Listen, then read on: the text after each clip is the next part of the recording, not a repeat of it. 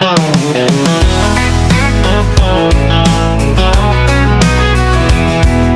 alive, it's time to stop. What you're doing, it's 8 o'clock. Friday night pizza show is on tap. LFS6B is where it's at. Whoa, whoa. America's voice is the place to be. Got Slick, Delgado, and of course Big D. The show to watch, LFS6B. Yeah, yeah, LFS6B. Does sports and dresses to the nines. Big D loves when he says it's rodeo time. Delgado might wear the tinfoil hat, but we all love, what even is that? Aaron and Fran always holding it down. We look forward to another crazy town. Kevin Downey Jr. fills another seat. His sharp wit and wisdom can't be beat. America's voice is the place to be. Got Slick, Delgado, and of course Big D. The show to watch, LFS6B. Yeah, LFS6B.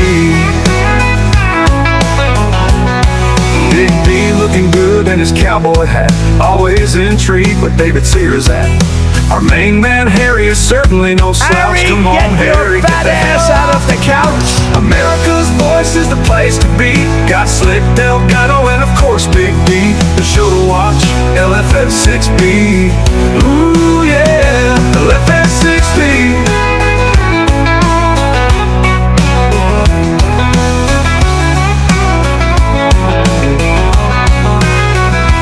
If you want some fun along with good insight, tune in 8 to 10 weeknights.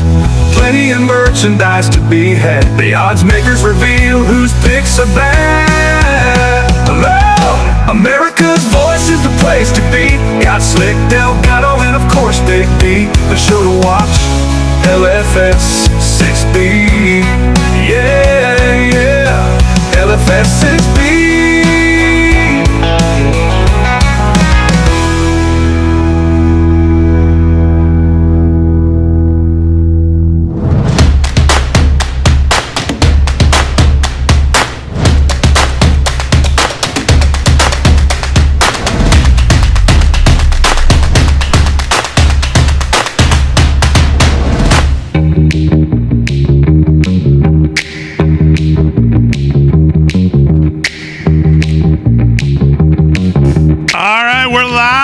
At the America's First Warehouse, election night. All right. 2024. Woo! Welcome on in live from Studio 6B, live from the America's First Warehouse. Well, we got a crowd of about 400 of our closest friends here. Fired up to get going on what's going to be, I think, a historic night here across the country. We'll get to what we know already. Welcome on in, social media, wherever you're watching. Real America's Voice, YouTube, X, Rumble, Getter, wherever you're on. Welcome on in. This is the night we've waited for a long time. Vinnie Mac's here, Slick Rick, Kevin Downey Jr., Rick Delgado here. And like I said, 400 or 500 of our closest friends here at the America's First Warehouse in Ronkonkoma, New York. Glad you're in. Wherever you're watching, make sure you hit the like, subscribe. Welcome on in, everybody. Election night 2024 is here. Vinnie Mac, how are you? I feel like Michael Buffer tonight. Let's get ready to rumble! That's right, baby. Oh, yeah. That's how I'm feeling tonight. Yeah, exactly Big right. night. Anxiety, too, you know? Little anxiety tonight. Yeah. Slickster, how are you? I'm feeling good, Big D. I'm in the right color tonight, and I'm ready for a big win, man. I'm ready for a big win tonight. Slick with the extra sparkles tonight. Go, man. Looking good. Looking good as always. Kevin Downey Jr., how are you, sir? I'm groovy, thank you, Big D. I think we're rocking like Dokken tonight. I think it's going to be a great night, historical night, biblical night, I truly believe. I think we're going to see things we didn't expect, and I think it's going to be wonderful for Trump. Yeah. Rick Delgado, how are you? What was the question again? yeah, we're used to that bite from you. Look, it happened one time. Mars checking in. No, it's been something that I feel like the energy in the room And what I've seen out and about today, when I went to vote, I got my little I voted sticker on right here. There you go. I voted for Trump, MF. You did? And you could tell there was a lot of energy, people getting out there, people excited. I took my mom to vote earlier as well. So, Nice. and it's palpable. I'd leave the word is palpable. Yes. Palpable. You like to buy a vowel with that? Yes, I would. Yeah. Exactly right. So looking forward to a big night, fun night, especially with this crowd. Man, oh man, this is like the second time we've been in front of a crowd. The first time was just Harry, and then now it's all these people. Yeah. Well, some of the exit polls are starting to come in already. Not that we're trusting necessarily early exit polls, but from what you've seen in some of the exit polls already, and what people and voters are saying they care about most, it's not great news if you're Kamala Harris. No. And I'm looking forward to hopefully the second half of the night tonight, spending our time watching meltdown after meltdown, if it goes that way, on mainstream media. And I think there's a pretty good chance that could happen. But some of the early exit polls, Vin, when people asked what they're looking for, what they care about, obviously economy, immigration, right there at the top. Pennsylvania, 62% have said that. Michigan, 60%. Wisconsin, 58%. North Carolina, 61%. Georgia, 62%. And when you look at the strategy of Kamala Harris in the last couple of weeks, the strategy has been try to talk people out of voting for Trump because of his personality.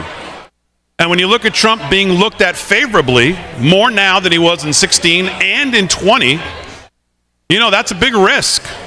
And we're going to find out tonight if that risk paid off for her. I don't think it will. But that's what they've spent the last 2 weeks, 3 weeks doing, is to tell us not to vote for something that she says she's going to make your life better. Vote against him. Yeah, the bottom line is that the country's smart.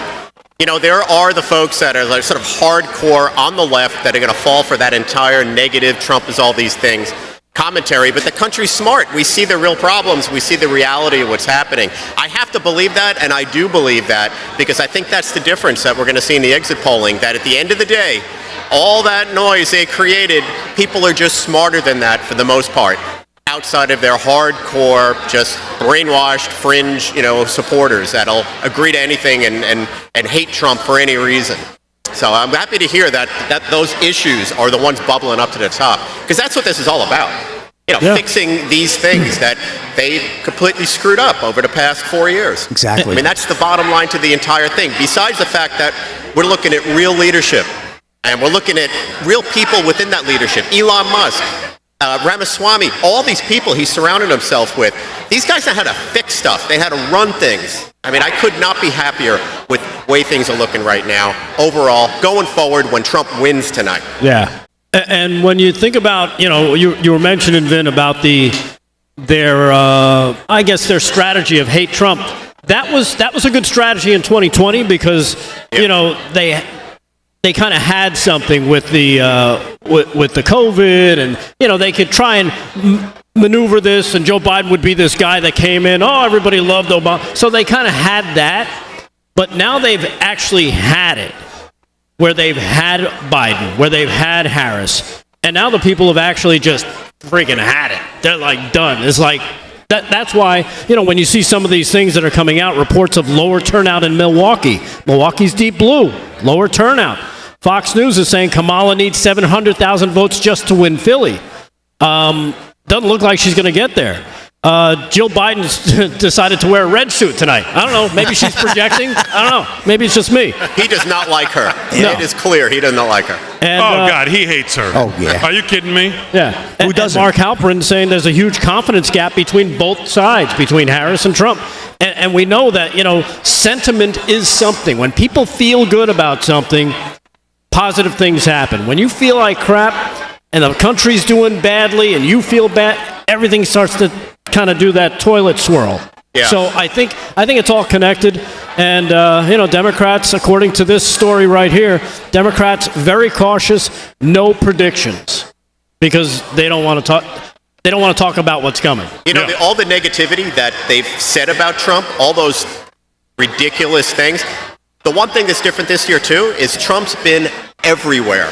He's done these podcasts, not just with Joe Rogan, all of these niche podcasts. He's been everywhere. He's taken on all comers, every media group, the Black Correspondents Group, Bloomberg's finance group, all of those things. He's gone everywhere. So when someone tells you someone's crazy, and then you see them on these shows and they're not crazy, I can't imagine people fully buying into it at the level that they need to win an election over.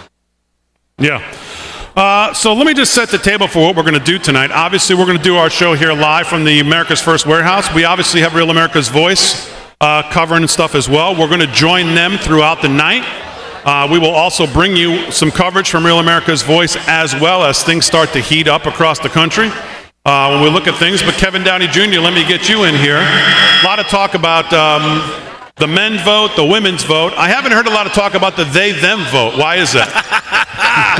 Here's what I think. I think Trump's going to do really well with women who are married, not the childless cat broads just sucking down the boxes of wine and screaming at the TV when Trump comes on.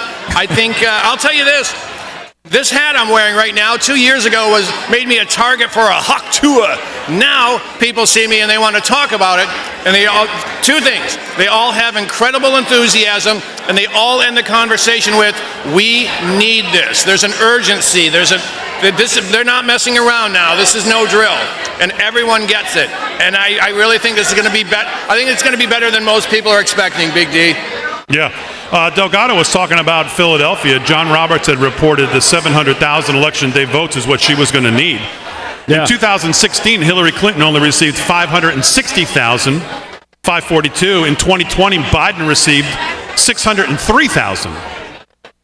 So when you compare those two to her, I'd say the chances of her getting to 700,000 out of Philadelphia is, I would say, 0 and none just left town. Yeah, exactly. Because again, you're talking about two people who are known quantities. She's an unknown quantity, and on top of that, nobody liked her to begin with. Remember, she ran for president. She tried this game. She sucked at it. 1%, maybe. She had to leave the race while 20 other people kept campaigning, and she never made it to Iowa. So, I mean, that speaks volumes. And you hear people on the left, and especially people this one guy I work with, I think he's resigned to the fact, he's a liberal, he's resigned to the fact that she is not going to win. Good. And I could hear him today. He's like, if he wins, he's going to have a hard time getting people to work with him. I'm like, I don't know about that. I don't know about that He might have a very friendly Senate and House to help him along. People usually vote down ballot, and hopefully that's what we see. Yep. So, I've tried not to get ahead of my skis on this whole thing and start drinking your own Kool-Aid on what we're going to see tonight. But, common sense and math tells you, when you look at the early vote in places that we are at, like in Nevada, like in Georgia, and you look at historically where we've been, they would have to have such a greater turnout on election day than they've ever had before to offset some of these numbers. And again, you're just not seeing it today. I said early on that we would look at Florida, not because we're interested in what the outcome in Florida was, because we know what the outcome in Florida is going to be. But we would look at Florida to see who's showing up. What's the demographic? What does the election day delegation look like? Who's showing up at the polls? And I mean, Florida, you could argue, is the first big missed polling of tonight. They missed it. They thought that Trump maybe would win at 8-9. He looks like he might win it by 12, 13, 14 points. Yeah. It's crazy. Keep it going. And that's what the media does. They're trying to paint this, it's going to be close. They're trying to gaslight people. I don't know if that's to rouse the Democrats to get out to vote and be like, it's going to be close. I better go out there and make sure my vote gets counted. Or if it's just, let's talk about this, but, because that'll give us ammunition to say, well, we can't certify now, as Jamie Raskin likes to say, because, certain people weren't represented and there were some dicey things going on. They're looking for any excuse, and I think this is why they kept saying, oh my goodness, now Harris is leading in Iowa. Really? So I think they're just grabbing at straws at this point. The big difference that I've seen also with it is what happened in 2020 with Biden being hidden in the basement and all the various other things. We're motivated. Yeah. Trump supporters, Republicans, conservatives, and people with common sense this time around were extremely motivated to get out and vote. If maybe there were 100 people that went out and voted last election, we got 125 now going out, maybe 150. You know, we're exploding with enthusiasm to get out because we won't let history repeat itself. Right. Which is what happened last time. Yeah. The Democrats, on the other hand, they got the vote out last time. They did a good job. They got the vote out. Even though they hit the guy in the basement, they got the vote out, and they had big numbers. We have done exactly that this time around. Now it's our turn.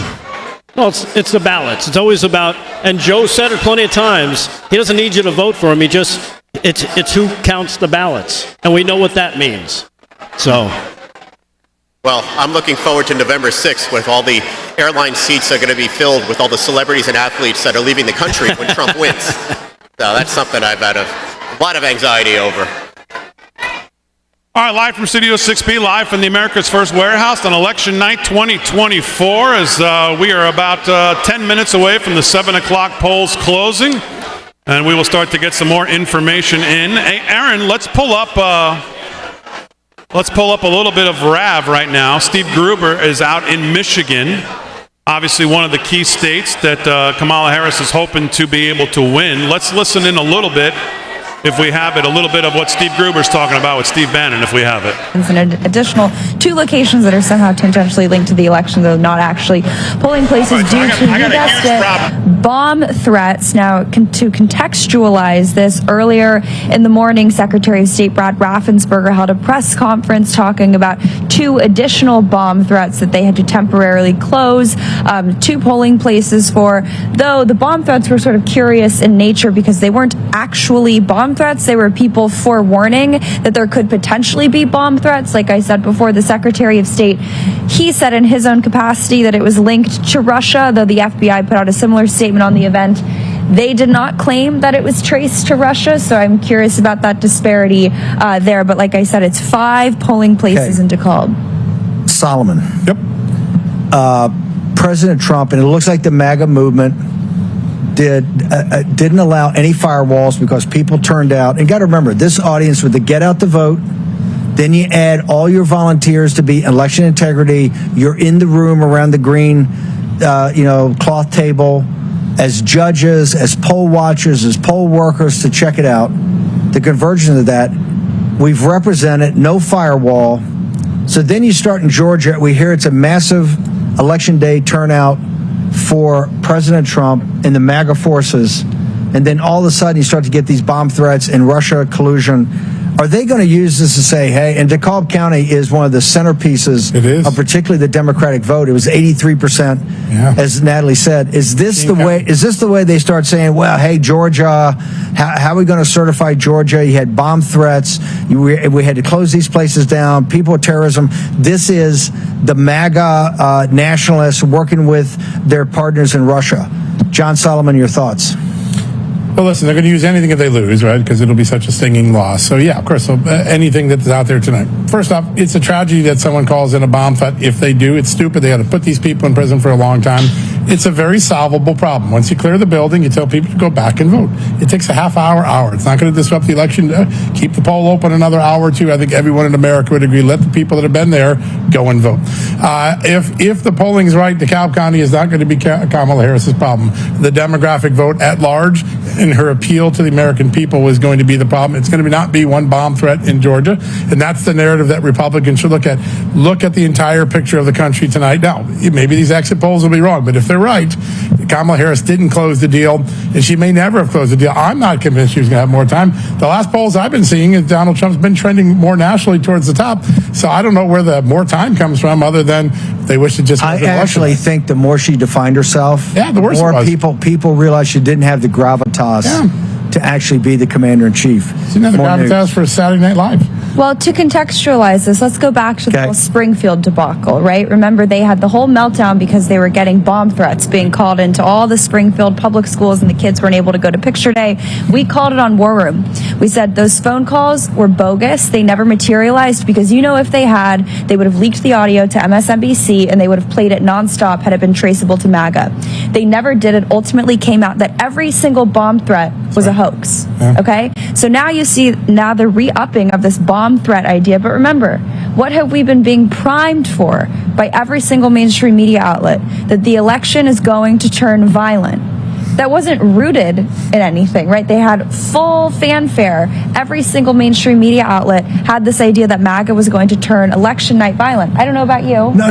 This city, we're here at the Willard Hotel. All we heard the entire time is they're boarding up everything down here. Yeah. They're putting border. They've got the big chain link fence around the White House right across the street.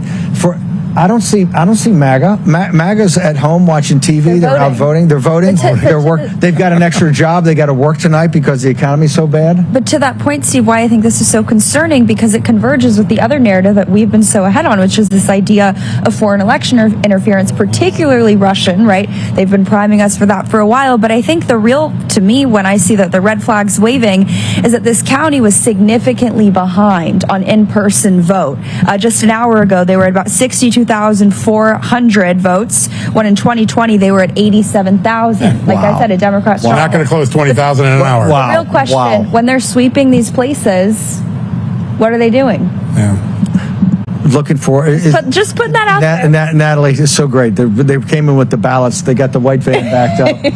Allegedly, metaphorically. Are you sure you're not also a correspondent at the Gateway Pundit? Just kidding. Too good to check. It's too good to check. John Solomon. Yes. By the way, also go to the Gateway Pundit, get Jim Hoff. We'll get Jim up later in the show. I want to go back to what Natalie's talking about.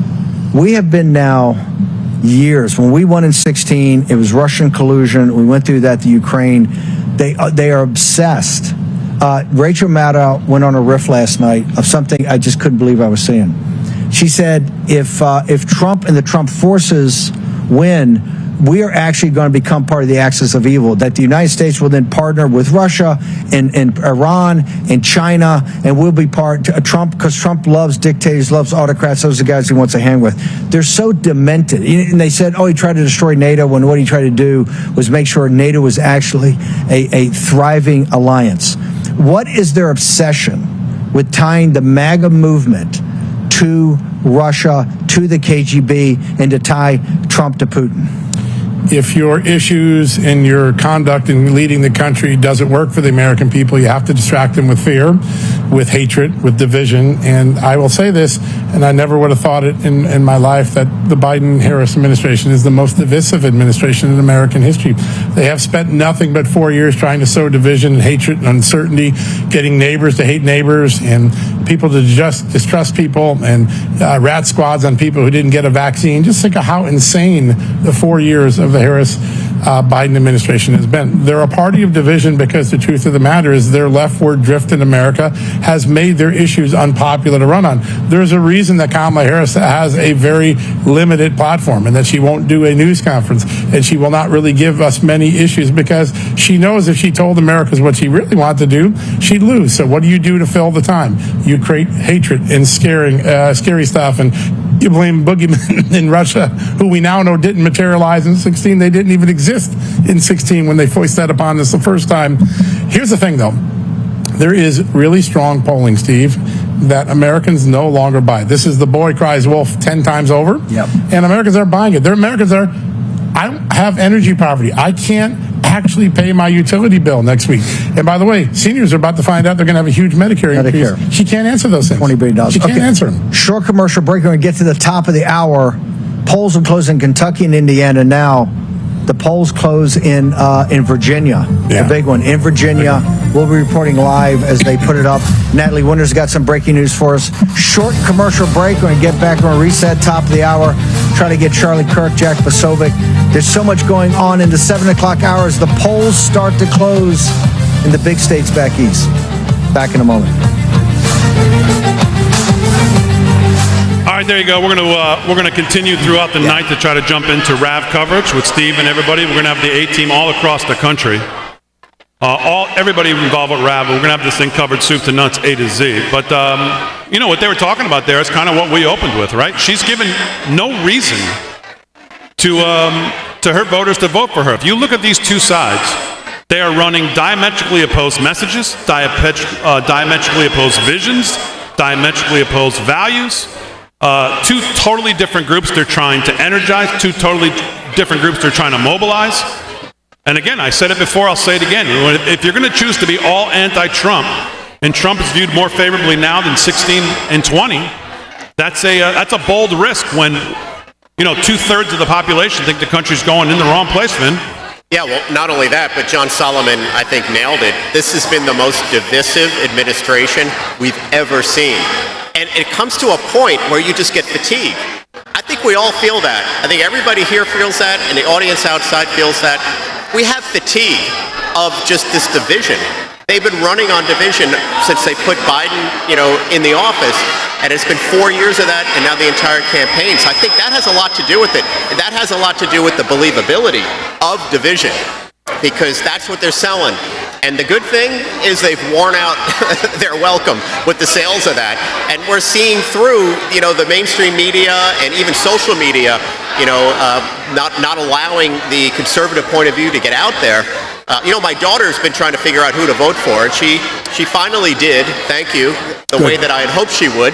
But still, she wanted to do research, and she went on social media and Googled things and tried to find information. She couldn't get it. She could not get it. So you got division, you've got this biased media, you got the biased social media, and we're all worn out from that. And I think that is what we're going to see of a landslide tonight in a result, because the country's too smart now for any of this. D, I've got we got a CNN exit poll. David Shailene, I think his name is. He's saying 43% of voters said they were dissatisfied. 29% expressed outright anger. 7% said they feel enthusiastic about the country's trajectory. These are nightmare numbers for Kamala Harris and low T Tim Walz. This looks really bad. And this is just early. This is preliminary, and I think it's going to get worse as time goes on. Here is, if you can throw it up, Aaron, here's David Chalian on CNN with this exact what Kevin Downey Jr. was just talking about. Our mood in terms of the way people feel things are going in the United States. Nationally, only 7% of voters say they're enthusiastic. 19% say they're satisfied. Look at these numbers. 43% dissatisfied, 29% angry, 72% of the electorate nationally say they're dissatisfied or angry. It's a pretty dour. Yeah, that's pretty dour. And I think it's going to get more dour as the night goes on. Yep. And by the way, as soon as it's clear, if we get to that point where she's losing, remember, it's only going to be because we're all a bunch of misogynistic animals or something like that. So that's the first thing. Deplorables. We're garbage. I think Fox just called Iowa for Stacey Abrams, so I don't know what that means. But we'll have to keep an eye on that as well. That makes sense. Dana Bash is not too happy over at CNN as well. Things are getting dour over there quickly. Aaron, do we have this? My panel, and let's just run down, starting with you, Audie. What are you looking for? Obviously, there's so much, but just give me one. I would say that 2020 was a historic turnout. I mean, the highest since the 1900s. So if it doesn't match that, who stayed home and why? And I think so many of our questions will come to that. Which group stayed home and why? Donald Trump has been running for 2 years. Kamala Harris has been running for 107 days. Oh. So one of my big questions is, particularly with her candidacy, is whether that was just enough time to introduce herself to the country and to candidates who were dead set on voting for a Democrat, weren't so sure about him, or whether she could have used a little bit more time. That's nonsense. So that is nonsense. We haven't had enough time. I've been arguing, of course, that they thought that this was the perfect window to try to get somebody in who, when she was up as a candidate for her own party, polled about skim milk. She couldn't even make it to Iowa. And now they tried to sneak her in the dead of night once they pulled Pop and took him to the dog track. They thought that they could cram her in here in this condensed calendar, and they could try to just make everybody forget what they already knew about her as a candidate. But now they're complaining that really what she needed was more time. Yeah, it's ridiculous, right? She's been the vice president for 4 years. She ran in primaries. We've seen her speak. The public has seen her speak. The left has seen her speak and heard her on just about every one of her issues. And then this entire thing with the window being a little small, that was so deliberate because it's the big con. This was a giant con of a candidate, and they had a small window to convince people that she's great. A bigger window, that whole thing just falls apart, as it has in little areas during the course of the last, 100 days? Yeah. Maybe 100-something days? So, if you're going to con someone, at some point, the reality comes out, and you can't actually, pull that off. And maybe having one press conference would have helped, too. Not one press conference the whole time. Never got up in front of the press. What does that tell you? What is she hiding? Everything. You know what? I think if she had another month, she would lose to Robert Kennedy Jr. Right. He wouldn't even be on the ballot. She's still. Are you kidding me? She would lose to Jill Stein. Yeah. That's how terrible Kamala Harris is. She probably encompassed, and maybe you guys can back me up on this, like their perfect Manchurian candidate, where they didn't have to expose anything. You didn't have to know too much. Yep. It was almost like it was a pageant where they just kind of walked around and everybody, oh my goodness, yes, that's exactly what we're looking for in a president.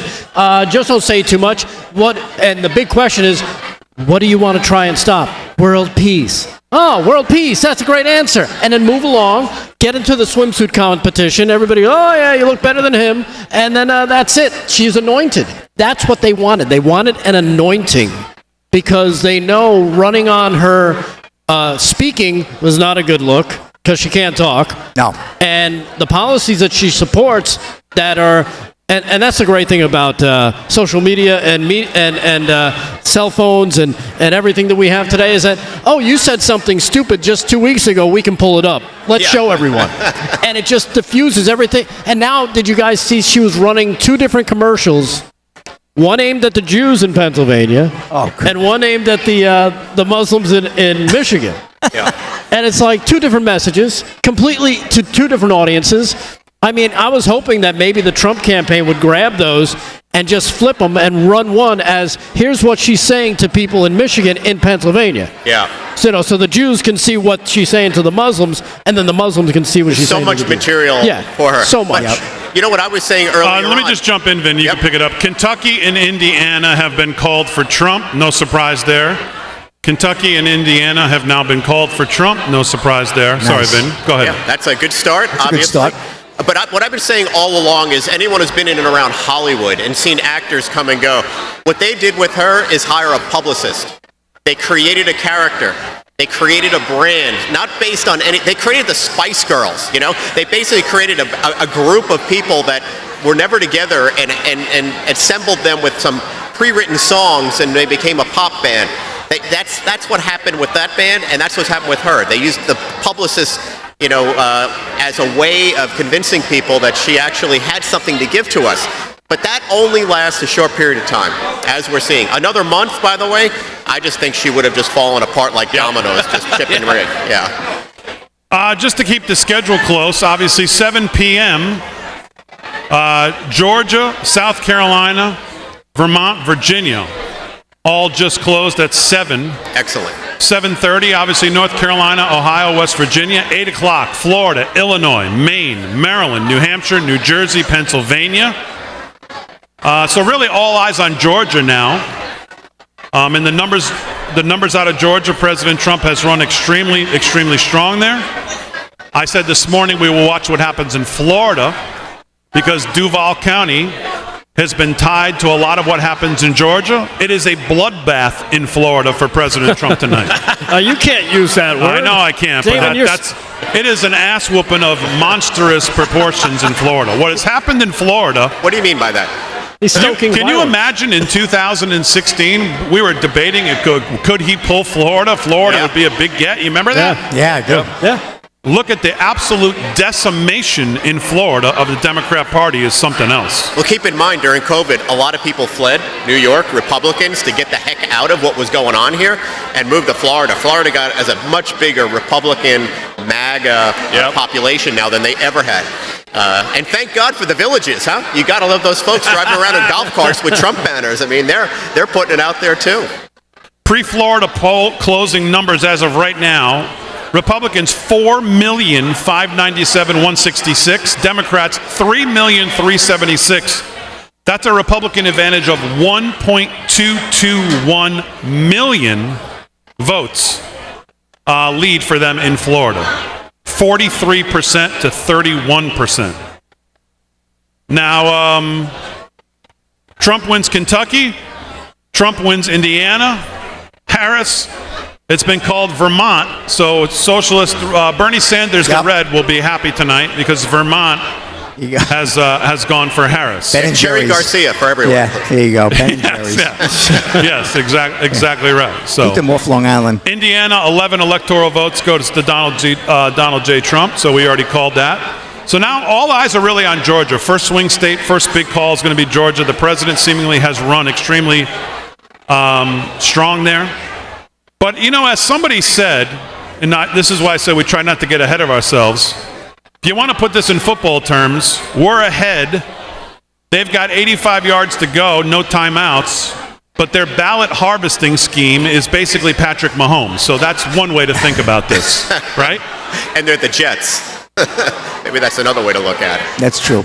Yeah, so let's jump back into network coverage on Real America's Voice. I see Charlie Kirk, I believe, speaking with Steve Bannon right now. So, Aaron, if we have that, let's take a little bit of what's happening on Real America's Voice. All right, well, as soon as we have that, we'll pull it up. And Charlie Kirk stepping up. I mean, you got to love this guy. He set up a lot of that ground game. They got 500,000 people on the ground. They've got teams of lawyers everywhere. You know, he went and did that. Great job. You got to love this guy. Big supporter. Speaking of teams of lawyers, before we go there, can we talk about the fact that the RNC, Lara Trump, Michael Wiley, as of right now, look like they have really been on top of every nonsense that's been attempted or going on. They've been on it. They've been in the courts when they needed to be. They've really been on top of it. You know what? I noticed that too. There was trouble in Bucks County, and the GOP was on it. There's trouble all over, and they're on it and within hours. Yeah. And you know what? We weren't prepared like this last time. And now all these stupid little things coming up, and we're winning with the judges. Cambria County, Pennsylvania, blood red. Some machines go down, and they're supposed to close their polls at 8. The judge says, nope, you're going to keep them open until 10. And everything's coming down for Trump, everything. And it's because, no more Rona you-know-who. Well, you know what it is, too? It's tougher to do this after it's already happened. It's great that they're being proactive, so as soon as it happens, we're not waiting a week. Oh, by the way, this happened, you got to go back. We can't do that now. It's too late. Now they're doing it before, while the process is going on, which I think is way more effective. It makes it easier for the judges to say, hey, you know what? Letter of law says this. That's what you're doing. Simple as that. Yeah, it's real time. Last time, if you recall, during COVID, the Democrats sued everybody, changed voting laws. Yep. They changed all sorts of things. To their credit, they outfoxed us on that level. Trump should have won that election for sure, but they outfoxed us. So now we've learned our lesson, thank goodness. And I feel that's going to be the case for the entire administration. Yeah, and you want to hear a headline from Politico? No right-wing conservative rag. They're known more for a slightly left take. According to this headline, party's over. Trump takes fizz out of election night as embassies, they're talking about the embassies in Europe, are ditching their election night parties. That's it, early cancellations. They're canceling the champagne in France. And they're going with Schlitz. Well, Georgetown University has safe rooms. For real. Oh, my God. Georgetown University in the heart of D.C. has safe rooms for students that might be freaked out over the election. This is what's wrong. Rubber rooms. So many things. The whole woke lifestyle. I'm going to call it a lifestyle now. Woke as a lifestyle. Yeah. What do you think of that? Right. It's a choice. It's a choice. I was listening to Vince Colonnese on WMAL in Washington, D.C. He said, if you're voting in Northern Virginia, please call me and let me know what's going on. And 4 women called in a row, and they all said the same thing. I voted for Trump. There was no line. There's no enthusiasm. And the local shops are starting to board up. Now that, more than anything, tells me that they know the Antifa Sallies are going to be a little cranky pants tonight. Let's go. Virginia would be a big get. Oof. Well, we've talked about Virginia, right? We've talked about if we want to make it an early night and a little less chaotic or pressure-filled, Virginia would be one way to do it. So obviously Virginia now is closed. We'll be looking at that. Georgia as well. I was listening to Steve Gruber before, and he had the same take that we talked about. He said that when you spend your last weeks just trying to go after Trump and his supporters the way they did, it's a big risk. You're not motivating people to vote for you when 2/3 of the country feels like we're going in the wrong direction, and we'll see if that's exactly what the case is here tonight. So a couple other things I saw tonight, as we're going to try to give you as much information as possible as it comes in. Couple of counties in Florida that Joe Biden had handled pretty well, +14, +15. Kamala Harris they're getting killed in Florida overall, but some of these counties, she's winning +2, +3, where Biden was +14, +15. Right. Wow. So you know what? We could see the popular vote go our way as well? Is that what you're saying? What about New York? I've got something on that, actually. As of right now, based on the results that we have, Trump has 2.2 million votes to Kamala's 1.8 million. So he's 400,000. Oh, there was just an update. Where's that? Trump now has 2,795,000 votes. Kamala has 2,351,000 votes. So the point spread just went up. He's actually right now, and this means nothing, he's winning the popular vote right now, but it's obviously way too early. Way too early. Way too early. Yeah. Our friend Josh Hammer from Newsweek, friend of the show, just tweeted, exit poll has Trump up 11 among independents in Georgia. And he says that would seem to me to be ball game in Georgia. So again, Trump's numbers in Georgia have been extremely strong. And again, this is CNN exit polling, just showing Georgia, Trump +11 with independents. Wow. Reminder, Biden in 2020 with independents was +9. Nice. Wow. That's a 20-point shift. No, thank you, Robert F. Kennedy, too. Robert F. Kennedy definitely helped that. Thank you for that. Yeah. No doubt. And Elon, of course. But Robert F. Kennedy. And here's something, breaking news out of the White House. President Joe Biden will not be attending Kamala's election night watch party. So there you have it. He's got the wrong suit on. He couldn't wear his MAGA hat there. Yeah, he barely attended it when he won. Yeah, exactly. He's going to watch the results from a few miles away. Hello? He's not going to be part of the Harris campaign anymore. Hoopla.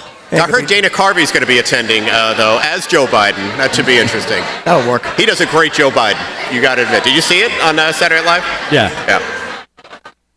Decision Desk HQ projects Donald Trump wins the presidential election in South Carolina. 9 more electoral votes, projected winner there. That, of course, is from Decision Desk HQ, interactive polls on X. They've called South Carolina for Donald Trump there, so I'm no big surprise there. All right, I'm still waiting for New York. When can we start seeing some numbers out of New York? Double digits. What? Yes. Look at this crowd here. I think New York's got a shot. We got a shot. We're in play. All right, let's go to Real America's Voice. Charlie Kirk and the gang is on right now. Let's cut in and listen to what they're talking about.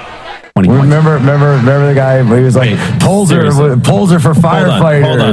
Polls are for firefighters. Wait, hold on. Is this apples to apples? Is this is Steve signing off? Okay, Steve, we'll talk to you soon, my friend. Wait, what? Wait, is this apples to apples? The same exit poll versus this poll? In the exit poll in 2020 from NBC. I'm trying to find the independent marker. I can't find that. Just so. NBC exit poll had Trump 54, Trump 41. Okay, welcome back. We were just on Charlie Kirk's coverage. We're going to get ready. Megyn Kelly's going to join us here in a minute. Actually, I felt the need to talk about the 2020 election, how it's stolen.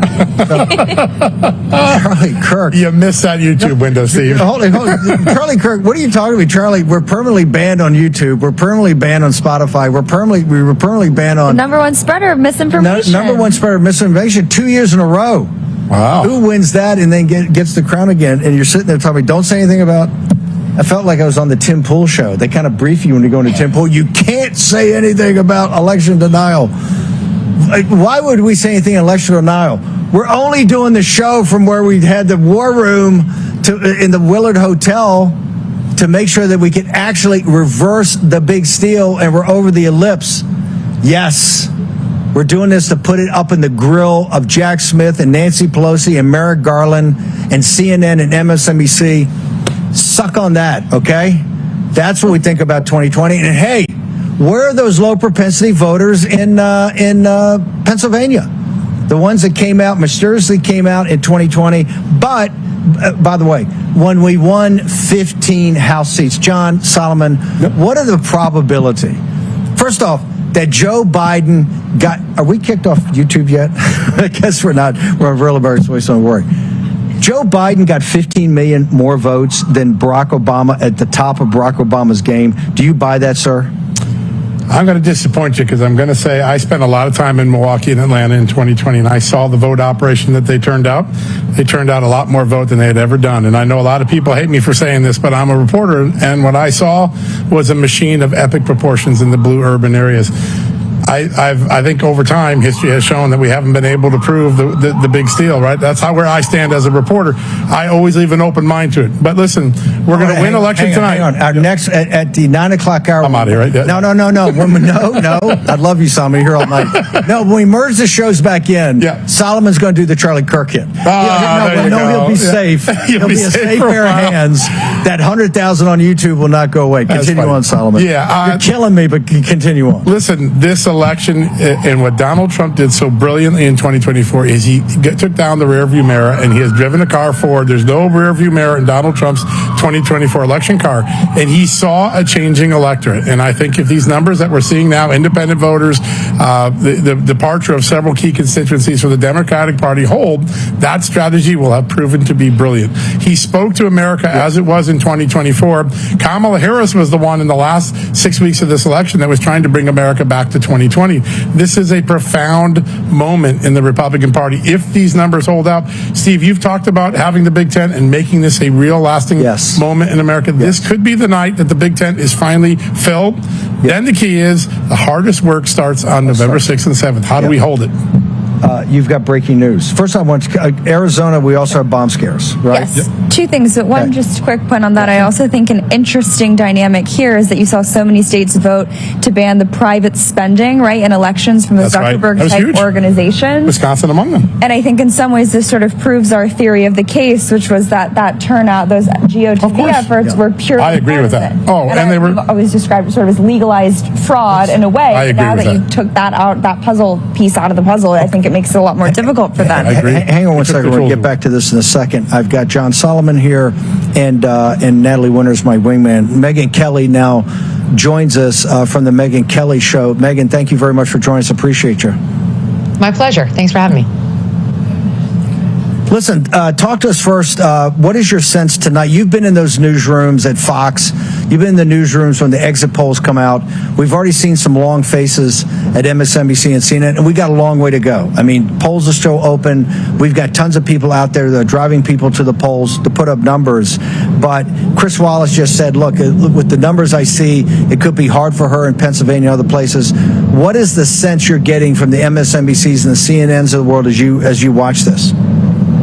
They look dour, and what I've heard from my own internal sources at various places is that the numbers are very, very tight, but Trump has more paths. So I don't think they're hearing much different than what we're hearing, but they certainly didn't get a jolt of good news. I do think that, having gone through this enough times, prepare to be surprised and to have everything you believe fall apart multiple times. You believe in these exit polls, then the next wave comes and they dramatically change. Then the next wave comes and it happens again. And you really don't know anything until we're much later in the night. So it's very annoying when you watch Rachel Maddow get happy. I think you should only tune into MSNBC when we know she has reason to be sad, and that's wonderful, and we all want to see that. So I understand if Trump's winning, we're all going to tune in over there to watch her and Jen Psaki and Nicole Wallace cry their tears. But it's too soon to say that right now because I've been watching what you guys have been watching, Charlie Kirk and others, Elon sounding the alarm that Republicans need to get to the polls. and right now, and then a little bit of steam coming out of that pot when Charlie was saying it seems to be doing better once the working hour closed and more men were showing up at the polling stations.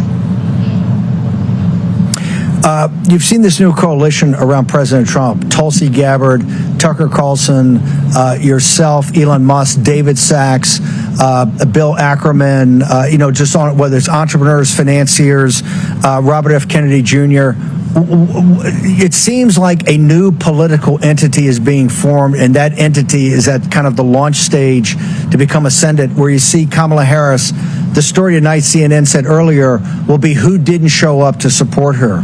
Is that where are we seeing the beginning of a real realignment here in American politics? Not Democrats and Republicans, but kind of a populist, nationalist party versus what Kamala Harris and their cohorts represent? 100%. And only Donald Trump could have pulled this together. Because as you know, Steve, he's not a hard partisan.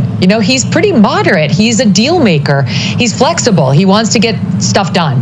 And so he's very open-minded. Kamala Harris wants points for saying she's going to put a Republican in her cabinet. And she's talking about Liz Cheney.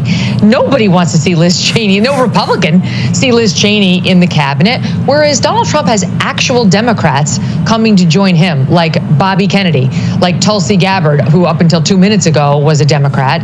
They drove her out of the party, and so did Reason and Logic.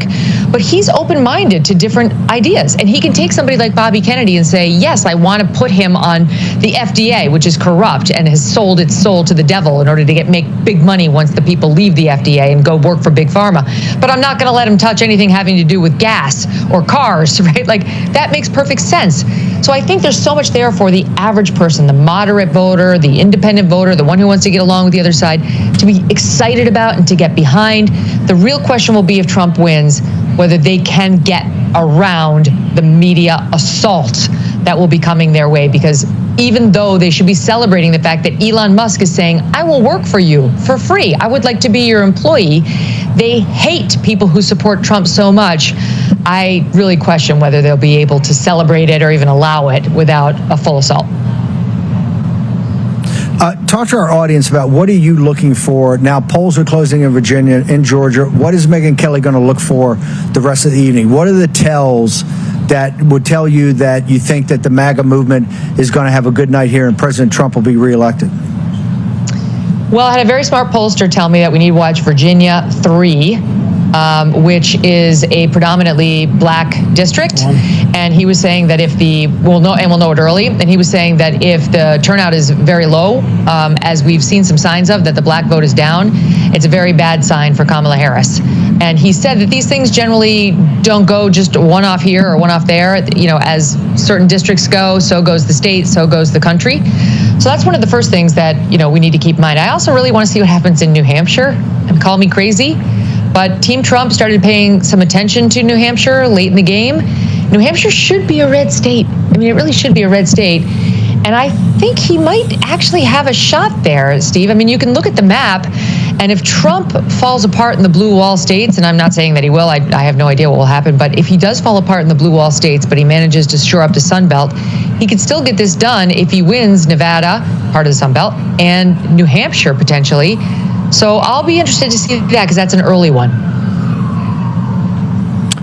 Megyn Kelly, how can people get you on social media? How can they get your show tonight to watch it? We're starting at 8, half an hour from now, at youtube.com/Megyn Kelly, or we'll be live on SiriusXM Triumph Channel 111. I want to thank you for having me on your show the other day. It was great. I saw it got a lot of traction, and really welcome you. And thank you for coming on Real America's Voice, our election night coverage tonight. You're a star, Steve. Thanks for having me on. Good luck tonight. Thank you, ma'am. You're the star. Thank you. The Dexit and Megyn Kelly talking about, and I've said this, I said it in Vanity Fair in the interview, and you've known him even longer than I have. President Trump's a moderate. Yes. President Trump, I mean, I'm a fire-breathing right-wing populist nationalist. I'm as partisan as you can get. That's not President. President Trump is a moderate, and I think she's right. That's why you've brought in Tulsi Gabbard. That's why you've brought in some of these other people. That's how we're building this kind of MAGA movement, which you're gonna have the harder core kind of ultra MAGA here, but you're gonna have a whole wide swath, and that's why you can't be as partisan as some of us are, and particularly people who are at the beginning. You need those types, but though you can't win the Georgia suburbs, or you can't win the Georgia independents 54-43. That number on the exit poll, which Charlie Kirk kept going back to, is a massive number. And you add that to a big turnout on the Republicans and 95% participation, that's a coalition that's hard to beat. Donald Trump was a deal maker in the great business world, and a very good one. And I think it took him some time as a political newbie to figure out how you made deals that brought coalitions together. But when Donald Trump could solve his issue with Governor Brian Kemp in August and create peace in Georgia and give the avenue for all Republicans to come out and support him, those are the sort of things that Donald Trump has gained the ability to do. He's just gotten wiser and smarter with politics.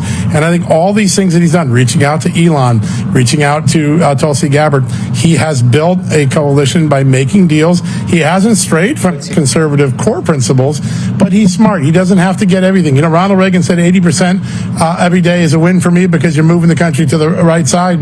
Donald Trump, I think, has learned the art of making deals in the political world as well as he made them in the business world, and that gives him momentum. If he wins tonight, he has the ability to govern a Washington that's been ungovernable for the last 25, 30 years. He has the ability to bring in the big dogs and work together and get this town functioning for the American people instead of for the elitists. Okay, I'm going to do some producing and directing because I used to be a film director.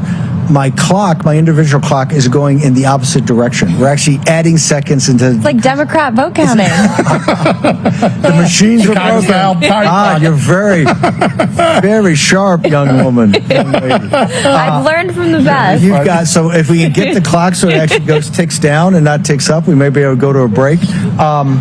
Talk to me about what you're seeing. Particularly, I want to make sure we give enough time. The bomb scares are spreading. There's now in Arizona, and they are concentrated in traditional Democratic strongholds. Yes, 4 Navajo Nation polling sites have been targeted, according to Adrian Fontes, by Russian bomb threats. These are also extending to Michigan and Wisconsin. So conveniently, it's basically all the swing states are the only places where these apparently brilliant Russian operatives are calling in the bomb threats. But just to make one quick point, if we have time, sure, we got all the time in the world. I'm going on. I got over 2 minutes. I think that means we went over the clock. I could be wrong. Being the newspaper guy in the room, but I could be. So one of the counties, Osceola County in Florida, it's one of the largest predominantly Hispanic counties in the entirety of the United States, also plurality Puerto Rican. So there's a lot of interesting, I would say, crosstabs to sort of dig into there. In 2016, it was 35 Trump, 61 Clinton. 2020, 42 Trump, 56 Biden. And now with 71% in, Trump is already up at 48.1%. And I was watching Steve Kornacki give his analysis on it. He says that number, that chasm, is only going to change in the direction that becomes better for Republicans. Better for Trump. Yeah, the red sides come in later in that county. So it speaks to that. Okay, let's take a short break. We'll get our clock worked out, and we'll take a short break. We'll be back here. I think we're going to try to go to Amanda Head. I hear she has some information in Georgia. Short break here in Real America's Voice. We'll be back on election night coverage in a second. Back of luck. All right. Hey, whoa. All right, we're back live at the America's First Warehouse, Ronkonkoma, New York. Live from Studio 6B. The boys are all here. Vinnie Mac, Slick Rick, Kevin Downey Jr., Rick Delgado. We're giving you election results as they come in right now. Donald Trump, 23 electoral votes. Kamala Harris, 3. Yeah, I have some other results if you want them. Right now, the decision desk is projecting, or is called, West Virginia for Donald Trump. Yep, that's in the 23. That's for the electoral votes. Anna Paulina Luna, Florida House 13, is a projected winner there, so that's good news. Another Republican.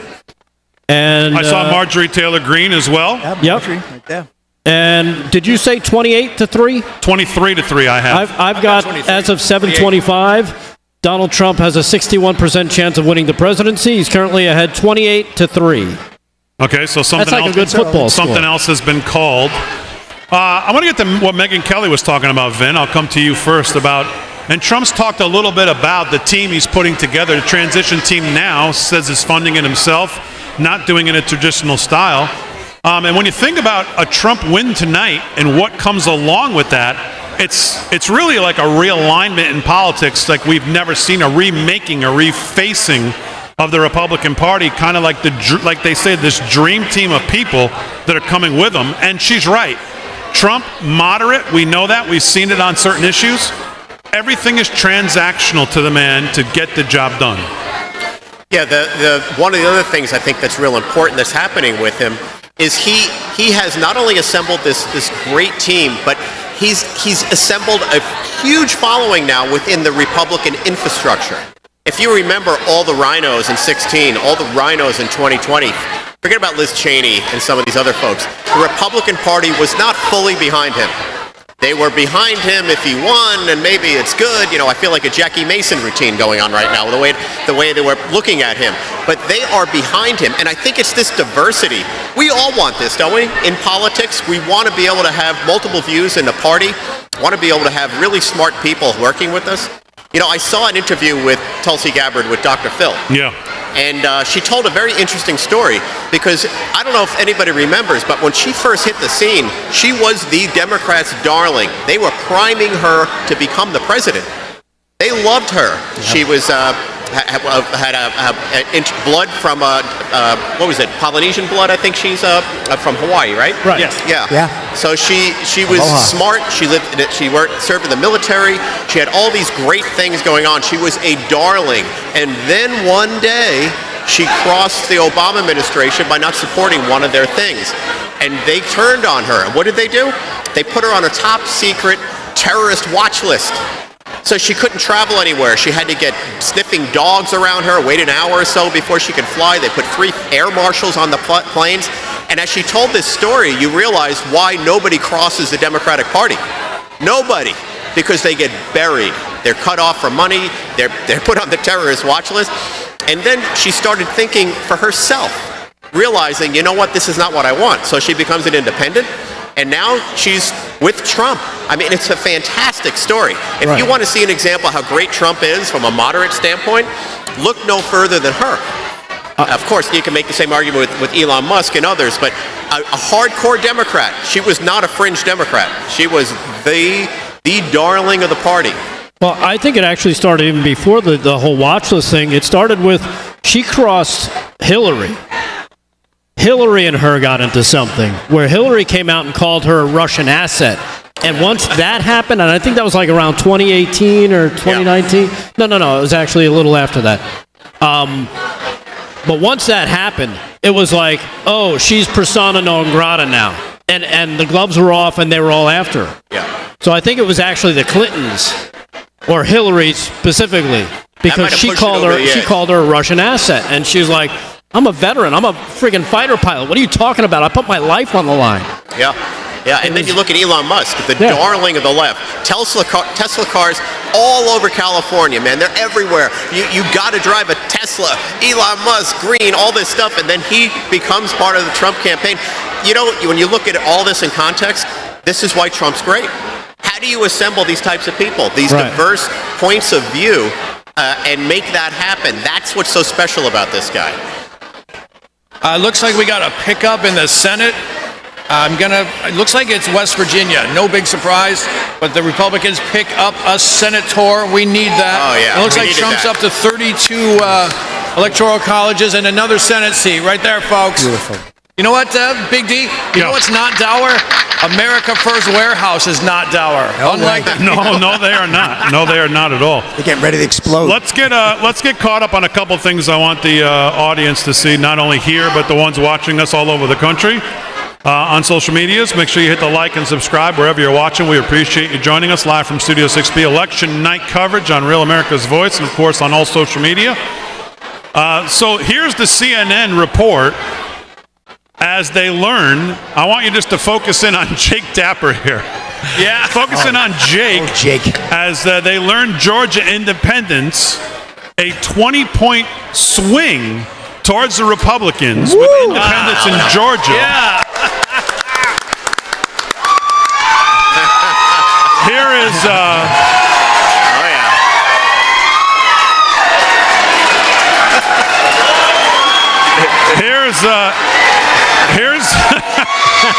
Here's what happened. It's Beatlemania.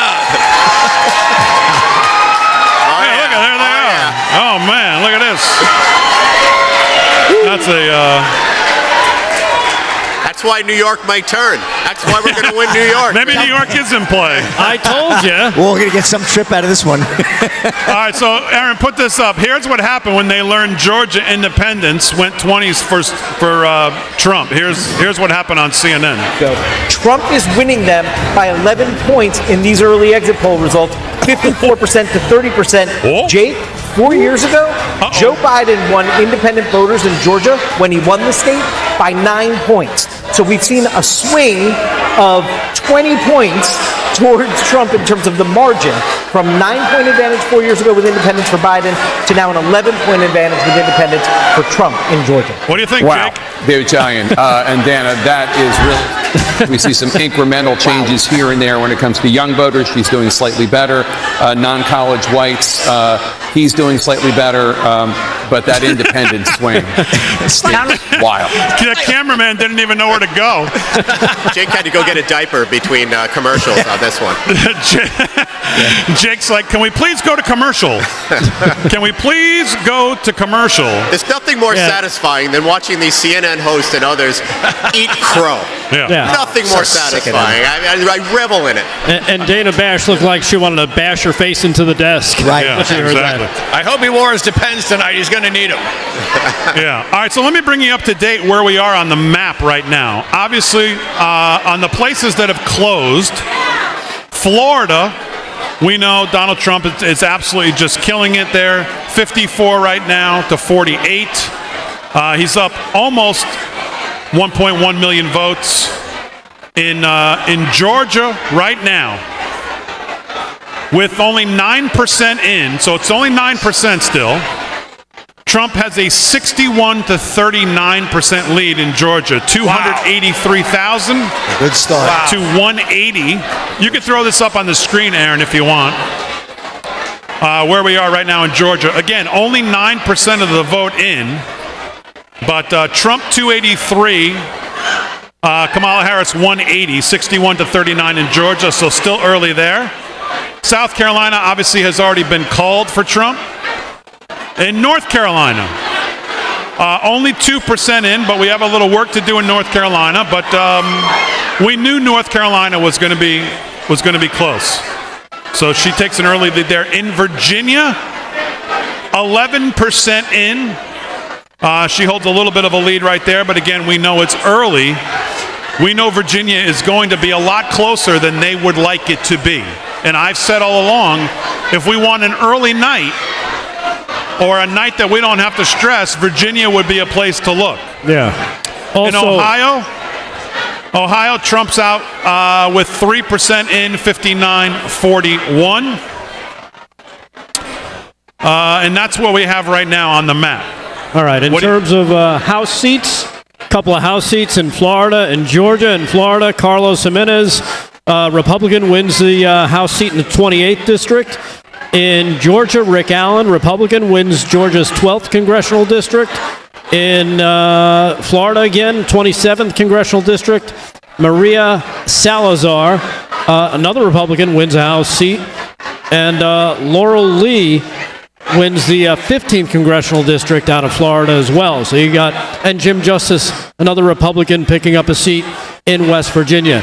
So you got a bunch of Republicans picking up wins.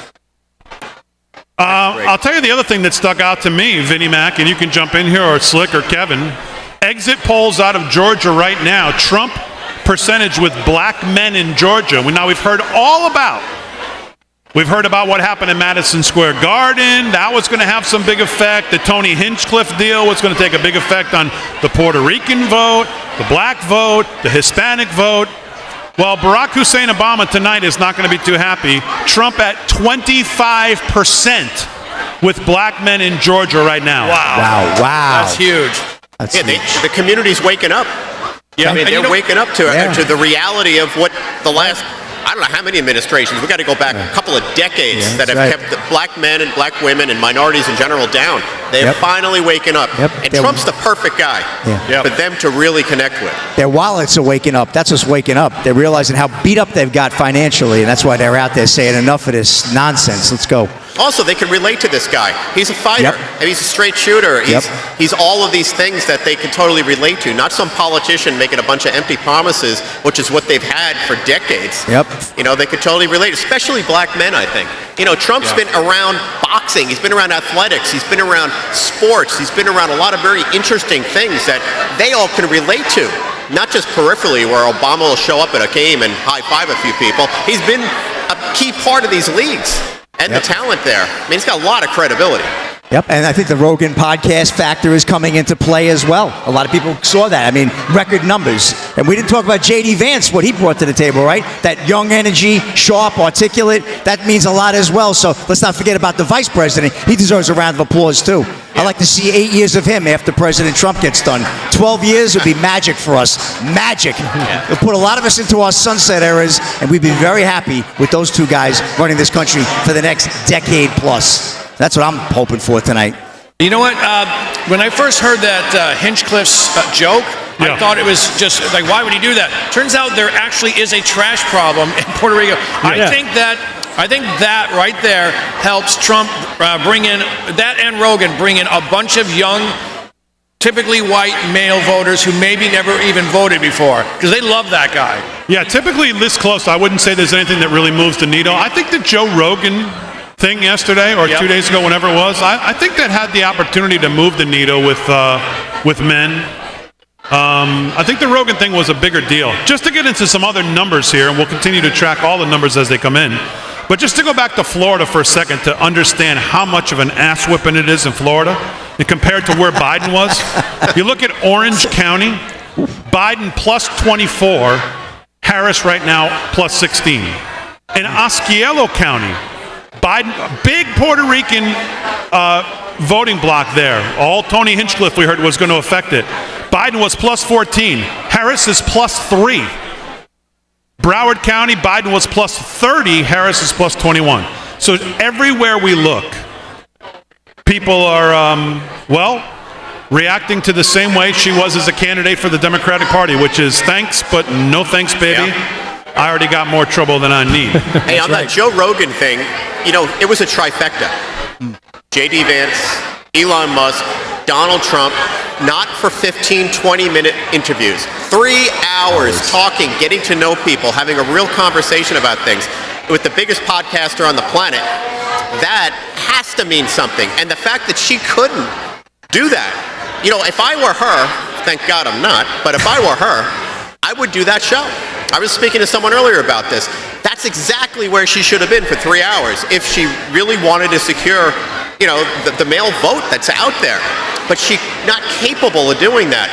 Trump and his two of his best people in there, and they were there for 3 hours. That's unheard of. A 3-hour conversation on policy, politics, who you are as a person, all of these things. It's extraordinary. I don't know any politician ever in history that did anything like this.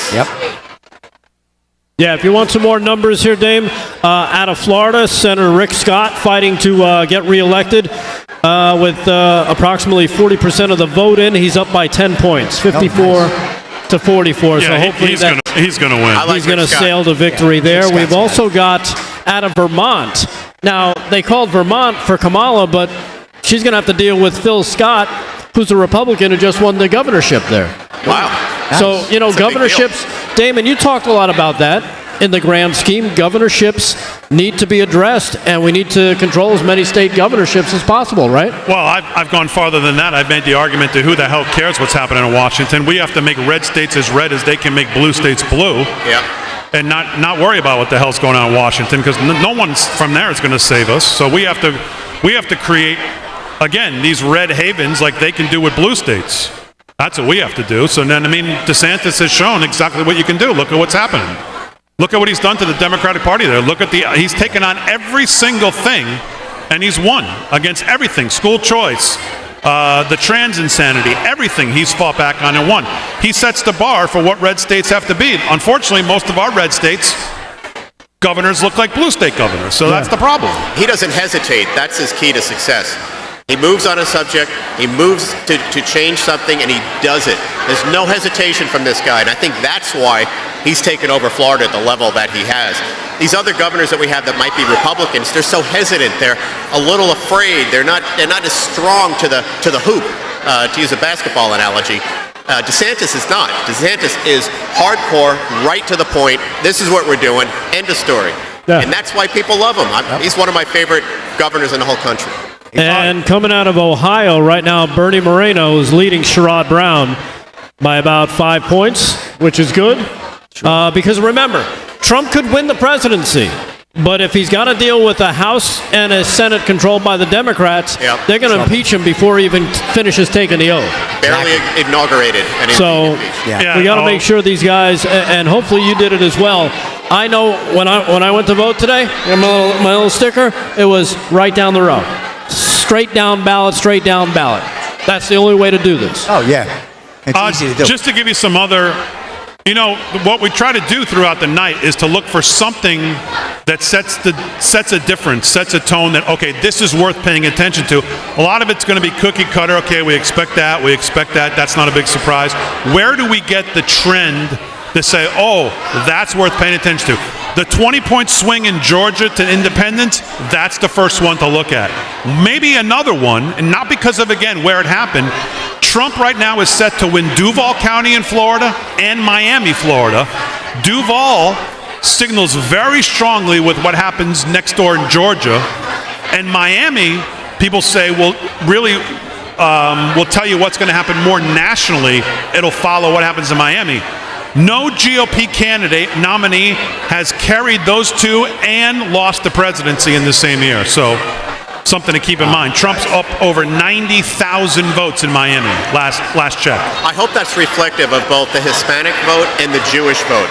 I talk to my Jewish friends all the time who are almost all liberal, and many of them have switched and converted to supporting Trump because it is Israel thing that's a total sham. But we need more of them, and I do think this is a real inflection point for especially Jewish Americans voting, and hopefully that's a sign out of Miami, both with Hispanic and the Jewish vote. If it is, to your point, Rick, we might have a shot here. Yeah, in flip New York, man. Yeah. Because, and I know Damon's going to be crap about it, and that's okay with me. It's fine fair game, with man. it. I embrace the hate when it comes to flipping New York. But when you look at, again, his inroads that he made within certain, voting communities with the blacks, the Hispanics, they used to say, oh, well, if he gets anywhere over 15% of the black vote, this is over. Now they're talking about 25, 30%. Wow. And they're saying, well, it's still tight. Seems like they're lying to us. And the fact that the Hispanic vote is almost 50%, if not 50%, speaks volumes as to the new demographics that now encompass the Republican Party, or at least conservatives. Because there are some things, I consider myself more conservative than a Republican because the Republicans tend to look like Democrats half the time. So, when you start breaking down those different demographics, those different communities, it always amazed me that Hispanics voted Democrat more. I'm like, I'm one of them, and I know, family's a big thing, culture is a big thing, pride is a big thing. None of this wishy-washy, non-binary crap ever flew. So I didn't understand it. But when you understand what the machine has been doing all these decades, you understand how they got sucked in. Yeah. Just like the black vote, just like the Asian vote, just like the Jewish vote. Yeah, they're good. I mean, you got to give them credit. When the left wants to manipulate a situation or a group of people, they're quite good at it, which is why we've risen over that, finally, at least in my view. Yeah. I want to see what the Muslim Arab vote does in Michigan, because there's enough Muslim and Arab voters, and they're cranky. They're cranky at the Democrats. Did you see the Somalian leaders come out in Minnesota? One after another. We're going with Trump because the left us. They all said there's 5 or 6 of them came out. And that's in the home state of Low T Tim Walz. So, and these people vote. These people vote, and they don't like pornography in their children's school libraries. Yeah. That's the first time I saw the Muslim Arab vote sort of get in cahoots with the Republicans, and it was glorious to watch. And I promise you, Trump's going to pull some of those votes tonight. Speaking of Trump and the black vote, Trump is on his way to flipping 60% black Randolph County. Not won by a GOP nominee since Ronald Reagan. Wow. Big sign, says Seth Keshel. I did not see this flipping. I'm assuming that's a Georgia county. Yes, it is. Randolph County in Georgia. Trump's on his way to flipping 60% black Randolph County, not won by a GOP nominee since Reagan. Big sign. Now, to keep in Georgia, by the way, you mentioned Jim Justice. That's a flip. That's a pickup Senate seat there in West Virginia. Because that was what's-his-face. Yeah, him. Yeah. I think, tonight, we've been debating whether we leave tonight with an official call on who the president's going to be. I've argued that I think it's possible, but I think for sure we know we're going to get a call on the Senate, I would say, tonight. And the Republicans taking the Senate. And please, can the first thing we do in the Senate is get rid of Mitch McConnell and all of the people who used to stand behind him? Oh, man. How about that? Please, quickly. Yes, quickly. if we could dispatch of the frozen turtle and his friends, that would be wonderful. Get them all out. Yep. I don't want to see Thune or one of these losers who stood behind him all this time. Yeah. Who enabled him to be the next. We don't need any leaders in the Senate after that. The thing right now, though, is Trump has, to this point of Mitch McConnell, before he didn't have the mojo of the Republican Party to be able to challenge someone like Mitch McConnell. Oh, he does now.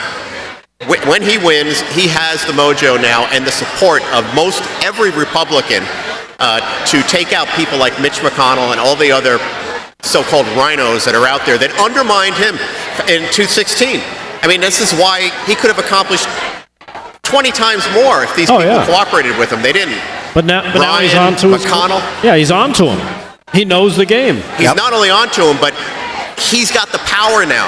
He didn't have that power base before. He really has it now. And so many good things have happened outside of just this election and winning it. There's so many things behind him now. Aaron, let's throw up my screen. President Trump put out a quick video to people around the country who are obviously still have the chance to vote. Here's what the former and hopefully soon enough future president said. Hi, Republicans. We're doing really well. If you're in line, stay in line. Don't let them take you off that line. Vote. Stay on the line. They can't do anything about it. And vote. We're going to win it big. Thank you. Yes. There you go, President Trump. Message to people in line, stay in line. And that's been the message all day in places where there was funny business or problems or shenanigans. Stay in line. Once you're in line, stay in line. We talked to some people this morning on the morning show, even in Alabama, who got there and they look at the ballots and the whole back of the ballot's blank. So it just shows you, it's this amateur hour in all of these places. You got 4 years to prep for these things, or 2 years, or whatever the hell it is. And even in a place where the outcome is not even in debate, it's not going to affect the outcome in Alabama. We know that. They still can't get it right. Well, what's crazy is that you said, oh, well, they have 2 or 4 years to prepare. No, they have longer than that. We know in 2028 there's another election, in 2032 there's another election, in 2036 we already know when it's coming. They don't need 2 years or 4 years. They have 12, they have 15, they have 20 years to prepare. So this nonsense that, oh, well, our machine broke. We didn't order enough paper. Stop. We know what you're up to. It's as simple as that. It's trying to get people to go home. They just want you to go home. They don't want their Apple Card upset. They don't want to lose power. And I think they see a sea change coming.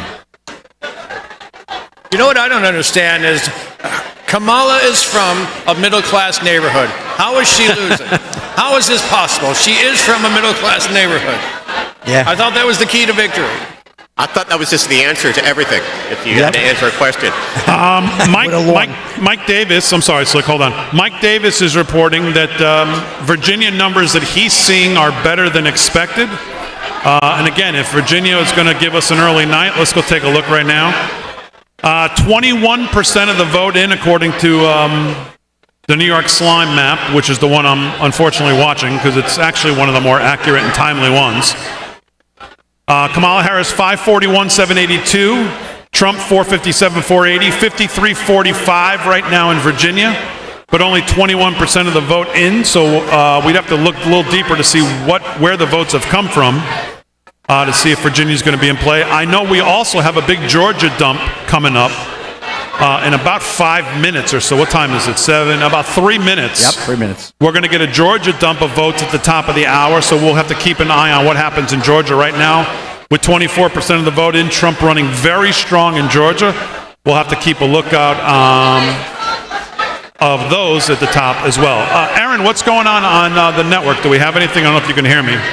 Commercial? Okay, so we'll stick with us. Hey, Dame, Yeah. I've got one of our favorites, Corey Mills, Republican out of Florida. He's winning the 7th congressional district, so you can count another good guy making it back to the House.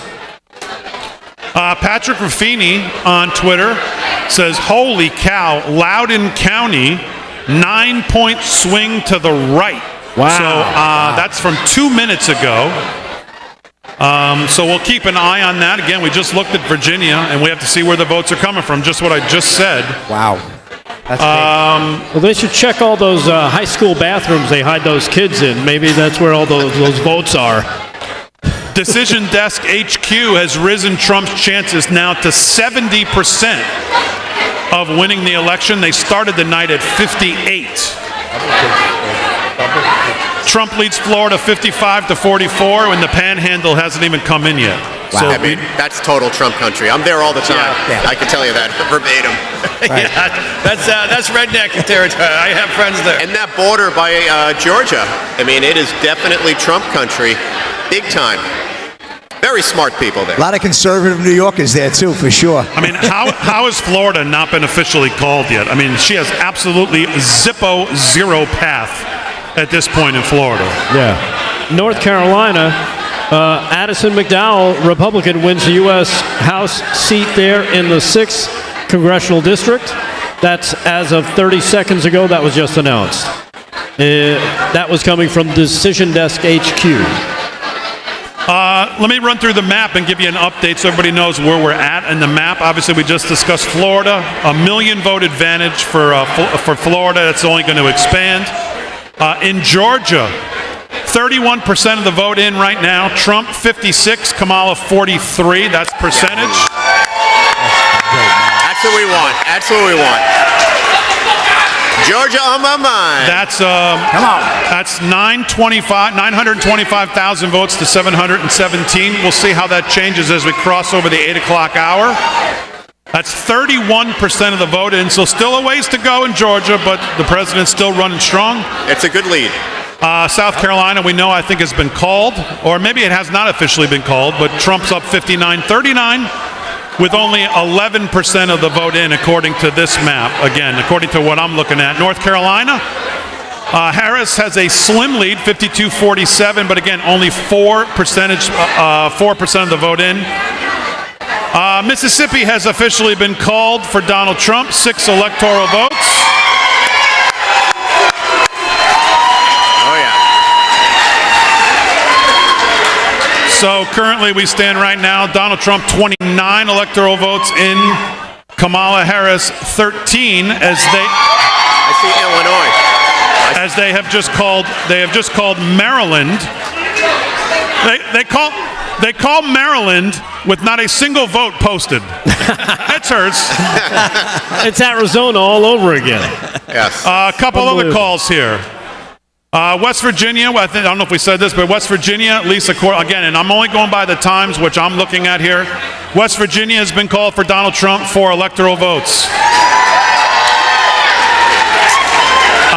Indiana has been called, 11 electoral votes. Kentucky has been called, 8 electoral votes. Looks like new one, Tennessee has been called, 11 electoral votes. All right, y'all. And Mississippi, I'm seeing Missouri, too. Mississippi has been called, 6 electoral votes. Alabama has been called, 9 electoral votes. Oklahoma. And now Florida has been called, 30 electoral votes. Yeah. And Oklahoma has been called. 7 electoral votes. So your map right now, 95 to 35. She got Illinois, I think. Illinois. Good start. Illinois. I'm seeing for her 5. Well, they don't have that here yet. Where are you showing that on? You're on Fox. Okay. I'm seeing 105 for Trump. Okay, so I'm sure I don't have everything. It depends where you're looking. Right now, Yeah. Vin has Illinois called for her already. I don't have that yet. I'm sure that's coming. So Yeah, Illinois. if you have other ones, let us know. So what else do you have? You have Illinois called for her. I have Illinois call for her. You got everything else. You got some other ones up there, it looks like, in blue as well. That's parts of Maine. Connecticut's been called for her. Massachusetts has been called for her, and Vermont. So the socialist Northeast is doing what we all expect them to do. What does Bernie Sanders say about this? Go to the YouTube and check it out. I tell you, Bernie. I'm telling you, this is ridiculous. Yes. Anything else you have, Delgado, that we haven't gone over? Kevin, you said you have 100 something? Yeah, I'm at pjmedia.com. They've got 105 votes for Trump. I can't see what we're missing, although maybe they're going by DDHQ as well. They've got Trump with 105, and I haven't found where it is that. Now, I did not know that.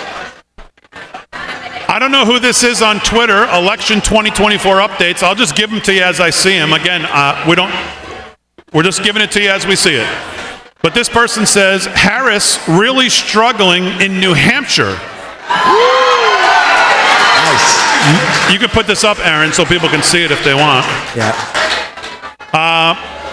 Madison plus 10% swing to Trump. Tilton plus 11, Milton plus 8. Only good news for Harris so far is the swing in Concord is only plus 3 to Trump. So we got to keep an eye on New Hampshire. That's what we see right now. And again, we don't know who these people are, so we take everything with a grain of salt until we see it official. But we're trying to bring you as much information as we get it. And that's what we see right now. So anybody else got anything else?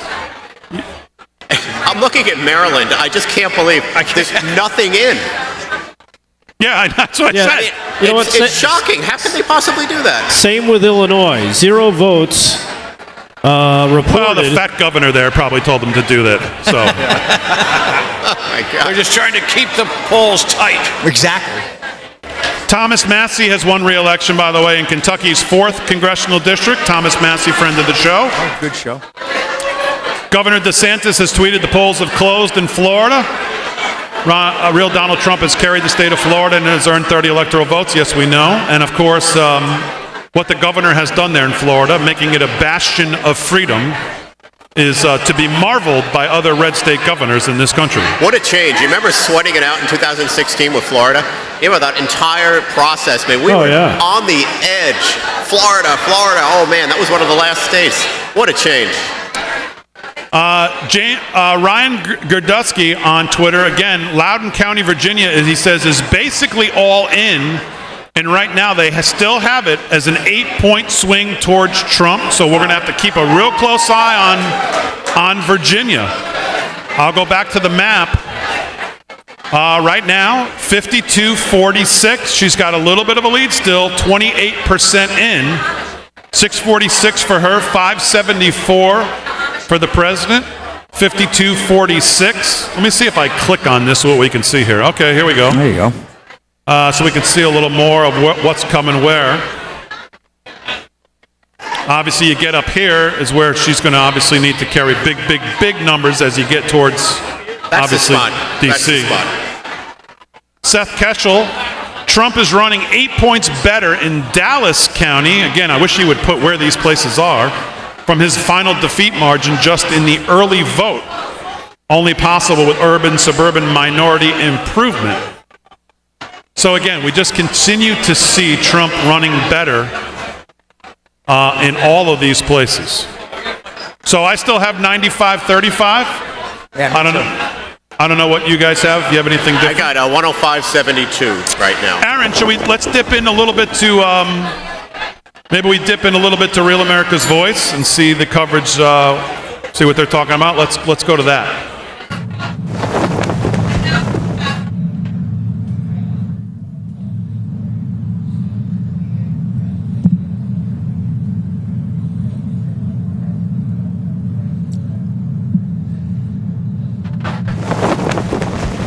All right, Rav says not sending audio there. That was Mark Serrano at the big board that we have, doing his best Kornacki impression over there. So. This from the desk, Robert J. Whitman, Republican in another House seat in Virginia. I can't hear you. I'm not hearing Delgado. It's the Republicans have picked up one House seat so far and one Senate seat. Yeah, according to this, Robert J. Whitman, Republican, wins the U.S. House election in Virginia's 1st congressional district. So Virginia, picking up a seat in Virginia in the House, which is a positive sign. I want to re-emphasize, because I'm seeing it on Twitter, Donald Trump has now taken, again, this is just, we know Florida, but you look at the counties of where he's doing better and what we heard coming into the election about what some of these, the Tony Hinchcliffe thing. I mentioned this before, this Osceola County in Florida, home to a huge Puerto Rican population, Biden plus 14 in 2020. Trump has now taken the lead there. Wow. So again, we know the result in Florida is already in, but these things just make you say, okay, if he's running like that there, you're going to see it run like that in other places. So that's why we've been looking at that. I've got Polymarket, the sports betting. Polymarket has Trump's 70% chance to win over Kamala's 30. Whew, that's nice numbers. Keep it going. Steve Dace, friend of the show from the Blaze, just tweeted, I think Virginia is in play. Wow. So we're going to keep a real close eye on what's going on in Virginia. Do we have sound on Real America's Voice, Aaron? All right, if we have sound with Mark Serrano and the boys down there, let's listen in a little bit to what they're doing. This makes Nevada more important than ever. This makes obviously Pennsylvania very important. She wins North Carolina and Pennsylvania. It's going to be very. I've got a little bit. I've just been communicating with a couple of Democrats who are pretty well versed in politics in Pennsylvania. They're not very feeling good about Kamala Harris's chances in Pennsylvania. They feel like they underperformed on the day of vote. Now, they also say Republicans maybe didn't turn out as much on day of vote as they needed, but Kamala Harris needed to have a BAFO turnout today. The Democrats saying it doesn't appear to look like she met the thresholds they need to win that state. Now, that's just a couple Democrats who've been in Pennsylvania 30 years. They know the state well, but they're not feeling very good at poll close there. So we'll have to watch that state as the night rolls. You're saying, give me that again. You're saying Democrats are not in Pennsylvania, good. Machine politic Democrats, people who know how to count heads, who have been excellent at prognosticating Pennsylvania the last 10, 12 years for me, say that Kamala Harris is not performing where she needs to have captured that state. Now, it's early, and when the vote overlays what they see from the exit polling, but their assessment of the turnout in blue in Philadelphia, black Philadelphia precincts, not where they thought it needed to be. The suburban vote they don't think is going to break the way they thought it would, and they haven't made up in the other areas of the country. They were really making a big push at the end for Puerto Rican voters in Pennsylvania, but they're not seeing a major shift yet. Now, it's early, but for Democrats to feel lousy about their prize state, the one they put 60, 80, $100 million into in the last month, that's a sign of maybe what Kamala Harris is seeing nationwide. We'll keep your breast on that. That's two very knowledgeable Democrats that texted me. So it's a sign that they're seeing a little bit of underperformance there, Steve. Look, the battlegrounds are still in play. Georgia's obviously still in play. Close. Arizona, Nevada, these are going to be very close. Yeah. It's already breaking out, though, that North Carolina, Wisconsin, Michigan, Pennsylvania is where this thing could be decided. That's right. Particularly if North Carolina, people understand. It looked like over the last couple of weeks, her multiple paths to potential victory were cut off, and principally because it looked like North Carolina had slipped away from her. President Trump did change his schedule and go back to North Carolina over and over again, as she did. So they were sensing both groups were sensing something wrong. But it looks like North Carolina may be it now. If North Carolina goes to Harris, the bottom line is that opens up. She does not have to run the table on the blue wall, which we said right now. Trump will have to win at least 2 blue wall states, most likely, or take Nevada and a blue wall and Arizona pretty handily. But I'm not getting, it'd be interesting to see. The people I'm talking to in North Carolina right now still feel good about it. The vote is coming in a little bit differently than it did in 2022 because of the voting machines are a little slower in the West. But I'm told, don't panic on North Carolina yet, that the projections are still okay. North Carolina has always been it's always a panic state. It's always tough. We've won a Democrat governor. But remember, we won in 16 and we won again in 20 in off year. That was the only swing state, battleground state we officially won. Yeah. Okay, short commercial break. Back to Real America's Voice in a moment.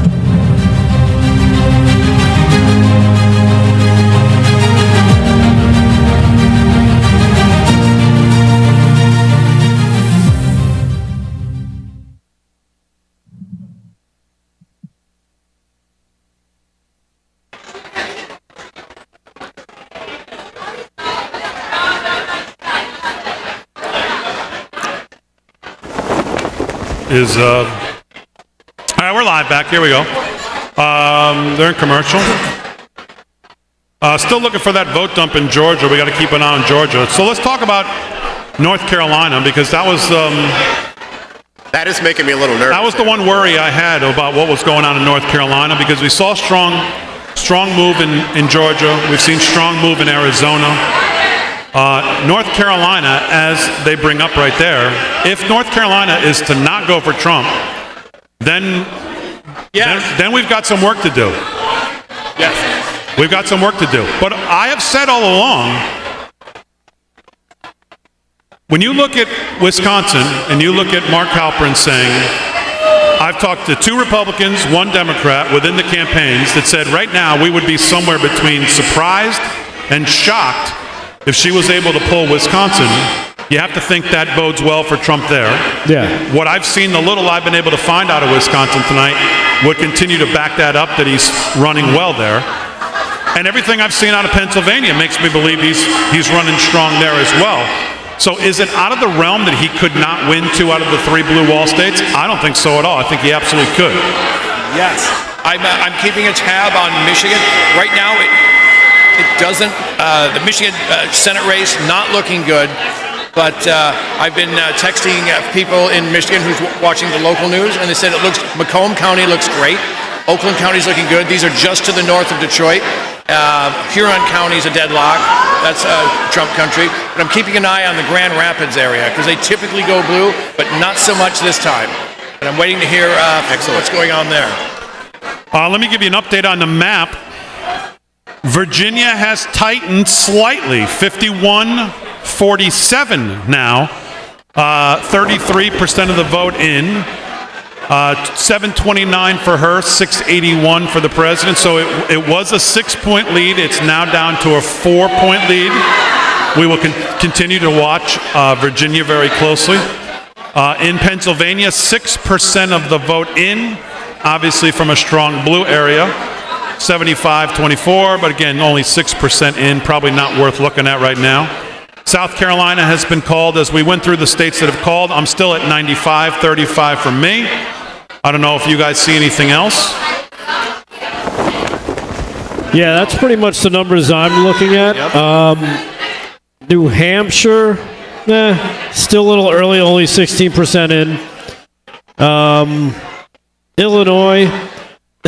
Illinois is reporting negative 1% of the vote in, but they still call it for Harris. I don't know how you get negative 1% of the vote and still win, but that's how they do things, I guess, in the state of Illinois. They all went to McDonald's, I think, is what happened. Maybe. Before they voted. Harris. By the way, one more time, just to touch on Florida, both amendments in Florida failed. Amendment 3 and Amendment 4 both failed in Florida, which is, I believe, is, if I remember correctly, is good news. Damon, our friends down in the Garden State of New Jersey, with only 10% in, but we're still looking at only a 1% lead for Kamala Harris. How much of the vote is in? 10%. 50-48. Harris 216 to 210 for Trump in New Jersey. Now, are you want to move your bet of what state's in play from New York to New Jersey? It's in play. Is that what you're telling me? Of course it's in play. New York is still in play. Okay. Is New York in play? Really? I told you. Delgado brought all his relatives here tonight.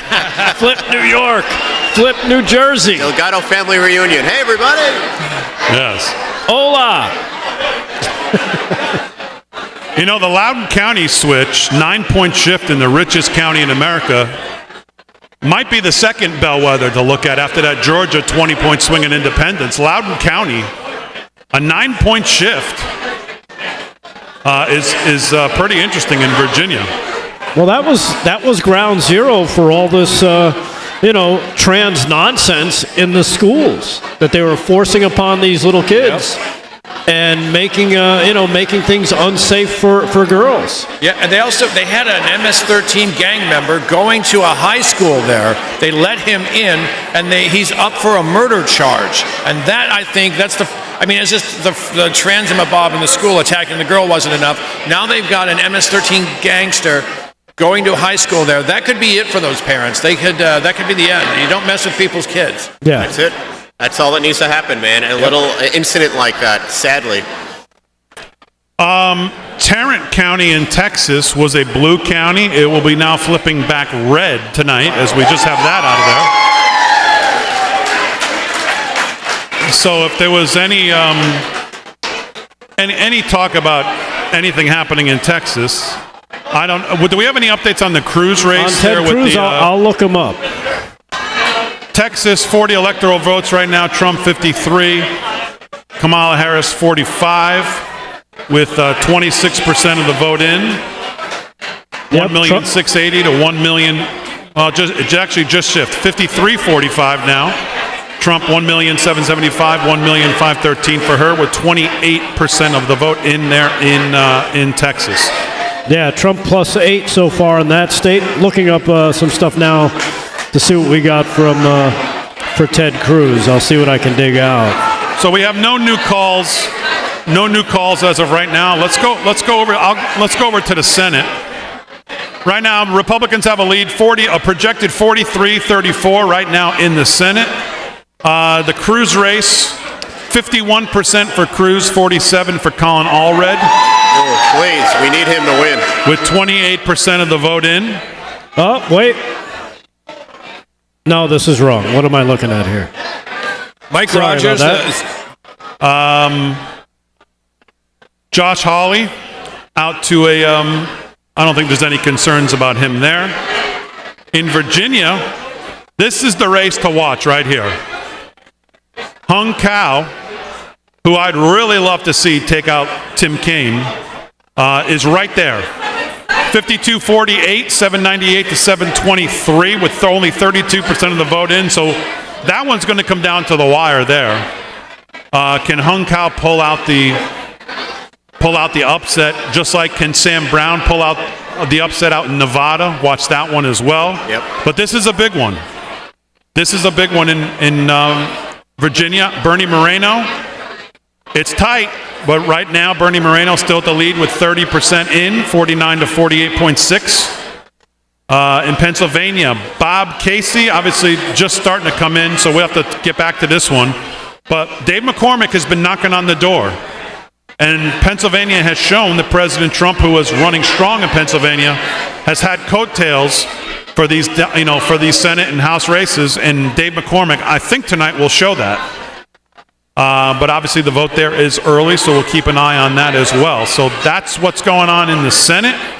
Right now, Republicans with a 43-34 lead. I think most people who have looked at this figure the Republicans, if they have a really good night, could end up in the Senate with 54.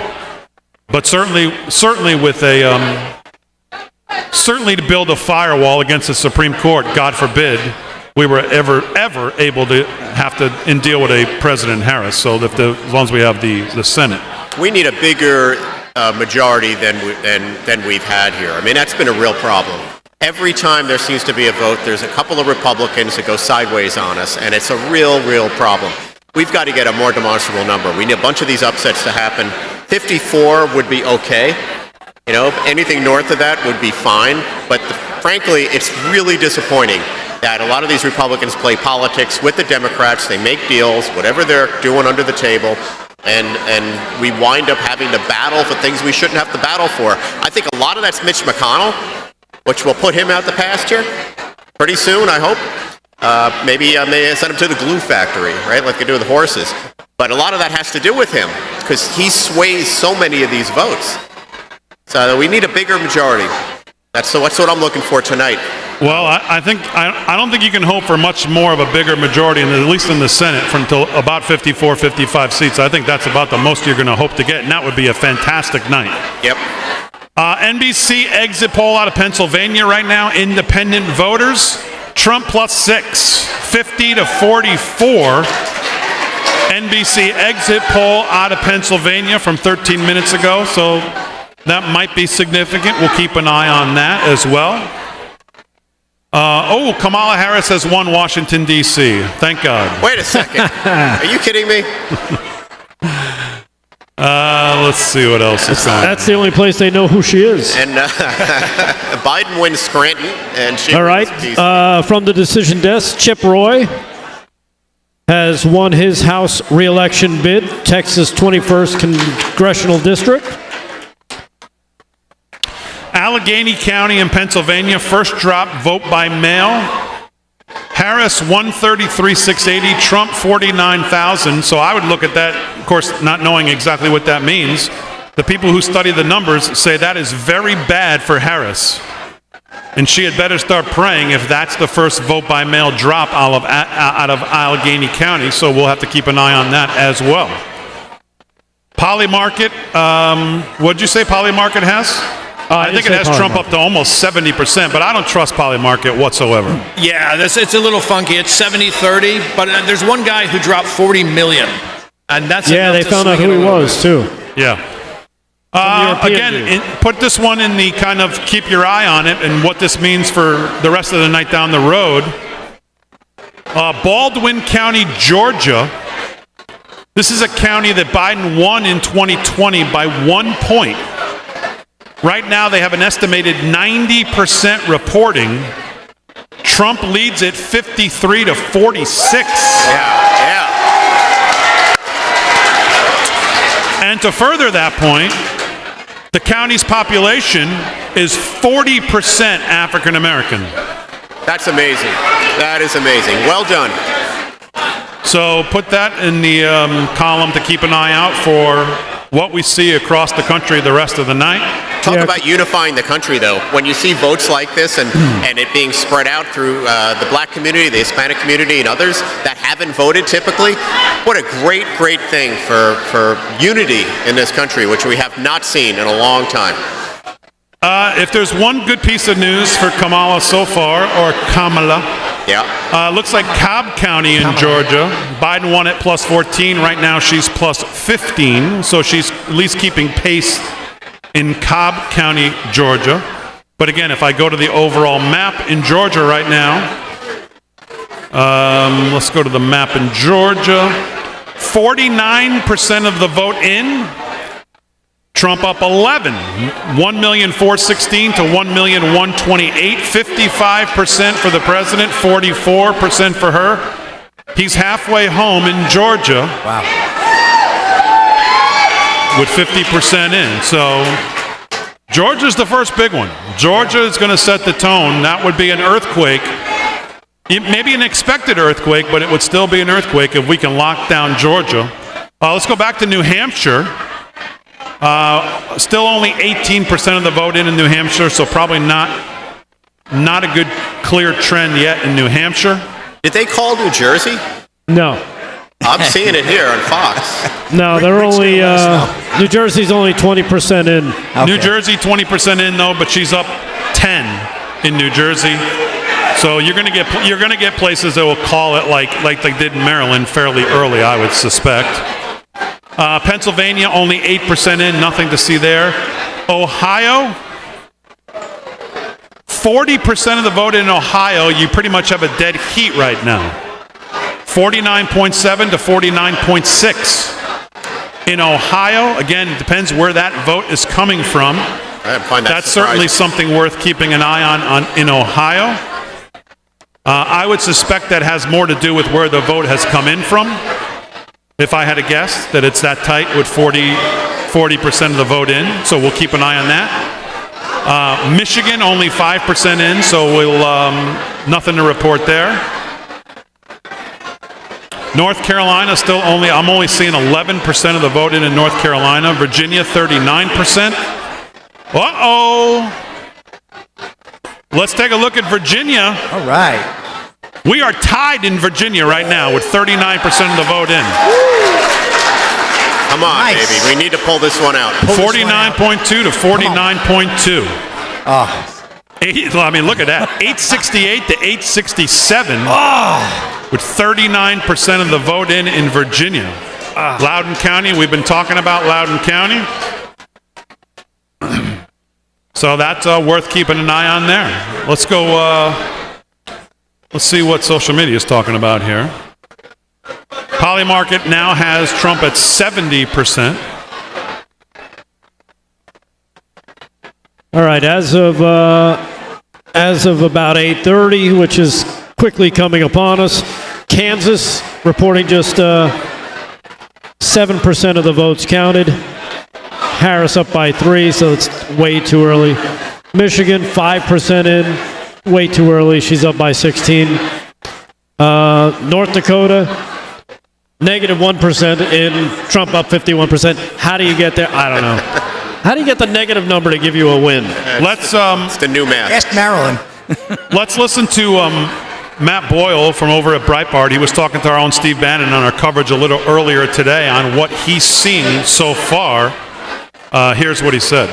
There's an update. People are a little nervous about North Carolina, and they're not feeling all that comfortable about Georgia right now. Your assessment? Yeah, I don't necessarily agree with that. What we're seeing across the board is very good signs for Donald Trump. Obviously, the state of Florida was called as soon as the polls closed in the western part of the state. So Donald Trump has got Florida's electoral votes never in doubt. But like the fact that it was that decisive, and now Decision Desk HQ is giving Donald Trump a 70% chance of winning the presidency tonight. So the fact is that I think the energy is there with President Trump. We are seeing him hit his numbers across the board in a lot of different places, and I think we got to just continue to roll with the votes as they're coming in. But things are looking promising and looking up, and the Republicans are already 2 major steps towards retaking the U.S. Senate majority as well, with Rick Scott's decisive victory in Florida, and Republicans, of course, never in doubt, but taking the West Virginia U.S. Senate seat. So now we're to 50-50. And we're watching Ohio. We'll be watching Montana later tonight. So there you go from Matt Boyle at Breitbart. I just saw this. You can leave the screen up, Aaron. CNN about 5 or 6 minutes ago seemed like they may be a little concerned here. Campaign is a little worried about North Carolina and Georgia. They've always said the most straightforward path is the blue wall, but all eyes are on Philadelphia right now. That's why, as we speak, they're trying to get the rest of the voters out to the polls. A little concerned, maybe. They're going door to door again. And you know what borders Pennsylvania? New Jersey. Yeah. I'm going to go back to New Jersey. Let's go New Jersey. Well, what do you have? I've got Donald Trump trails by 1.5 as of 6 minutes ago. That coming from Decision Desk. Trails by what? 1.5 points. 1.5 points. In New Jersey? Yeah. Wow. 1.5%. Well, I have 54-44 with 20% of the vote in. How much of the vote in do you have? Oh, I only have 11%. Well, so you have a newer number than you need to get caught up. He's down 10 in New Jersey. Pennsylvania is still too early to really report anything. Ohio, 41% of the vote in Ohio, still very razor tight. 50.1 for the president, 49.2 for her, 41% of the vote in. In Virginia, President Trump now has a 14,000 vote lead in Virginia.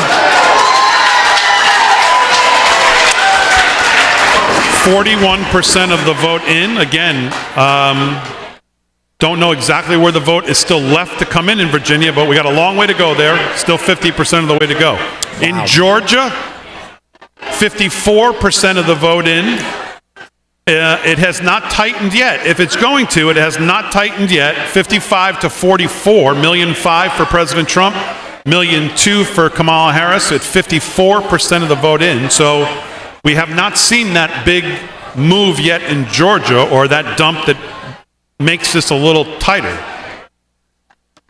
So that's what we have on the map that matters. New Hampshire still, I'm only seeing reports of 23% of the vote in. And she leads by about 11. Patrick Ruffini on Twitter, Harris has outperformed the male party split in Delaware County, but this is not at all the male, and Republicans have been playing catch-up in returns. I don't think that really matters. Anybody seeing anything else right now? Nothing jumping out at me, no. Fox exit polling, is the country on the right track or the wrong track? 70% say wrong. 30% say the right track. Who are these 30? Where are they? Please raise your hand. They're Rachel Maddow fans. That's basically it. Those are the people that don't give candy to kids dressed as Donald Trump. Yeah. That's who they are. They have Christian Haynes, who follows Virginia pretty closely, confirms what we're seeing with our own eyes here. He says Virginia is sitting on a knife's edge. Total Democrat collapse in Loudoun County could spell utter disaster for the Harris campaign. The real battleground was Virginia all along. If this holds, unreal. Well, it is no surprise to us on this show, as I have said for a month, if we wanted an early night, or at least something to really point us in a direction of how this night was going to go, take Virginia. Keep your eyes on Virginia. Yep. And right now, that's exactly what's happening. You so called that. We will wait to see how that goes. Still a long way to go. We don't want to get ahead of ourselves in any of these states. It does feel like we're going to know tonight. The way we're seeing things here. Pennsylvania's moving fast. Georgia's moving fast. Virginia's moving fast. I mean, those three alone are... Things were moving fast 4 years ago, too, if you remember. Yes, I remember that. I remember going to bed and thinking one thing and waking up the next day, like many of you out there. Some sad news. Like we said in Florida, the abortion amendment failed, leaving the 6-week ban in place. And most of us, I think, would agree that the only thing wrong with the 6-week ban is the 6 weeks. All right, nothing new on the map. Oh, wait, actually, is there something new on the map? Okay, I now have Trump 101 electoral votes, so let's see what was called for President Trump. I have 111. All right, so far the calls for Trump: Indiana, Kentucky, West Virginia, Tennessee, Mississippi, Alabama, Florida, South Carolina. Okay, Arkansas, I think is that the new one? That was Arkansas added. just came up. Arkansas has been called for President Trump. No surprise there. 6 electoral votes. So the current map sits at 101-52. Pretty standard stuff so far. Obviously, we'll keep an eye on Georgia. What we should do is just keep this Virginia up, because it is absolutely on a razor's edge. 6,000 vote separation in Virginia for the 13 electoral votes there. President holds a slight lead, 49-3 to 49, 42% of the vote in. All right, Aaron, if we can, let's kick it over to, and we'll gather some more information for the next commercial break. Let's kick it over to Real America's Voice. And then we'll be back here with more information as we can gather it. Although, let me tell you, North Carolina makes people nervous.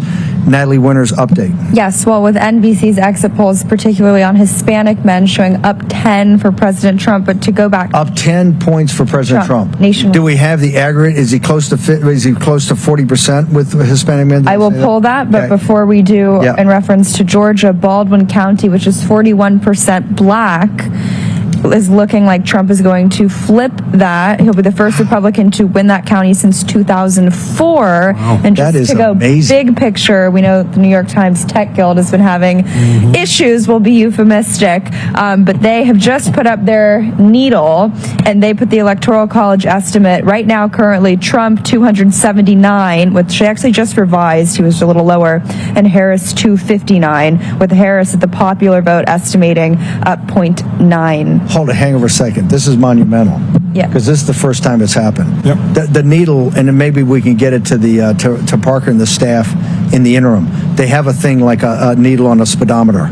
It has never gone, I don't think, to Trump at all in this campaign. You're saying now it actually points to 279 electoral votes for President Trump. Well, correct me if I'm 278, 260. Would that would mean that they're projecting, I believe, he wins North Carolina and takes Wisconsin, does not get Nevada, right, and does not get Pennsylvania and probably Michigan. He wins one of the at 279. He wins. It appears he wins the Wisconsin seat. This is what Jonathan Martin, who used to be a Politico, one of the best finance writers, a finance reporter, a very straight guy on Morning Joe today. He actually said Trump 270, and here's how you get there, right? Or 278. He says Kamala Harris would be 270 to win the blue wall and win Nebraska too. Do we have Amanda Head yet in Georgia? Do we have Amanda? I would love to go to Amanda Head down in Georgia and get a field report. We've got David Zier in North Carolina. We've got Michelle that's in Philadelphia. We're trying to get Jack Posobiec to talk a little bit about Pennsylvania. We're going to go back to Gruber, Brother Gruber here in a second. So I don't have Amanda Head. Okay, fine. Okay, let's go to Amanda Head in Georgia. Amanda, the people are cautiously optimistic about Georgia, but we're not there yet. Can you give us your breakdown? Yeah, they've moved a little bit away from the cautiously part and towards optimism. I've spoken to, of course, the Georgia State Chair, Josh McCoon, numerous times over the last 7 days or so, and his confidence seems to keep building. And with respect to what Natalie Winters was saying, I'm hearing the same thing out of Baldwin County. And again, this is a 40% African-American district. There's also been a shift in young voters. In Fulton County, Georgia, they're close to 90% reporting. They've got a 2.6% shift towards President Trump over 2020. So that's interesting because that's a rural area, young black men. It's something that a lot of us thought might happen. But this is something that I wanted to point out to you. The 5 counties where turnout has been the strongest, both in early voting and day of, are 5 very strong Republican counties: Towns County, Oconee, Dawson, Forsyth, and Rabun. So I think there are a lot of people here who are moving towards the optimism column instead of just cautiously optimistic. We'll see. Okay, Amanda, I want to hit rewind and go through that because there's so much, particularly the fact of how President Trump's performing in these African American counties. Why is the sense we've kind of gone from it's closed and the polls closed, people are looking at some good news out of Georgia. Why are people more than cautiously optimistic that we could? Because if we can put Georgia away in the next couple of hours, that would be a huge thing in President Trump's column. Walk us back through that assessment. Yeah, so it kind of starts with the early voting and the history of early voting that we've seen over the last few elections, where obviously you're going to have more Democrat turnout. Republicans this time around, especially in those rural counties, really embrace the early voting aspect. So you've got all of these voters. And by the way, I've got some elderly numbers. Actually, I don't want to say elderly because I don't want to get anybody mad at me, but age 60 to 79 group is showing up strong with a 73.4% turnout compared to just 39.5% for ages 18 to 39. Now, I want to get back to those rural counties, those red counties. Amanda, you're one of my favorite people, and you're my favorite people. You're wingman to John Solomon. Don't use elderly when you're talking about 70. Okay, what is this? It's the new 50, Amanda. It's the new 50. Listen, I'm coming out prison rip, baby. I'm ready to go. Elderly? We're not elderly. Seasoned. You guys are nowhere close to like 70. Okay, you got to hit 80 before you get there. You guys are just in the wise column. That's all there is. But when I spoke to Josh McCoon last week, he said with respect to the red counties, and he used the term monstrous turnout. So you have a lot of folks in these counties who, in the past, they didn't show up to vote early. So that, I think, is why you are seeing this switch, because they are starting those early ballot counting, and so you're seeing that shift a little bit more later in the evening. But I think, you've got to know by midnight, so I think that we're going to see numbers, what time is it? Close to 9. I think probably in the next 30 minutes. Are you saying you think you'll see another drop? You'll see more numbers coming in Georgia, that this thing will be fairly close to call around 9:30? I think so. And I think it's probably going to stay. I mean, the margin all night has been anywhere from 11 points to 8 points, but it's pretty much stuck around 10 points. So it makes me wonder if there's really going to be any significant shift to speak of on the other side of this. Hang on for 1 second. John Solomon, your thoughts about Georgia? It's going to be in the red column. Listen, Kemp has his machine out there. The fact that Trump and Kemp made up, the fact that Donald Trump resonates with the Georgia vote, and the fact that young black voters are either staying home or voting more Republican this time around. There's no way for Donald Trump to lose that state, I don't think, at this point. And one of the things, I just got a text from someone close to Senator Warnock. He thinks that the black vote is just really underperforming in Georgia and all throughout the Southeast is what that source told me. And that's very he's a guy that can turn out. He is an outstanding. He is a fantastic guy. They've talked about him as a potential vice president in the future, maybe even a presidential candidate because of that. Okay, short commercial break. We're going to return to the Willard Hotel in just a moment.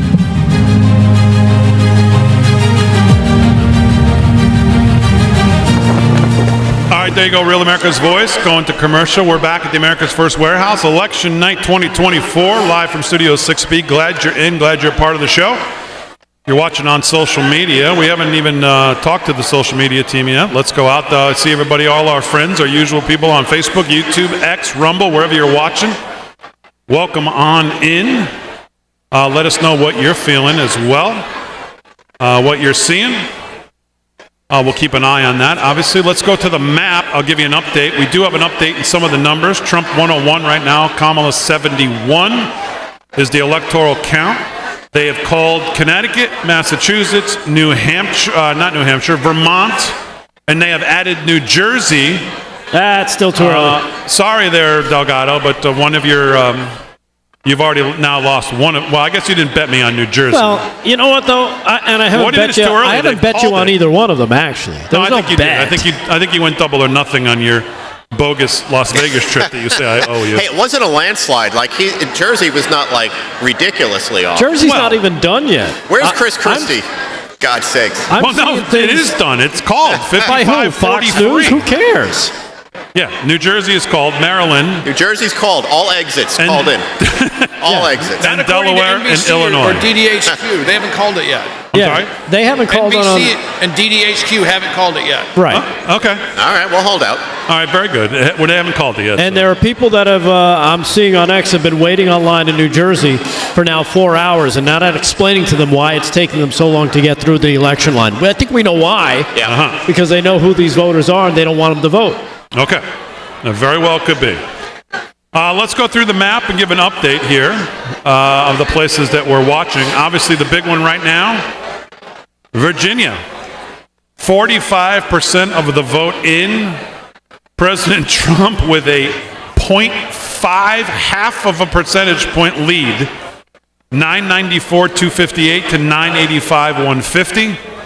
45% of the vote in, 49.4 to 48.9. As you can see here, they still say it's going to lean Democrat, but again, it's razor thin. North Carolina, 22% of the vote in. Trump now has a 5-point lead. Oh, thank God. In North Carolina. Still labeled as a toss-up. Still close. Because it's only 22% of the vote. But as you can see there, 664 to 600,000 votes. So Trump takes a 5 percentage point lead right now in North Carolina. Georgia's picking up. Georgia, still where we were. They have not closed the gap, 55-44 with now 58% of the vote in. Excellent, excellent. 1.6 to 1.3. So Trump's still running strong in Georgia. We haven't seen any kind of a vote dump or anything that's brought this thing a little tighter. 55-44 in Georgia. So again, Virginia, North Carolina, Georgia are the big ones in play. Ohio, as I said before in Ohio, I wasn't too worried about the fact that it was tied because I think it's probably where the vote's coming from. You see a little bit of movement now. 44% of the vote in. Trump now with a 3-point lead in Ohio. Come on. 1,344 to 1,246. So now a 4-point lead, actually. They just moved it with 44% of the vote in. I see New Jersey tanked it. Steve Deace, friend of the show from The Blaze, says tonight is primarily about Donald Trump, and it's well-deserved. We are witnessing one of the greatest American comebacks in real time. Yep. And I think it's hard to argue with that. Hey, real quick, out of Texas, Craig Goldman, Republican, wins a House seat, 12th District. Also, Tony Gonzalez wins his House seat in Texas, 23rd District. And according to Decision Desk, this is a guesstimate, Donald Trump has a 73% chance of winning North Carolina. Okay. So they're projecting out, and Nancy Mace has just won her House seat in South Carolina. 45% of the vote in Ohio. Donald J. Trump is up 51.5% to Kamala's 47.7%. Where is that? That's Ohio. That's with 45% in, and that's from NBC News. That's got to hurt them to post that. Har, har. Larry Kudlow, of course, former Trump administration official, says right now, where the race is at, I would rather be in Trump's shoes. I think right now I'd like to be in Trump's shoes, but I don't think it's conclusive yet. Of course, we agree. We don't want to get ahead of ourselves. Right. We need more numbers, need more data. Good news so far, but I don't think there is enough numbers yet. That according to Larry Kudlow. NBC exit poll says there's a 33-point swing from 2020 towards President Trump with Hispanic men. All right. Nice. All right. That's the kind of paradigm shift that produces decisive wins. Yep. Minority men are pushing back on the yes, queen culture, and I agree with that. Nice. You know, while we're talking about the results, I just wanted to get something in here about Steve Bannon. I mean, the guy served 30 days. He's back. I think it was 90 days. 90 days. Yeah, it was 3 fair months. enough. Or Maybe it was 120 days. I thought it was 104. 120? 4 months. All right, so we'll put a little markup on that. 120 days. He went with it. He went to jail. He went to jail for the team, our team. And he's back and doing a great job, man. I think we all got to give him a lot of credit because that guy is a real staunch Republican and Trump supporter. Definitely. And the fact that he weathered that storm and put up with their nonsense, they put him in jail, and he's back on air doing his thing. Love the guy.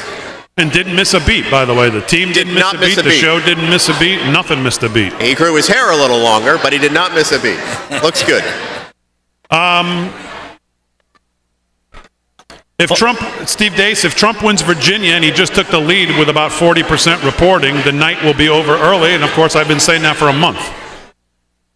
Virginia now has 47%. We'll watch every percent, and I'll bring it to you here.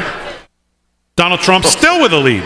Oh, man. 49.5 to 48.8 in Virginia. So we are still razor thin. Boy, what an earthquake this would be. I mean, I know I've talked about it for a month. I don't know necessarily that I thought it might come to fruition. I knew he was running strong in Nevada and places like that, and Georgia. I was a little worried about North Carolina. I felt very good about Pennsylvania, Wisconsin.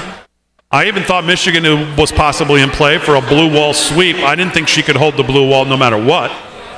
Which, again, why when we opened the night, common sense and simple math would have told you going into this night that the president was in a good position where if he was able to win Georgia, North Carolina, and Arizona, she would have to have won all three of the blue wall states, and I don't think she can. That's why my contention was that we would have if we didn't get a formal call tonight, we would damn well be pretty close to knowing, and I still think that might be the case. And Virginia might play a big role in that. 47% of the vote in, 49.6 to 48.8. We'll keep an eye on that. North Carolina, like we said, Trump's actually, now it's a 7-point lead in North Carolina. He's getting stronger. 24% in only 24%. Yeah. Still a ways to go. Ohio, it's a 4-point lead, but this is a likely big Republican lean right now. 1,380,000 to 1,273,000. Trump up in Ohio. We'll check the Bernie. Can we check the Bernie Moreno race and see what the numbers look like? Right now, it says here, according to Decision Desk, though, Republicans have a 97% chance to control the Senate. That's not a surprise. So that's good news as well. It's a matter of what will it be? 50, 149, 52? Will it get to 55? In Texas, just to give you an update, 53-46, 3.5 million for Trump, 3 million for Harris in 46. 2.9 million of those coming from Austin. No, just kidding. I was there during the Beto O'Rourke run, man, and that was a nightmare. Watching Beto have a run, being in Austin. I actually lived there for 2 years. It was shocking to see the amount of support this guy got. I used to ride my bike around. I see Beto signs on everybody's lawn, and I'm like, "Where's Ted Cruz signs?" None, zero. I couldn't believe it. I couldn't believe I was in Texas. I don't know if Austin is part of Texas. Is it part of Texas still? Yeah, I think so. Yeah, it is. All right. Let's go to CNN talking about some exit polling and some opinion of the current. Does anybody remember who the current president of the United States is? We don't even hear from him anymore or hear about him. Richard Nixon, I believe. Here's CNN on the exit poll's opinion of Joe Biden as president. He put a lid on it. To look at Biden's approval rating, just as sort of a baseline of the environment in these three states. Nationally, his approval rating has been updated to 40% in the exit polls nationally. In Arizona, you see here, Jake, he's at 43%. He's slightly above his national approval number in Arizona. If you look at Michigan, he's at 42% approval.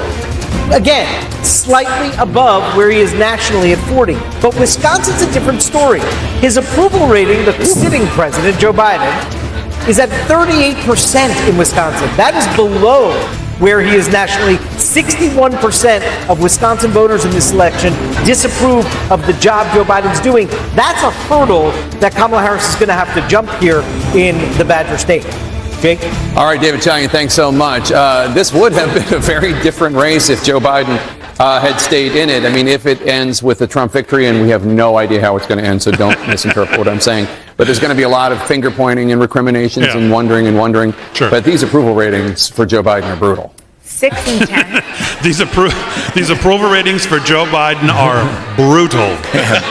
Welcome to the party, Jake. Where you been?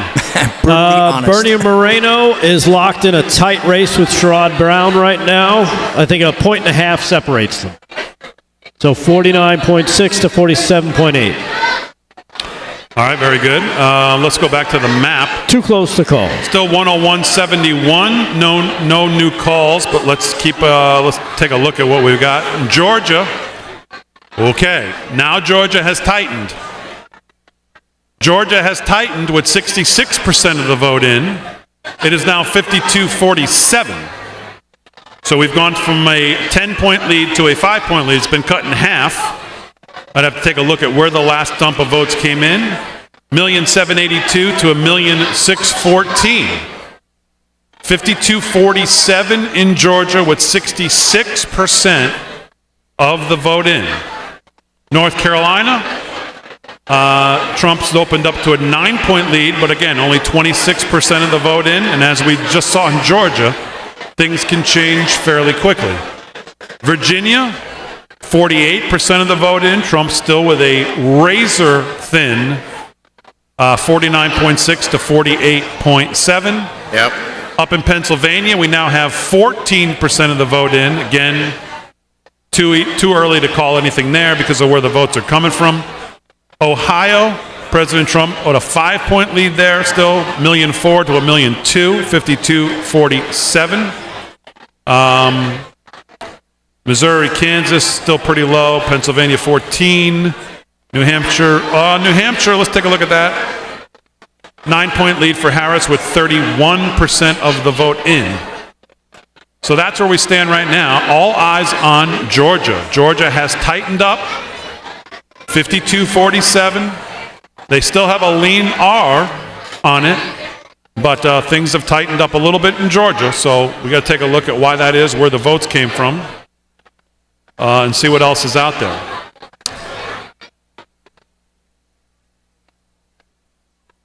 Okay, very good. We'll keep an eye on that. Anything you see on Georgia, Delgado, as you're going through where the latest dump was, or no, nothing specific to Georgia, unfortunately. Some other House seats. David Joyce winning in Ohio, the 14th congressional district, so it's another Ohio seat. South Carolina, Joe Wilson winning the 2nd congressional district in South Carolina. And anybody else? Kansas reporting still only 8%. Basically a dead heat. Nothing to report out of Kansas just yet. And you had New Hampshire called for Kamala, correct? She's just up 9. I don't know if it was I think she's up 9, yeah. I'm trying to find what the Georgia dump was. I'm not seeing anything in real time that's coming across. I see people when he was up 11, I see people saying, why don't they just call this? But obviously this is the reason, because things can tighten quickly. All right, so I don't see anything necessarily in Georgia. So again, it could just be something that where the votes are coming from. It was a big blue area. Maybe we got a dump from a blue area in Georgia, tightened it up a little bit. President obviously still has a lead there, lead in North Carolina. Looks good in Nevada as well. But Georgia's definitely. What is she down in Georgia right now? She is 5.5, something like that. 52-47. I'm talking votes. She was down 400,000. Now she's down 170,000. So it's definitely been cut into there in Georgia. So, what's going on in Real America's Voice, Aaron? If you can, let's. Oh, okay, they're in commercial. Let's listen to a little bit of what's going on over there. Michigan, by the way, we haven't touched too much on. Only 9% of the vote in. Harris out to a 12-point lead in Michigan, but very, very early on. We'll keep an eye on that. Right now, Virginia's at 50% reporting. Georgia's at 67% reporting. Texas is at 58% reporting, and that's kind of where we're at right now. I've got 3 pickups total for the House for the Republicans. Republicans have picked up 3 already. Excellent. Yeah, we'll keep a couple of those Senate races. We'll have to keep watching. Everything I see, though, still says that people are pretty comfortable with what's going on in Georgia. This is the type of thing that's probably happens. So we'll keep an eye on that. Georgia, 67%, still a 5-point lead.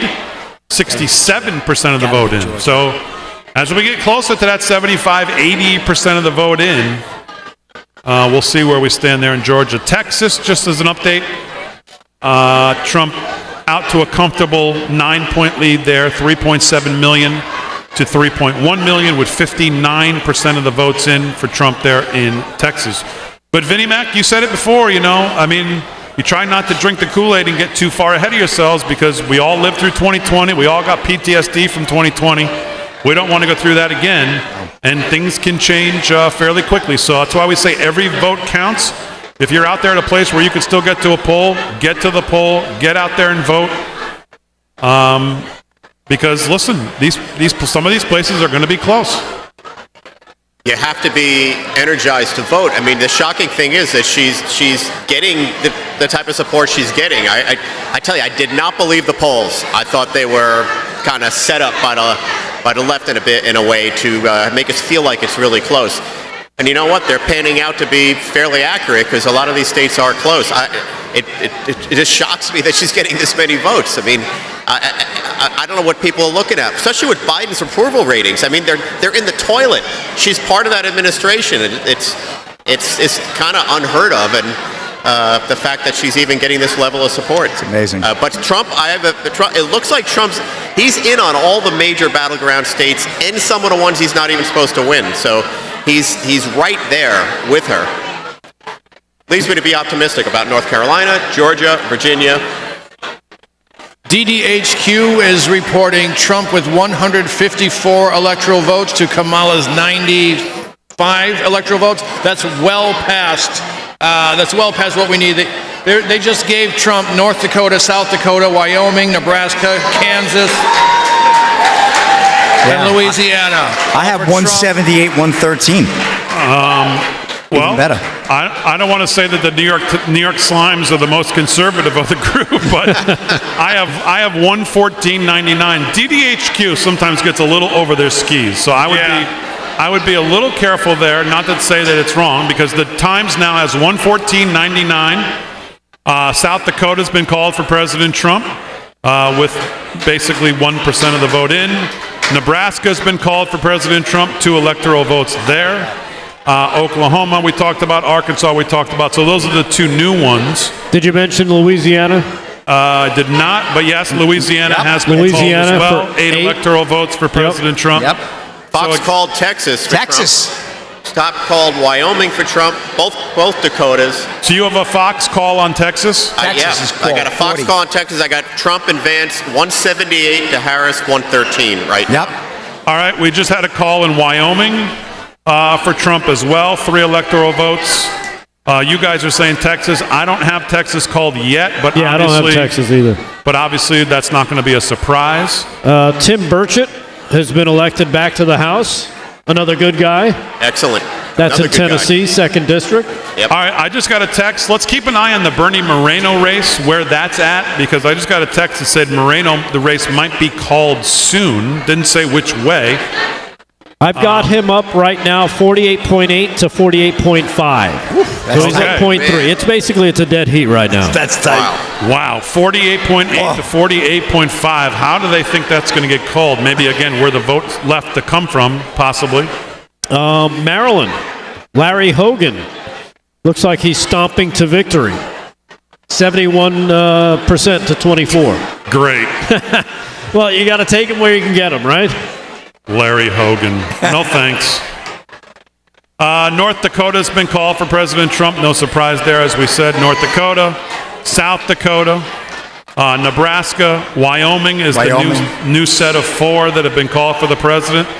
I'm sitting at 120 to 99, but again, all eyes right now on Ohio, Pennsylvania, Virginia, North Carolina, Georgia, all working their way. Michigan obviously just getting started too, so we have a little bit of time there.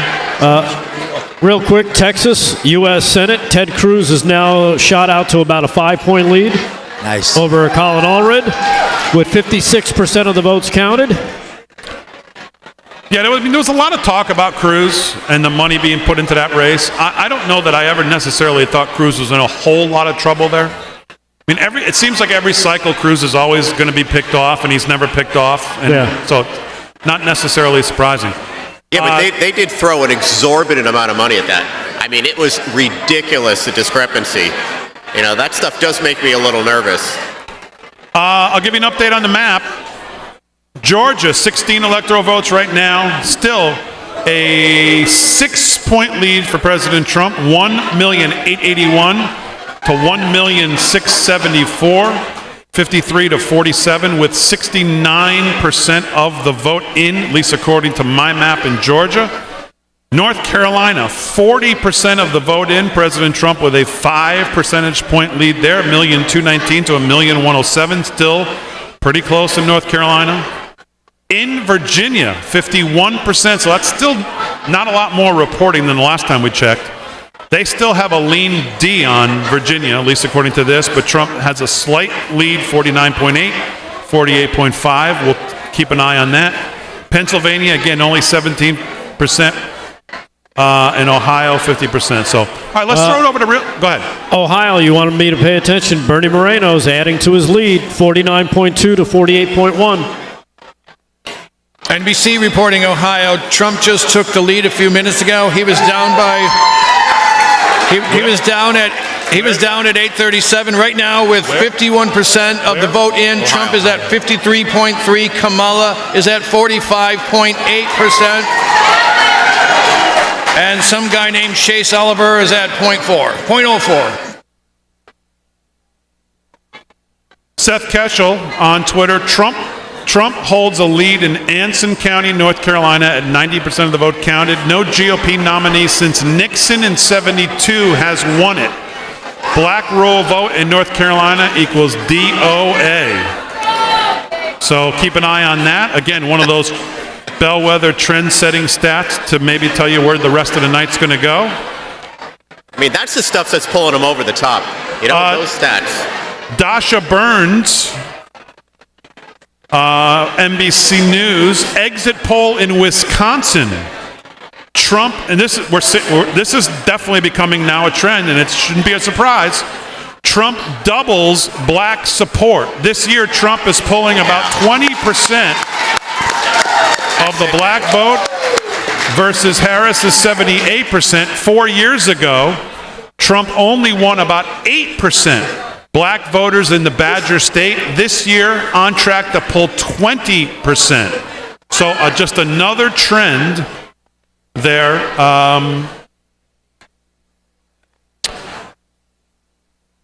To keep an eye on. So, all right, let's go out. I think the network is talking to our own David Zier, but not anymore. But let's see what. All right, let's see what the network is doing. We'll kick it over to Real America's Voice here for a second. Where's David? 23% of the mail-in votes in Bucks. Right now, he is at 33%. So he has a 10% increase in Bucks County. Better yet, in York County, which is not just Trump, but also Scott Perry, a top target to keep and defend for the congressional seat. Trump and Perry back in 2020 got 32% of the mail-in vote. Right now, they're at 45%. So you see those gains. And the last one, Luzerne County, which has had tons of issues, tons of legal fights. Right now, we have a 7% increase compared to 2020 for Donald Trump. The biggest update for you, Steve, is Allegheny County. Allegheny County, I want to say this very clearly because we care about Philadelphia and the collar counties, but Allegheny County has 100% of their mail-in votes in.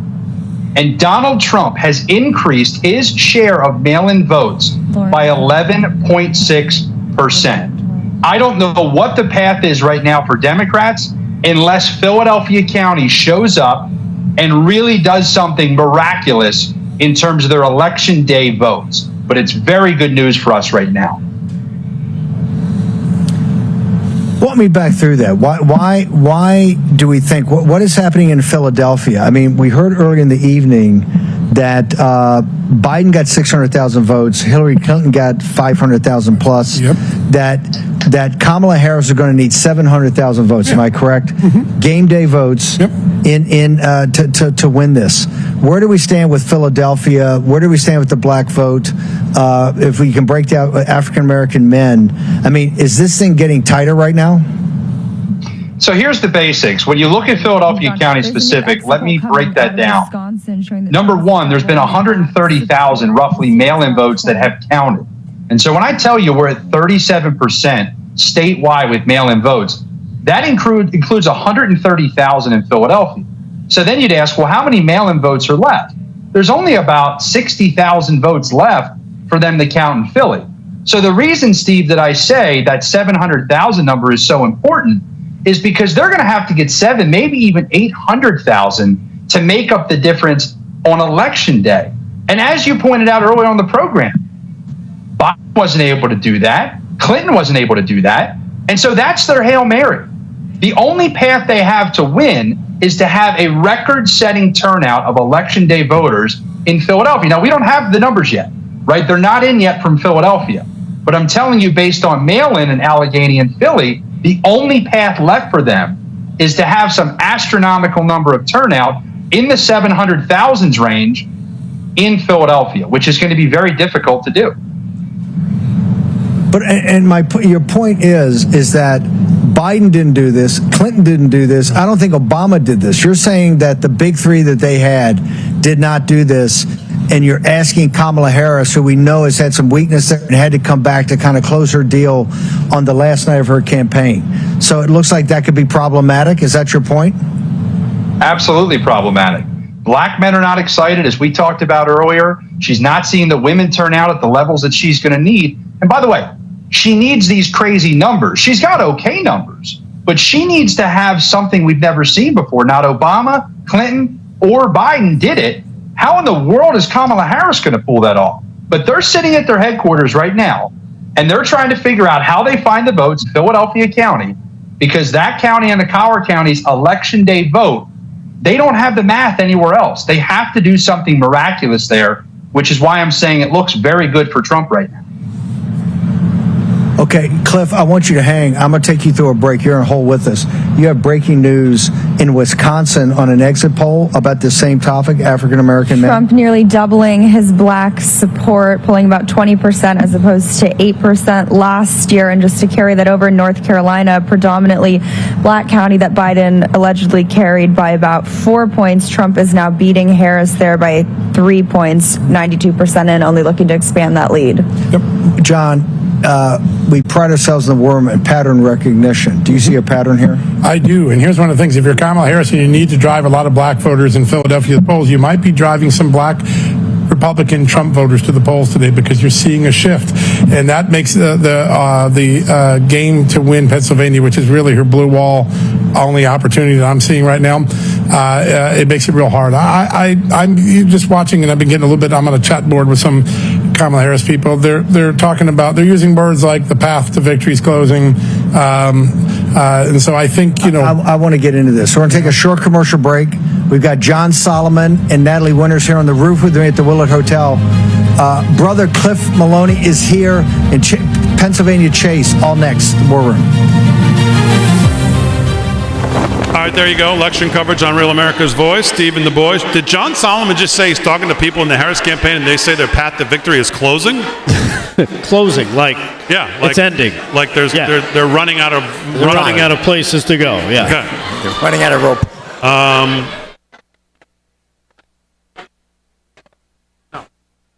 Between that and Joe Biden saying he's not going to go to Kamala's loser party. Things don't look good. Well, let's not get ahead of our skis, but let's give an update of where we are. Well, anytime Joe Biden cancels on you, that's a bad thing. 137 to 99 is the map I have.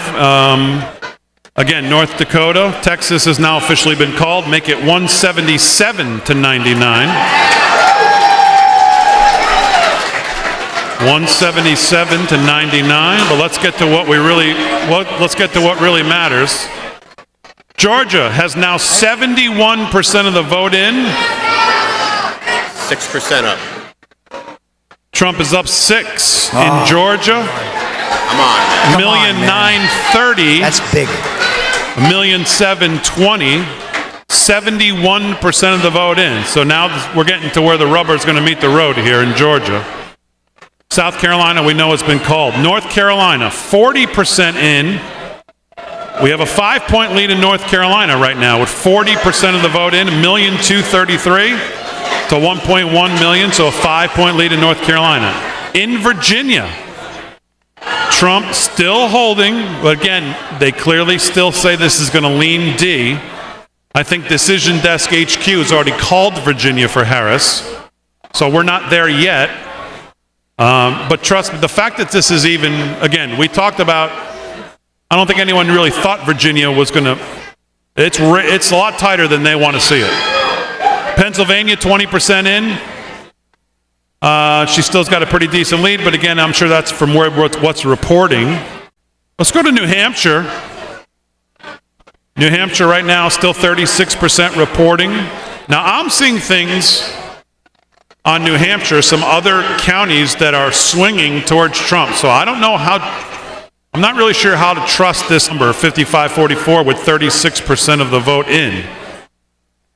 I'm seeing some things that maybe this number is a little tighter than what this map is showing.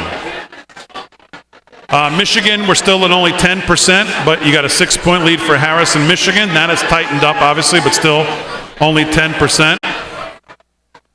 Well, of course, one of the bigger watches of the night is going to be see if Ann Seltzer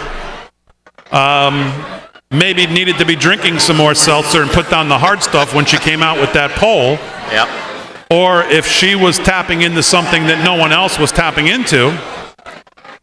Iowa is now 1% in and on the board, and we'll keep an eye out for that because obviously all of the news out of Iowa was Ann Seltzer's poll, as she's pretty much known as the gold standard there. With every tick of Georgia, we'll bring it to you, now 72% In Georgia, 1.9 million for the president, 1.7 for her. 53 to 47, still holding that 6-point lead with 72% of the vote in Georgia. Josh Stein has defeated Mark Robinson in North Carolina. And I can't say that that's necessarily a huge surprise after everything that the lieutenant governor, wanted to be governor, went through, Mark Robinson. Yeah, they really had it out for him. They just attacked him on every front, Mark Robinson. Let's put up, okay, so here's what I was talking about. And again, don't know who this person is, but somebody who's tracking the data. In New Hampshire, he says, or she says, whoever this is, they believe Trump has a 60% chance now of winning New Hampshire. Hillsborough has moved +7 towards Trump. Claremont has moved +12 towards Trump. Marlborough has moved +7 towards Trump.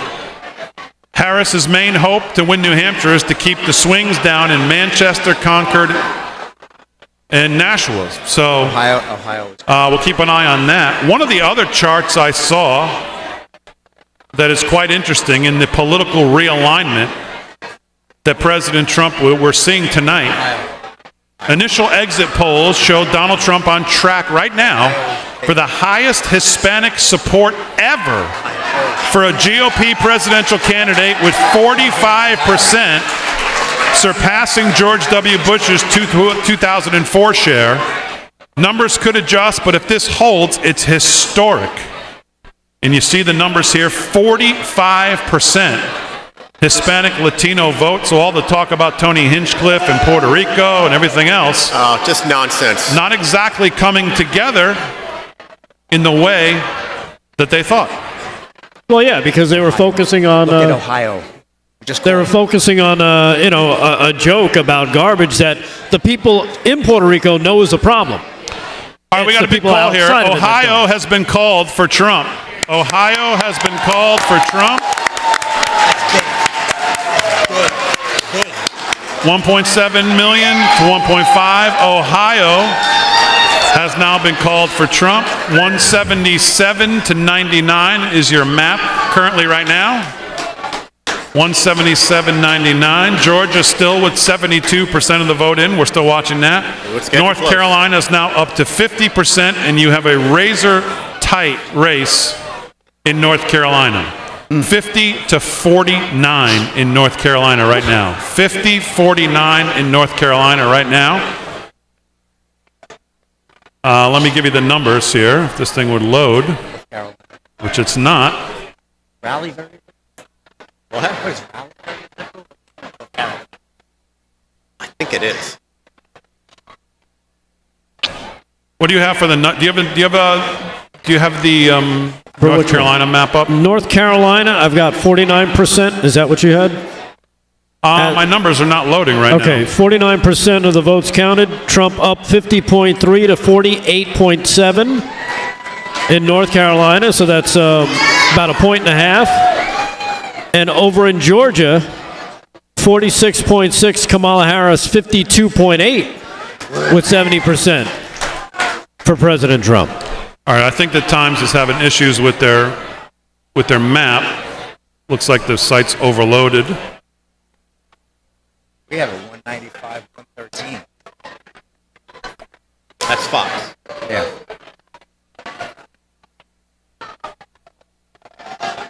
A lot of the forecasting models are going from undecided toss-up to leaning Trump.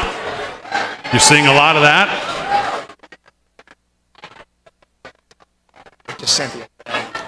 He's getting all those fringe votes that all of us have been hoping he would get. Blacks, Hispanics, independents. Yep.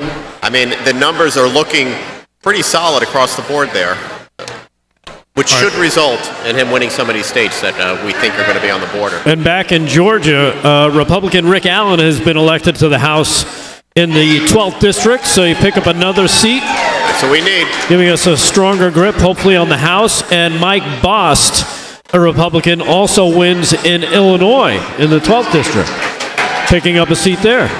Those pickups? Yeah. Those are excellent. Excellent. All right, so I got the numbers back here. Georgia is now at 73% of the vote in. 73% of the vote in. Trump still holds a 6-point lead in Georgia. Yep. Hang on, baby. 1,996,000 to 1,761,000. Hang on. North Carolina has now moved 51%. Now we have a lean R on North Carolina. Whoa. Trump 1.5 million to Kamala Harris 1.4. A 3-point lead for Trump in North Carolina. So that's actually tightened a little bit. It was 5. It's tightened a little bit in North Carolina. I could feel my hair getting grayer as the night's going on. It's just feeling it happen. I don't even know if that's possible. I don't know if that's possible. Look, I just want him to win so I can shave this freaking mess off my face. It came in. DDHQ just raised Trump to a 71% chance of winning the presidency in 2024.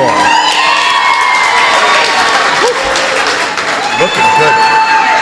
Again, they're a little. They like to try to get out there first. So. And this from Facebook, Donna Bon Jovi says tonight is a combination Christmas Eve and the night before colonoscopy. It's driving you crazy. Did you? It feels that way, man. I got you. Did you hear Bon Jovi singing at Kamala Harris' thing the other night? No. Where's Bon Iver when you need him? Is that like the Bruce Springsteen singing as well? Talk about singing in the key of non-binary. Holy Moses! And it turns out, you know what? I should have brought a picture of my mom. Bon Jovi and my mom have the same exact hair now. I believe it. She's 80.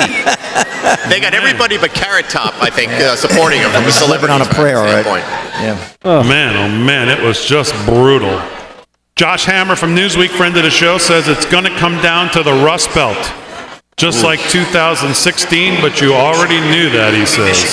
It's true. Give us Michigan. So we are not home yet. We are not home yet. We got a lot of work to do still. We will keep an eye on the map. Let's just go back. Okay, we're going to give you every tick here. Georgia has tightened a little bit. Georgia 52-47, went from 6 to 5. 74% of the vote in.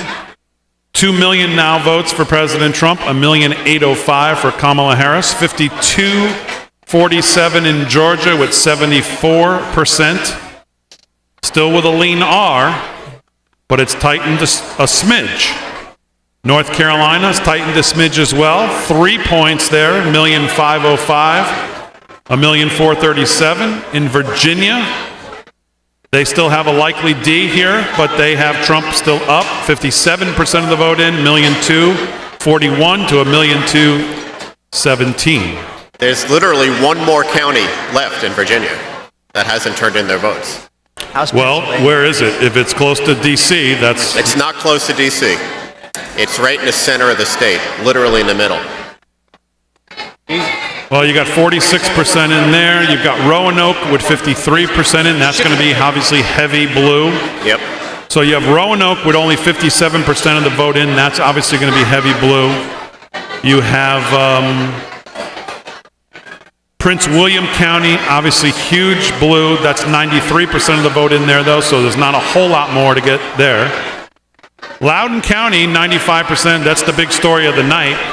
Trump down only 17 there, which sounds like 17, but well, again, that's the mass. That's where all the people are. I mean, Virginia's spread out pretty much outside of that county. All right, now, again, I don't want to get ahead of our skis here, all right, but Seth Keshel is saying he sees a possible North Carolina call. I have not seen that yet, but we'll... You could put it up, Aaron. North Carolina, there's a bunch of counties still left to come in there, though. Seth Keshel says North Carolina call for Trump. I'm not there yet. I don't see the numbers. I don't know what he's looking at or seeing. All right, but I do have a call. Go ahead. DDHQ has the same thing. They just gave it to Trump, but it's DDHQ.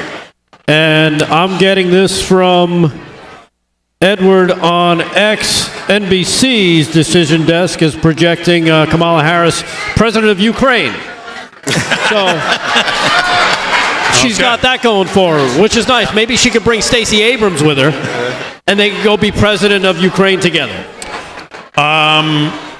Georgia now 76%. Still 52-47. I feel like we're crawling uphill right now, man. Come on. Come on, baby. Oh, man. North Carolina 51. Vin's palms are sweating over here. I'm looking forward to Tim Waltz auditioning for the Rockettes after this.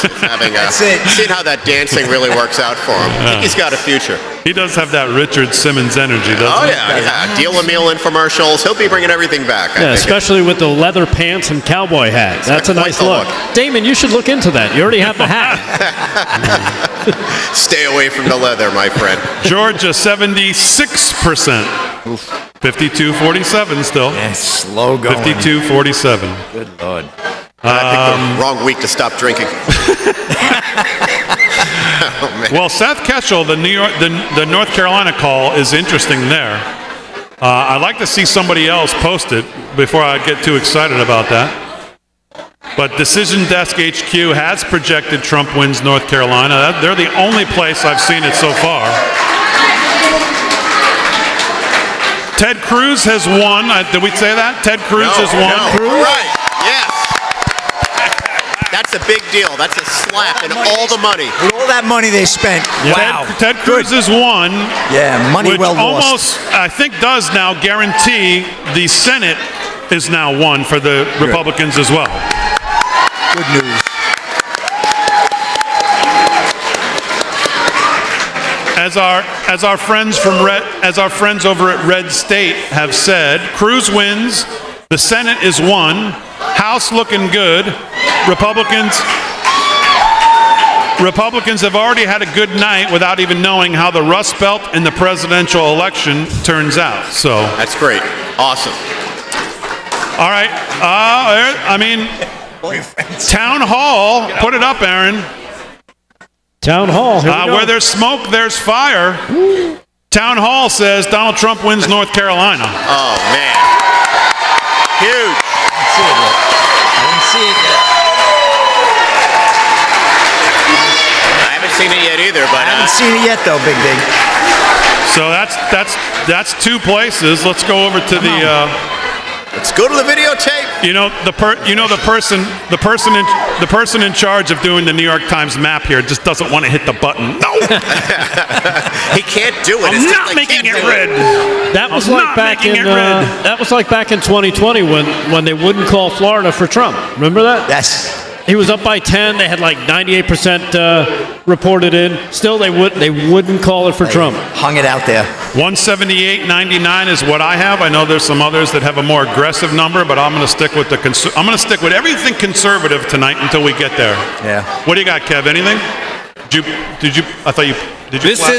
This is a little early, but. Right now, Wayne County, Michigan, that's where Detroit is, where we know a lot of black people are supporting Trump. It's early, but right now he's up 61.2 to 37.4, Wayne County. It's early, though. It's early, but that's never happened. I actually have some Michigan. Aaron, again, you can put it up. I'd love to see it. So they can see what I'm seeing. I have some Michigan news as well. Again, take it for where it comes from. Yeah. CBS News exit poll in Michigan per our polling team. Quote, younger voters age 18 to 29 are narrowly going for Trump right now. I love that. I love that. That is weird, wacky stuff. This deficit for Harris is in large part to younger men in Michigan who are more for Trump. Well, yeah, because they'd like to buy a house. They'd like to save some damn money. Not only that, they're not into the whole Kamala Harris's husband wussy vote. Be a wussy like Kamala's husband. Nobody wants to be like that. The first gentleman. I did not know that. Yes. That is good stuff. How far are we away from hearing Russia, Russia, Russia tonight? We got to be getting pretty close at some point. Oh, I think they're going to blame Biden. Dasha Burns from NBC News. Movement towards Trump from another demo the campaign has targeted. That's Latino voters in Pennsylvania. Exit poll.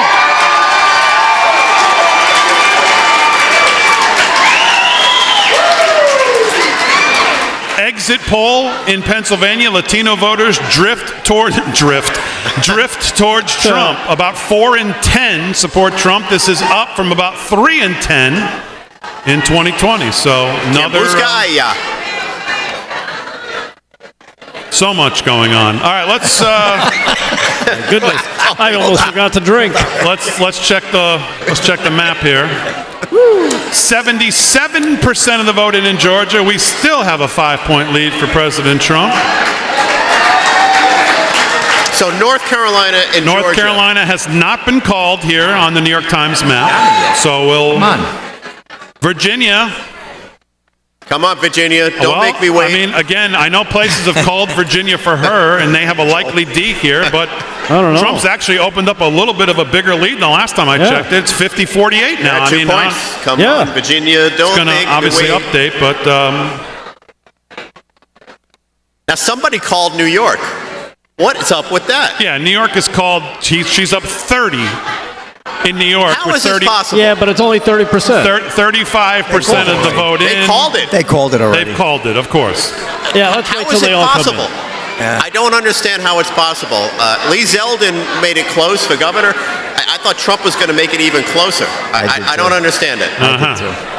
8 million votes out of Manhattan, you could understand. Yeah, I get it. Understand that. AOC Lip City. Somebody actually in the crowd was asking about New York. Some of the other rates. We'll take a look at.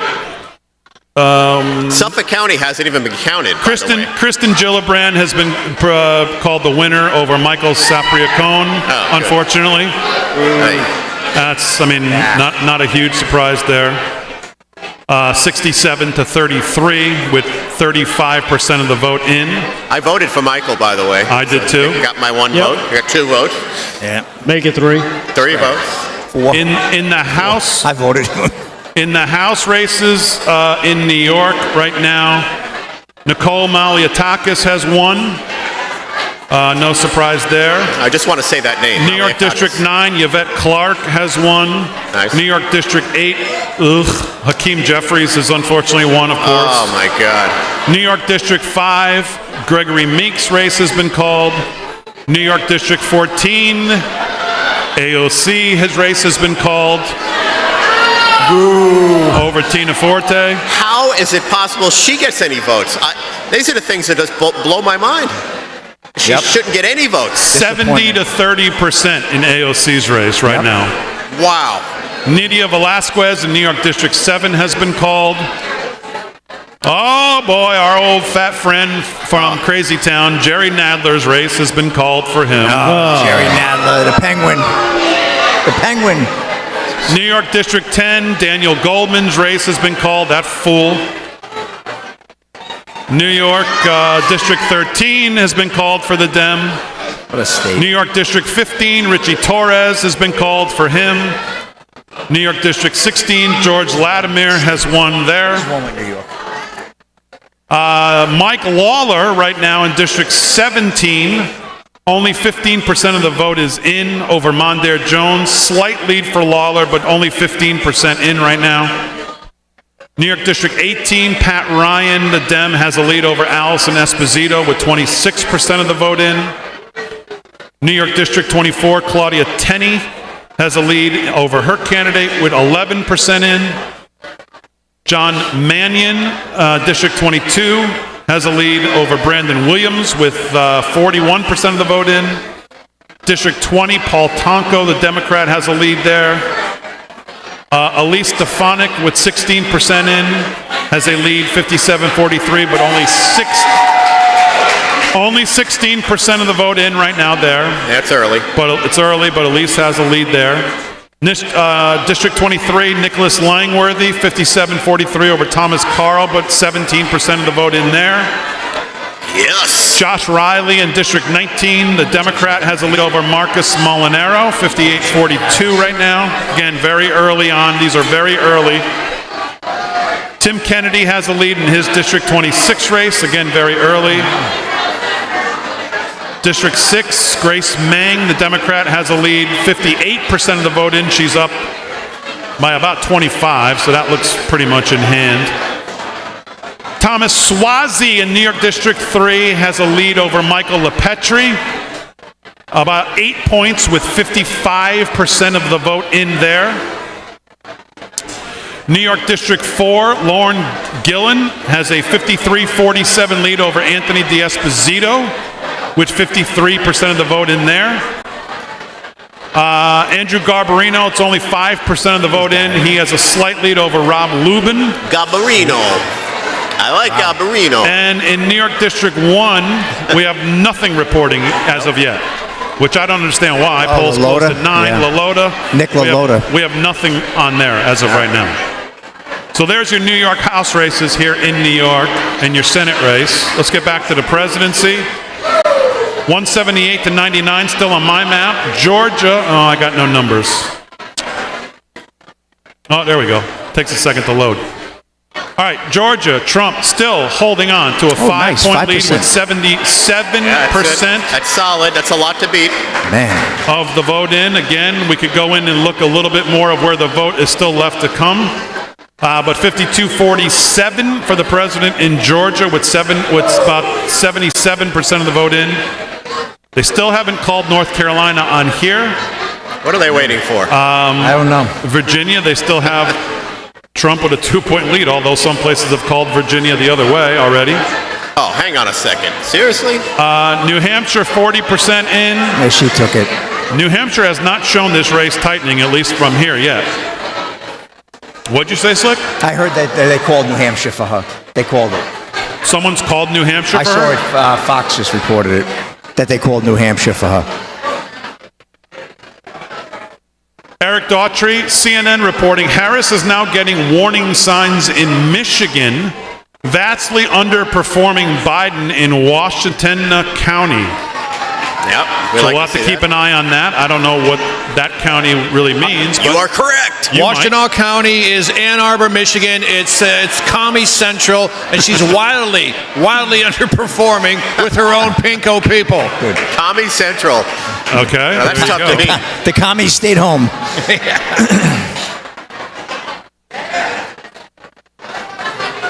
Somebody makes the point on here, with how awful Kamala Harris has been over 3.5 years, it's amazing that she even has a chance, which I guess maybe has a point. It's amazing that all of these people have fallen for the con. I call it the biggest con in American history, that this Kamala Harris is even making this a race. It's the biggest con put on the American people ever. Obama was the first. We got con through him. He's a community organizer. Biden hid in the basement. We got con there. But this exceeds all cons. This is a total. I feel it's like The Sting, the movie The Sting. All right, we talked about MTG winning, He's right? growing his lead in Georgia. I mean, he's picking it up as they got to be calling Georgia pretty soon, because he's got a healthy lead with almost a 78% or so in. People are shocked tonight that Doug Emhoff and Tim Walz didn't appeal to men. I can't figure it out. Also, from No idea Eric what's going Daughtry, New York Times has flipped Wisconsin into Trump's column. The New York Times. New York Times. Yeah, we haven't looked at Wisconsin. Wisconsin right now, well, they've got Harris with a slight lead, only 19% in, 329 to 313. Again, early on, it's all about where the votes are coming from. Kind of like Michigan and Pennsylvania right now, all fairly early. The blue wall. 13% in Michigan, 31% in Pennsylvania. It's going to come. It's going to come. Georgia, 77% in, 52-47, still a 5-point lead. We don't have any movement, at least in the percentage in Georgia. I've got a prediction. Again, it's DDHQ, and I wouldn't get too excited. There's only 14% in. But DDHQ gives President Trump a 64.7 to 35.3 chance over Kamala. 64.7. Now, for what? They're predicting he's got a 64% chance of winning Michigan. Michigan. By the way, Tim Pool points out, I really hadn't looked at these numbers. Trump, someone can check this and make sure it's correct. He says Trump already has 88 million votes in the popular vote. Is that true? Wow. That seems like a huge number already. No, that's a ridiculous high. I've got him at 34. Oh, okay. Yeah, I've got him at 34. That's 34 to 30. Yeah, where is he getting that? Trump already has 88 million votes, he said. I can't believe he lost Connecticut. Yeah, I know. I thought that was going to be tough. It's counting sheep. What's going on in Connecticut? What's wrong with you people? Damon, what's going on in Connecticut? Don't look at me. It's been that way for a long time. It's the same Long Island Sound to Suffolk County. I don't understand what's happening over there. Hey, check this out. Glenn Youngkin, governor of Virginia, says, hold on, this isn't over yet. This is really tight. Just sent a tweet out from Jeremiah Watson. Glenn Youngkin saying this is not over yet. All right, we'll keep an eye on Virginia. Again, not to get ahead. Who is this, Andy? This is not Andy McCarthy from National Review. Who is this Andy McCarthy? All right, we're going to just hold off on that call until we see something more. New York Times moves Michigan from a toss-up to Trump likely. Wow. Yep. How painful was that for them to do? Very. And this coming from CNN's Chris Wallace. He just said, and I quote, "It would be a miracle if Kamala wins with these numbers." Thank you, Chris. So basically, Chris Wallace kind of sees the writing on the wall. I think that was actually a while ago that he said that. And I don't know if that was he was talking nationally or one of the states specifically. Aaron, what's going on over at Real America's Voice? Commercial break, okay? Gotta pay the bills, bro. All right, let's go to the map because I did see a call, but I don't want to make it until I see something else. Let's go to Georgia. 77% of the vote in. Trump still holding a 5-point lead, 2.1 million to 1,899,000. They still have not called North Carolina, although others have. We'll wait on that.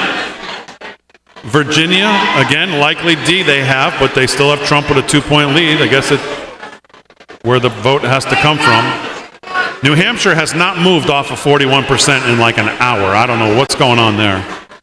Pennsylvania, 52-47 for her, 33% of the vote in. That's definitely going to tighten as the votes come in from different places. Michigan, Wisconsin, still a little early to pay too much attention to. Iowa, a little early. Ann Seltzer praying tonight over her oatmeal. A lot of pressure on her. That she doesn't make to look like a total fool. Although Harris is in the lead there. For the early voting, at least. Yeah, but that's not a surprise because Iowa early voting in 2020 for Democrats, I think they had a fairly substantial lead. We talked about the New York Times flipping Michigan to Trump. Possibility. Man, that would be amazing. MSNBC now spending time going through abortion amendments because they've got nothing positive to talk about. Rachel Maddow's going through Trump's tax returns again, I believe. All right, let's go over to, we'll take a break here, gather some more information. Let's pop back in and listen to Real America's Voice coverage. Aaron, throw it over there. Thanks. If we can get somebody from Wisconsin, we'll go back to Pennsylvania. John, I want to go about how AP, the Associated Press, goes through the mechanics. We're to a point, this is not over. We have not won that. I want everybody in the audience to understand it, and particularly people out west. Nevada and Arizona, you got to get out there and you got to represent, you got to vote. We got a lot, you can't leave anything on the table here. But taking North Carolina and the structural problems she has in Pennsylvania right now, coupled with Michigan where it is and Wisconsin where it is, her oxygen is getting cut off every minute. In Associated Press, because remember, we did not call this race until 2:30 in the morning after 16, right. And 2010 was not called till Saturday. Associated Press. The Associated Press also makes something because everybody says, Bannon says to get up there at 11 o'clock and say you're victorious. By the way, Mr. President, get up there at 11 o'clock at night tonight and say you're victorious. But the Associated Press has no legal basis in doing it. It is custom and tradition. Trust. They're the ones that have been around for over 100 years doing this. It's custom and tradition. Yeah. In fact, when in 2016, Robbie Mook sent Kellyanne and myself a very snarky email that said, hey, look, here's how it's going to be. He didn't look for a response. Said, basically, 15 minutes to the minute after Associated Press calls it, if they call it for you, she will go out and give a concession speech on the 15th minute. And if they call it for us in the 15th minute, she will walk out and give her victory speech, regardless of whether you heard from you or not. Because you know you, Trump, and you and Bannon and Kellyanne and Reince, you're never going to concede, so we're going to do it. That's the power the Associated Press has. Yeah, and it has a long history of being right, going back to 2000 in Florida, where they didn't call Florida when almost every other network did, and I think that credibility has continued to today. Here's what's going on at the Associated Press right now. Having done this for 8 years and Uber elections, it's primaries every night through the primary season, you're now looking at the national map and saying, what we saw in Georgia, the shift of black voters to Trump in Georgia, is that going on in Michigan? Is the underperformance of black and Hispanic voters for Kamala Harris going on in Pennsylvania and in Wisconsin and Arizona? And as those trends become more national trends in a race that really what they call breaks, it makes the confidence level of the analysts a little higher, that I might call Michigan a little quicker because of what I saw in North Carolina and in Georgia. You would think about calling Michigan a little quicker tonight.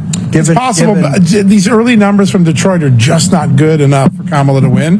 Now, maybe she's made it up somewhere else in the suburbs, but I've been looking at Wayne County and Detroit. That's my bellwether for knowing, and I just don't think she can make it up. And when I'm talking to both Democrats in Michigan, they're depressed, and when I'm talking to Republicans in Michigan, they're getting more optimistic.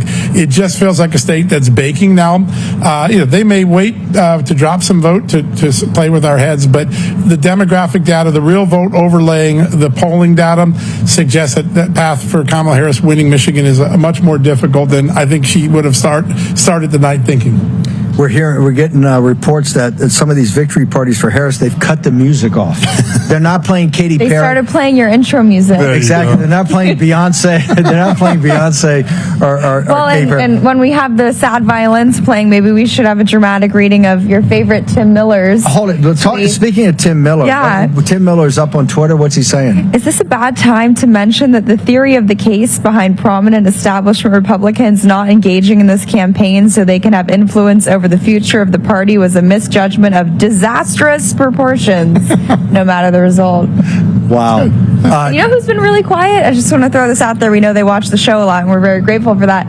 Ron Filipkowski and Mark Elias. Where's Mark Elias? I haven't heard Liz Cheney at all tonight. Norm Eisen. It's cricket. Where's Peltz, our marketing director, Madeline Peltz? She's not. Let's check in on Liz Cheney. Liz Cheney.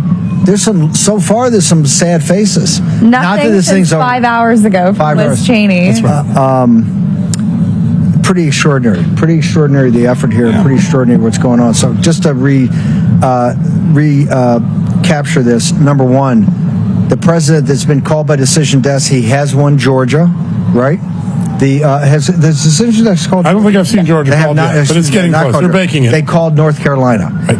Georgia is lean Trump, though, per New York Times. Georgia is lean Trump. Everything we're hearing out of Georgia is solid and strong. In fact, can we get Amanda Head? Let's get Amanda Head in Georgia. Georgia is currently 77% of votes in, with Trump having a 5-point lead. 5-point lead. I got one that'll blow your mind. Okay, go ahead. We're 62% of the vote counted in Virginia.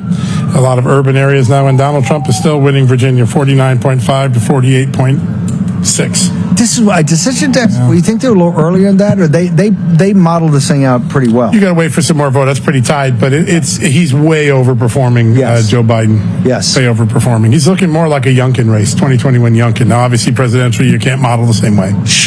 Here's the problem with Harris right now. Yep. Decision desk is called North Carolina, which I thought was the most problematic. Yep. She's significantly behind in Georgia, with some pockets still to go, right? Urban pockets still to go, but it's a 5-point lead. She's in trouble right now in Wisconsin, in Michigan, and in Pennsylvania. She's got to run the table on all three, and she's got a heavy lift there. It is, especially with the black vote changing the way it is, and we're seeing it across the country changing this way down, and those who are voting more Republican this time around. Like Donald Trump could end up around 14 or 15% of the black vote I'm seeing. Wow. So that's a real demographic problem when you're trying to play catch-up. And here's the punchline. Given that they've called North Carolina, it looks like Georgia's heading our way.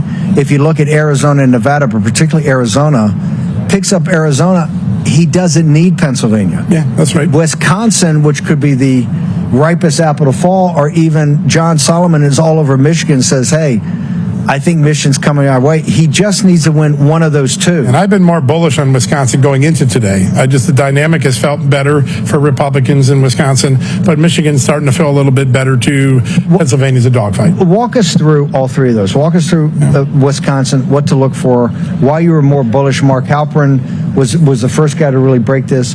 Your assessment of Michigan, and then Pennsylvania. Some outstanding early vote efforts by people like AFW, Lee Zeldin, Charlie Kirk, until he pulled out to help on other locations.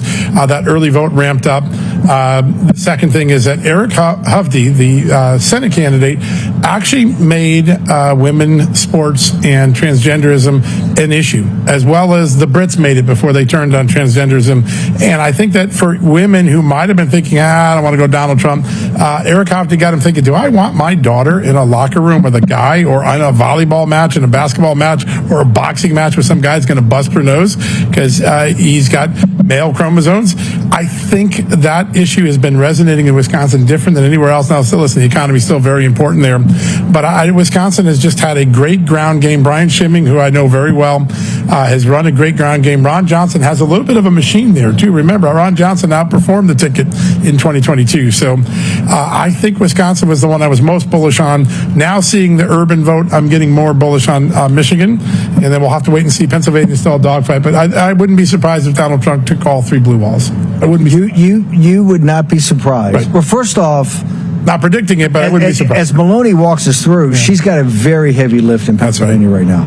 As Gruber's walked us through, Michigan is very uncertain. You're saying, hey, if you're looking at Detroit, I just don't see the votes there to save her. Yeah. And Wisconsin's been a problem for her for the last couple of weeks. Yeah. So you could actually see Trump winning all three. If we do that, we're back to 2016 numbers. Yeah. You're right, 306. And if you add Nevada, he actually tops. He actually gets the 312, right? Yeah, 312, I think it is. 6-6 in Nevada. I didn't think the other thing is we have to talk about is how early in the evening we are. Yeah. They're going to drag this out. This will be a Wednesday. It may even be a Thursday with Mark Elias and these guys here. If things go as they look like they continue to go, you could be before midnight. I mean, my thing of Trump is at 11 o'clock, he should come before the microphones and explain to the American people exactly where we are. Yeah. What his vote's been, what he's won, what's outstanding, and frame this so they can't drag it out to 2:30 in the morning, which they did in 16, or even worse, have what happened in 2020. They keep ticking up the New York Times chance of winning. It's now at 71% leaning Trump. 71%. Yeah. What you need to do right now, and Grace Chung, I'll talk to Grace, we need to be all over Philip Kowski, Tim Miller. You know, Tim Miller, I made a comment the other day, and he goes, bookmarked, right? I said, bookmarked. Hey, Tim, bookmark this, right? If I run for Congress, I don't think I will have Tim Miller come in as one of my advisors. Your stylist. Yeah. Is Tim Those are pearls. No, I like tennis necklaces. Tim Miller's actually. We see Tim Miller's main desk in New York with NBC News and MSNBC tonight. The question is it pearls or pukas? Right? Is a puka You know, the deep state has been very kind to both Tim Miller's career and my career, if you think about it, right? You going to prison has indirectly, I guess. Yes, raised you up. at least your agent's telling me that, if nobody else. So Tim how Miller did relishes in it. how did Tim Miller in the deep state? Oh, you saying he drafted off that also? Well, because they sent you to prison, and when you went to prison, I feel like his star broke. Yes. Because he liked to, grift off of you, dare I say then he was that. the first guy back in the press Maybe we should try to invite Tim on the show tonight. We'd have him on, but I think he's too busy. I think what he does, he whines about his MSNBC contract now. Like they don't. What I'd like to do is get Lawrence O'Donnell on the show. Can we put a request out for Lawrence O'Donnell, MSNBC? I don't know if you want him near this roof. Yeah, no. The most obnoxious of all the obnoxious people at MSNBC, because he's the most, officious, I guess it is. I would like to have him come on tonight and lecture the War Room Posse on the pros and cons of the Electoral College. They're in a bad place when they're sitting there at MSNBC with the long, sad faces, and they're talking about the Electoral College. Well, and they're giving a whole spiel about how, bomb threats are such a poor watermark of what our democracy has come to. They're interviewing election officials about these so-called bomb threats. That's what their coverage really is. It's very, I would say, monotone, sort of depressing news coming from them. But like I said, all those, we'll call them influencers, we'll demean them, the Ron Filipkowskis of the world. Yes. Silence, crickets. They're not tweeting anything. Okay, I have a number of nephews that I'm very close to that are very much of the Charlie Kirk brotastic. They love that brotastic. They're sending me all night updates on Bitcoin and Trump media. Trump media is up to, I think, 10% or something in aftermarket trading. Bitcoin just hit 73,000, right? So I think people see and I think this is great. You have a movement that has Peter Navarro, these hardcore economic nationalists, yet we also have the gaming community, you have the Bitcoin community, you have the Trump the guys that trade, the day traders that trade Trump media. So it's a broad coalition here. Short commercial break. We're going to be back on top of the Willard, historic Willard Hotel, in a moment.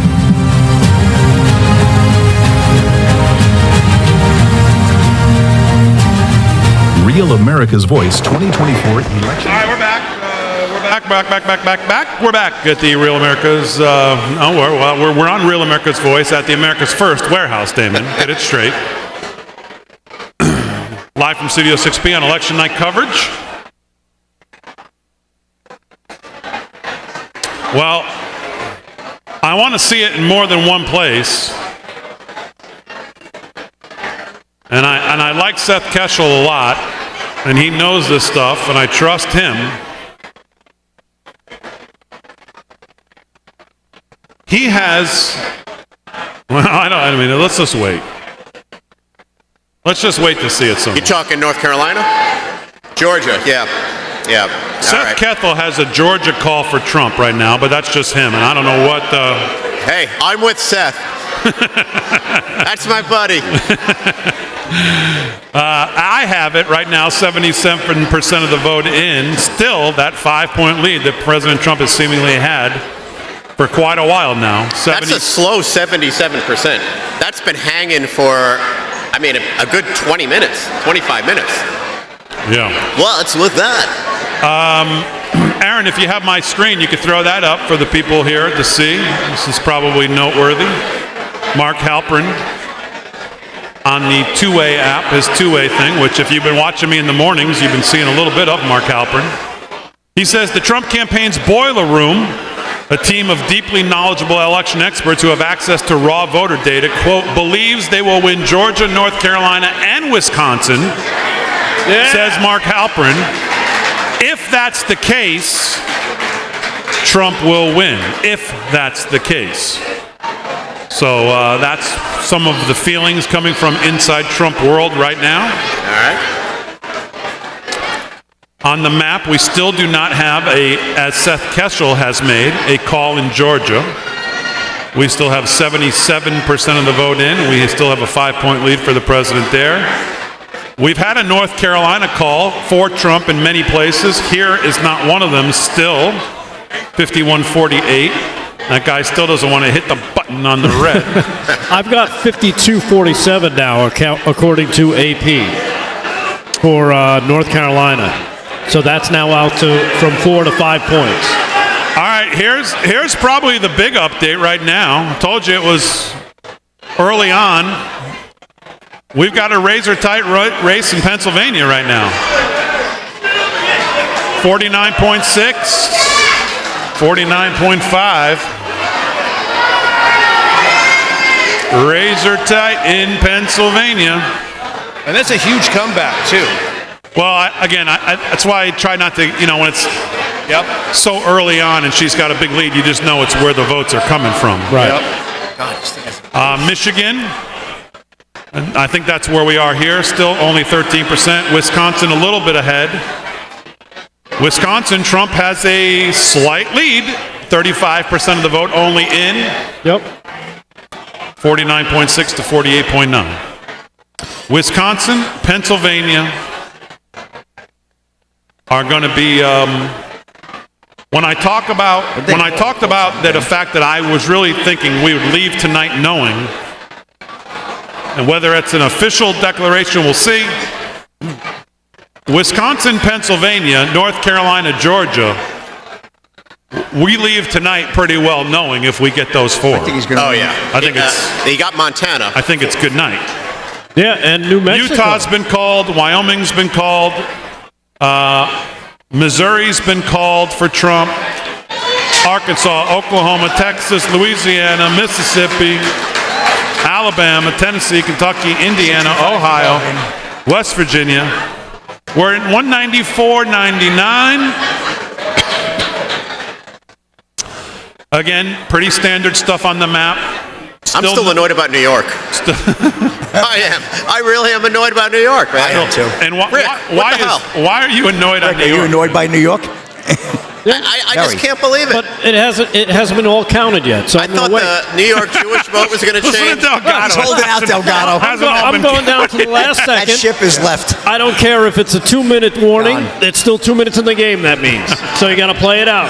Rick and I are going to be here at 4 in the morning. I can't. Exactly. New York's still in play. Come on. Let's go. Damn it. I'm seeing he's only down by just under 10 points in New York, and with only 13% reporting in. I'm on Team Chemtrails. I'm going to say we take New York. Yes. Oh, man. Welcome I'm to the starting party, something pal. bad here. Don't start that. Our friends from Red State, I don't know, we don't have MSNBC pulled up, but our friend Bonchi over at Red State says Nicole Wallace and Jen Psaki are almost in tears. I don't know if that's true yet. Maybe we should. Tears. Maybe we should. Rachel Maddow said if Trump wins, she's going to get a haircut. Wait, she already has a haircut. It's Yes. pretty short, yeah. Was she going to try to look like Mark Cuban? She could pull that off, actually. You're right. Let's. Oh, come on.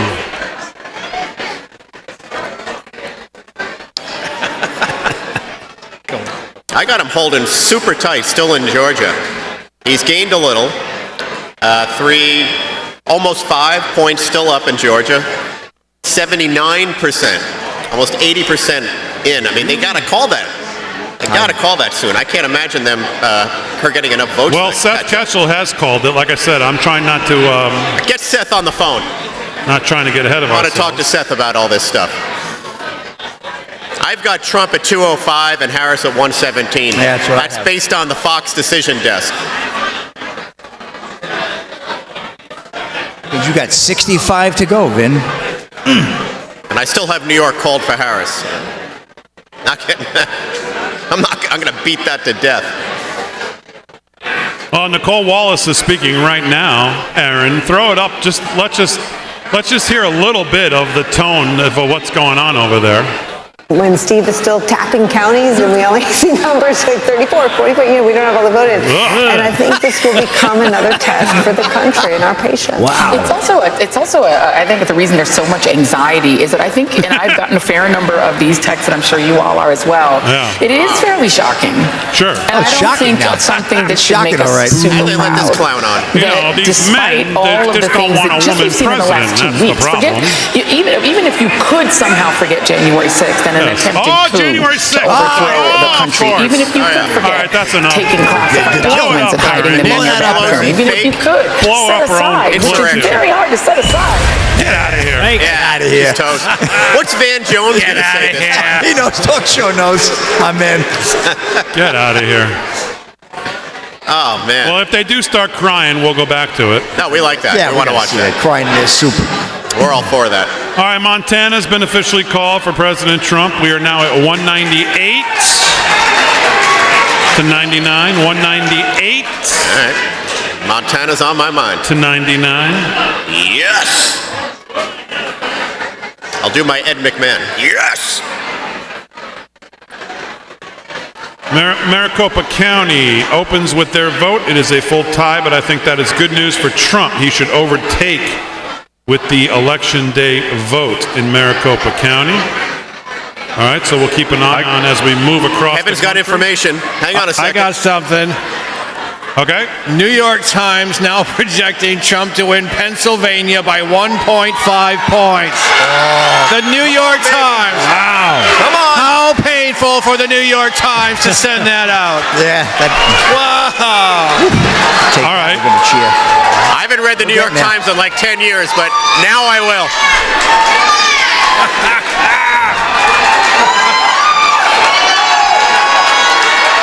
Come on, baby. Come on.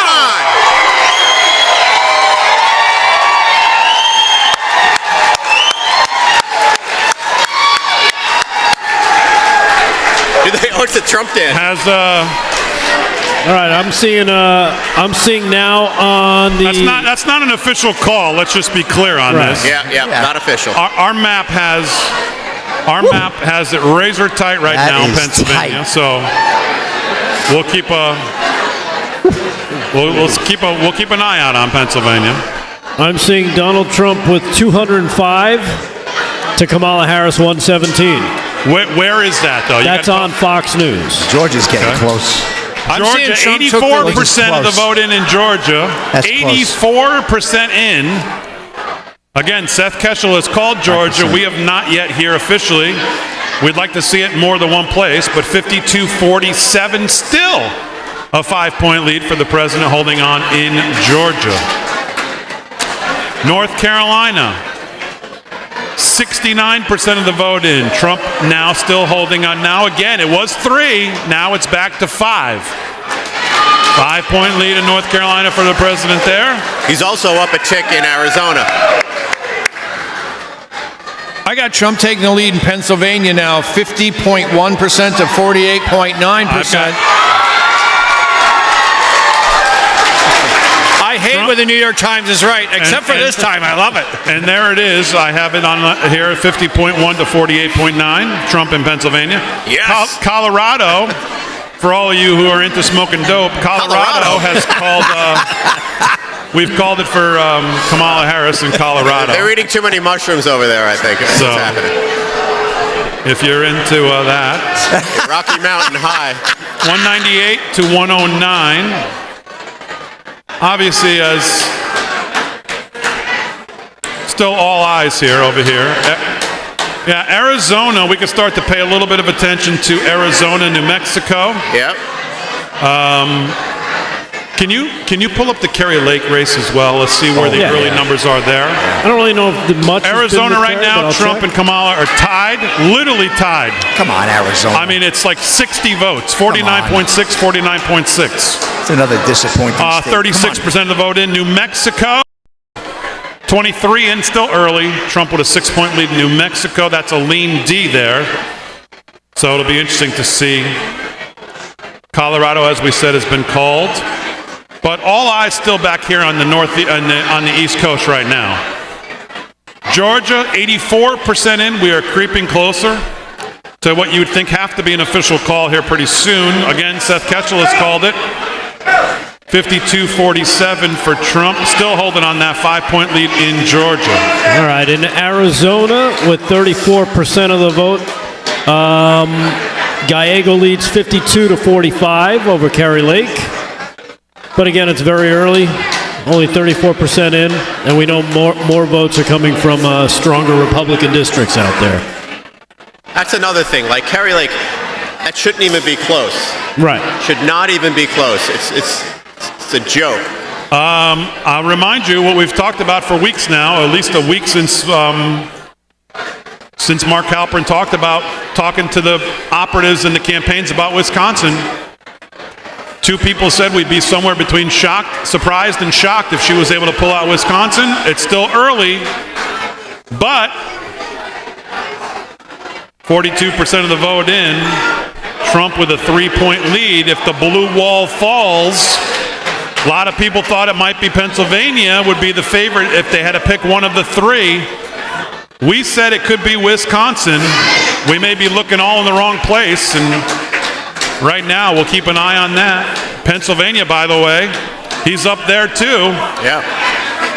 Half the votes are in. Michigan only down 2, but only 18% of the vote in. Come on, Michigan. Come on, Kevin, I'm counting on you. Georgia, 84% of the vote in. We still have a 5-point lead. Call this thing already. Come on. Call it. Call it.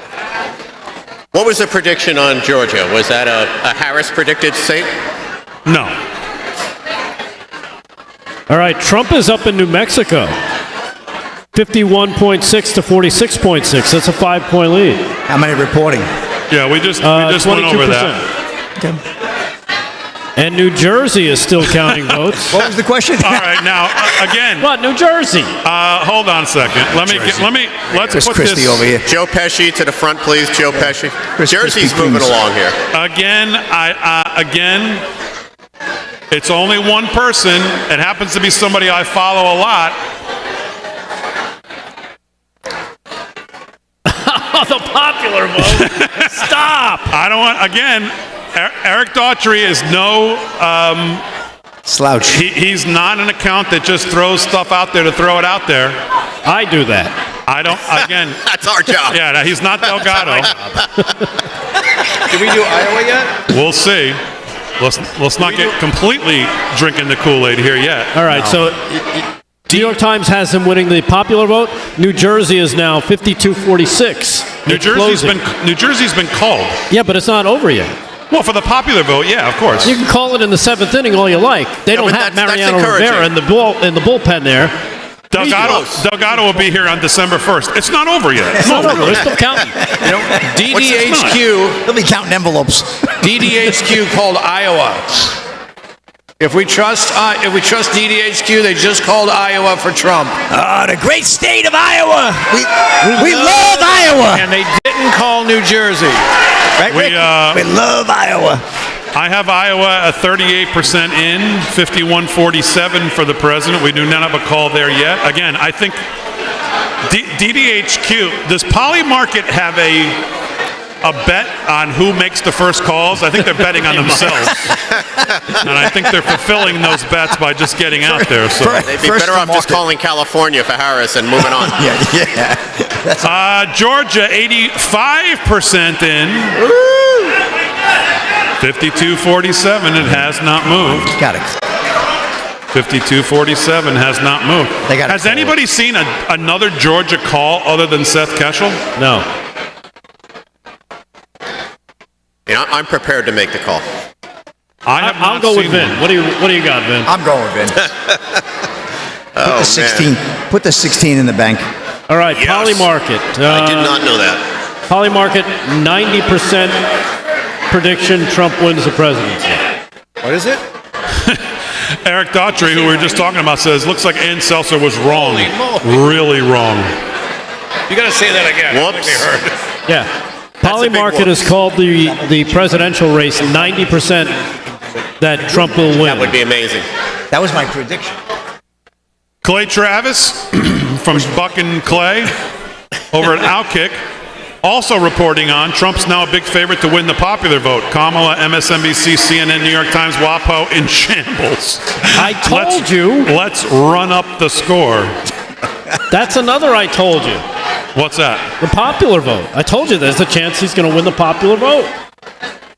When you add up all those other demographics, the black community, the Latino community, the Muslim community, all these numbers that were never there before, that all of a sudden it shifts.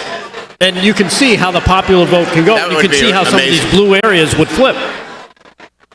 Look, the best thing that can happen here is that this election makes a statement, from a popular vote standpoint and electoral vote standpoint, and shut all these people up. He's up in Minnesota. I wonder how Tim Walz feels about that. And his audition with the Rockettes, which is coming up probably shortly after this election. All right, nothing out of Nevada just yet? Nevada? Gotta say Nevada now. By the way, again, just as a side note, when you look for things to give you a sign, Steve Bannon mentioned it. Bitcoin just crossed 74,000. Bitcoin just crossed 74,000. Up almost 7% on absolutely the idea of a Trump win. Yeah, he's big into Bitcoin. A friend of mine who's into it said, if Trump wins, watch Bitcoin explode. And he called it, and now we're seeing it. Wow. I didn't hear that. Well, we talked about that voting block. They're a single issue voting block. Yep. Get the damn government out of it, and let's give us some railways to run on here. All right, let's cut to it, Aaron. But keep us so we can come back to us. But let's put them in the box, maybe even. Let's throw it over to Real America's Voice and see what they're talking about.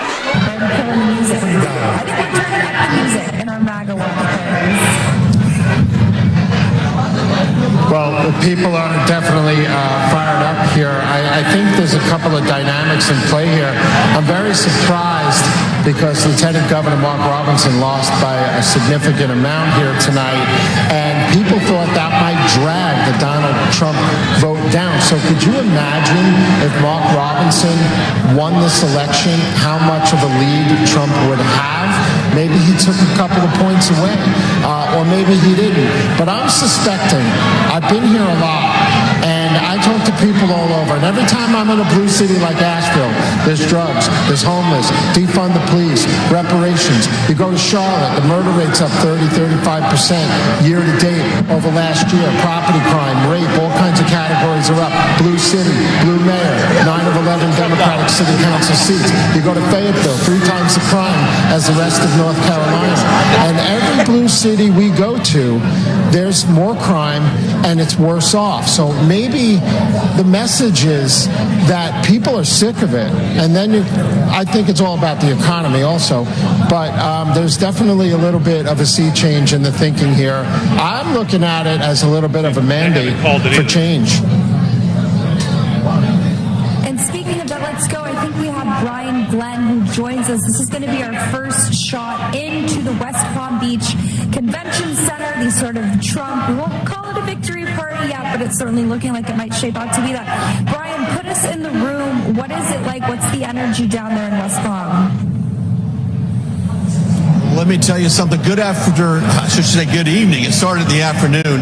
I want to say you guys are doing a tremendous job on your coverage. I'm watching you guys, and I'm watching the board behind me. We should call this the reaction room, because what's going on right now, we've got several thousand people in this room in the West Palm Beach Convention Center. They've got these two big jumbotrons on. They've got Fox News and CNN. They're kind of bouncing back and forth between the two networks, and every single time they call a state or have an update, everyone in here reacts to what they see on the screen. The energy is high. It keeps getting bigger and bigger. It seems like every time I turn around, President Trump is at Mar-a-Lago right now. From what I understand, he is surrounded by his close friends, advisors, his senior advisors, consultants, donors, and just his family alike, as they are planning to watch the results come in from Mar-a-Lago. And we do expect him to come here tonight to give some remarks at the end of this all, and let's just, God willing, that continues to win these states.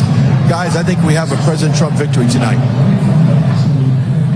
Yeah. Brian, you've been a real warrior this entire campaign. You were there when President Trump was shot at in Pennsylvania. You were there for Florida. You've been through all of this campaign. Stepping back for a second, just the way it's trending, if Donald Trump were to win tonight, how improbable is this a win? A guy who was indicted 4 times, impeached 2 times, assassination attempts twice during the campaign trail, and here he is tonight standing on the precipice of a potential victory. Pretty amazing political comeback by any measure in American history. It really is, John. I would say that it's really due to the fact that he's raw, he's organic, he's real. He connects with the American voter in ways that no other politician has ever done. When you think about it like that, when you look at the makeup of what the supporters are, you've got everyone from business leaders to blue-collar workers to black, white, Hispanic, Latino, Asian. He's got it all, and that's what's reflected here today at the convention center, John. So if, in fact, he is able to come to that 270 or higher and win this thing, it's going to be an amazing story in American history how you've got 34 indictments, which, by the way, they're still sentencing is later on this month on the 18th. He got 34 indictments. He was shot in the face. He was arrested. He got a mug shot. They tried to bankrupt him. They invaded his house here at Mar-a-Lago. I mean, so much has been stacked against this president. The mass media has been against him. Social media has been against him. The world media has been against him. But yet tonight, he has the lead. And boy, would that not be the great American comeback? The art of the surge is what I would call that. Shout out to Tucker Carlson's little reality series there. But just what an amazing story, John. And I'm very thankful to be here tonight. There's been a lot of consternation from the mainstream media over, I think, remarks that Stephen K. Bannon made about the idea of President Trump coming out and speaking, at 11 p.m. at midnight, saying that he's going to declare victory on false pretenses. Do you have any insight into what his schedule looks like, if you are expecting him to speak, and if so, at what time? That's a great question. I have not heard any updates on that. I will say this, that security at Mar-a-Lago is extremely tight, and sources that I have there said it's like no other. It's almost like they're expecting for him to be the president-elect there tonight after everything is said and done. So obviously I do expect him to come here. I don't even have an idea what time that is. I'm hoping that it's sooner than later. I think we all expected this thing could drag out until the wee hours of the morning, even into perhaps tomorrow. And I heard Steve talk about this a little earlier. Originally we maybe thought this was going to be cleared up on Thursday or Friday. Hopefully tonight we'll have a winner, and we'll have to see how that plays out. And Brian, we'll come back to you hopefully ahead of that speech, which it is looking like could potentially be sooner than later. I think we have Amanda Head back in Georgia, who we're going to go to. Right? And just flagging for the audience, I've been honed in. Very rarely do I ever take the New York Times at their word, but 80% chance of Trump victory keeps ticking up. Amanda Head, Georgia's obviously a key component of that. Hit us with the latest. Why haven't they called Georgia? Absolutely. That's what we want to know. With the GOP chairman, Josh McCoon, hearing some very good news. Gwinnett County was the outlier, but it sounds like some numbers might drop actually while we are having this conversation, and then it will be easy to call the race. Yeah, we believe there are about 800,000 votes outstanding statewide, about 350,000 in Gwinnett. We expect Harris will get about 60% of those votes. That maybe allows her to pick up 70,000 on the current margin, but Donald Trump should still win the rest of the votes by a good margin, and I expect we'll win the state. I think when the Gwinnett votes come in, networks will be ready to start making calls. It's about time. It feels like they're just dragging out this drama. With respect to the legal issues, talk to us about being outside of the margin of an automatic recount of Democrats you anticipate are still going to fight. Yeah, so Georgia, if you're within half a percentage point, candidates entitled to a recount. I think we're going to be well outside that territory. I think President Trump's going to win by more than 100,000 votes. That's way outside the range for an election contest, so we feel really good. How big of an impact, because we were just talking on air about this, how big of an impact do you think it had that Governor Brian Kemp and President Trump were able to mend fences and to work towards this common goal? Obviously, having a united front was really important, and we're delighted to have had Governor Kemp on the team. But, it took lots of people, right? We had Turning Point Action with a significant presence here in the state, Tea Party Patriots, Faith and Freedom Coalition, and, of course, the Georgia Republican Party, Trump Force 47, and Chairman Whatley, co-chair Trump. The support from the RNC was tremendous. It was really a team effort. Okay, Natalie Winters just told me that the New York Times has now moved their ticker up towards 80% likely that President Trump wins. Do you concur? I think President Trump has won this election. It's just taking them a little time to cope. they may need some grief counselors to be brought in before they make the final call. Indeed. Before we came to air, I was telling the chairman that I think one of the big success stories of this election is going to be what Chairman McCune has done in Georgia. You've done a fantastic job. Well, thank you. It's been a team effort. We've worked really hard for this result. 17 months in the making, and what a night. What a night. Absolutely. I mean, the crowd here is excited, and a young crowd. Have you been working on that too? Yes, we've worked very hard on Gen Z, not just voters, but so many of our leaders here tonight, people that were out knocking these doors. Our tremendous ground game here was really led by Gen Z voters. Chairman McCune, congratulations on a very, very great night. I think it's going to be, I don't want to jinx anything, but you guys have worked so hard, and congratulations on that. Back to you guys. All right, Aaron, let's take it back. They're going to hit a commercial break there pretty soon anyway. So good stuff from Amanda out there. Yeah, I don't what Georgia's waiting on, I guess, like you said. Right now, on our map here, Georgia 91% of the vote in. President Trump holds a 3 percentage vote lead. 2,432,000 to 2,281,000. And as the chairman said, even if she picks up 60%, it does not. She's down right now about a little less than 200,000, 2,432 to 2,281. Not only does it call the state for him, but puts him outside the recount. So that's what's going into Georgia. Super important, by the way. Super important. D, I got something here. Again, it's TDSQ. They're saying, as of right now, Wisconsin, Trump is he's at 49.2, Kamala at 49.2, but he did just take the lead. Well, I have him 49.7 to 48.8, 819,000 votes to 806,000 votes, with 49% of the vote in Wisconsin. Michigan, 22% of the vote in, slow coming in from Michigan. That is close. We have her with a slight lead, 49.4 to 48.8. That's the one I'm not surprised. That's the one that would be the hardest of the three. Pennsylvania, right now we have President Trump with a 51 to 48 percentage point lead with 56% of the vote in. You see there on your screen. 3-point lead with 56% of the vote in. Is it time to start talking about the fact that if this performance holds up, at this point, do we think Joe Biden would have given him a tougher run tonight? Probably not. No? Because I think after that debate, he got so damaged that people weren't going to vote for him, or they were just going to stay home. You know, it was one of those things where I think Harris gave the Democrats more of an excuse to show up. Like, oh, look, she can put two sentences together. Sure, we don't understand what the hell she's saying, but at least she can speak in sentences. I agree with you. I think even as a woman of color too, they were playing that card heavy. Biden, I think, would have done worse. It would have been a landslide here with Biden. Most people felt he wasn't able to do the job for the last 4 years. I don't think that anyone would have felt he could continue.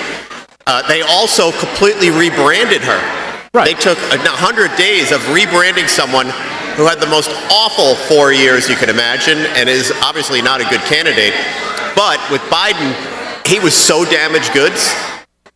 I agree with you. I think she's giving him a much harder fight than and again, Biden. because most of the Democrats just didn't want to vote for the guy who looked like he was about to expire on live TV. Right? It's like, well, at least she's younger. That's what all they were talking about. Oh, she's younger. Yeah. Okay, and she's a woman of color. Speaking of women of color, where's Slick Rick? I'd like him to chime in.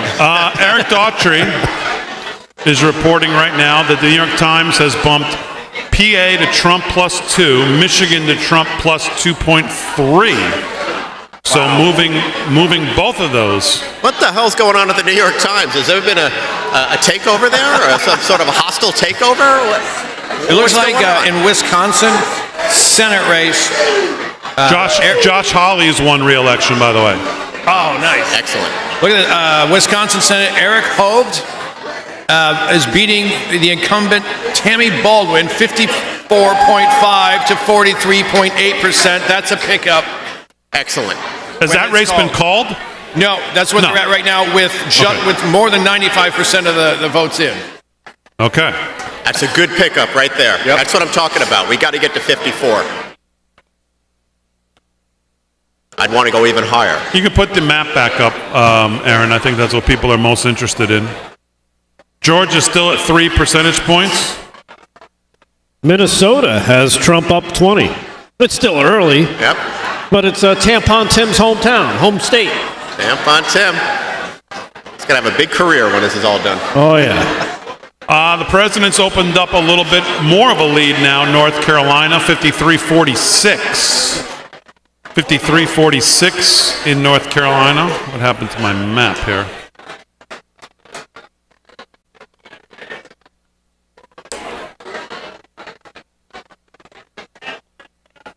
I'm at 198, 112. I'll see your 198, 112 and raise you to 205, 117. 51-48 still in Georgia, 91% in. 53-46 in North Carolina.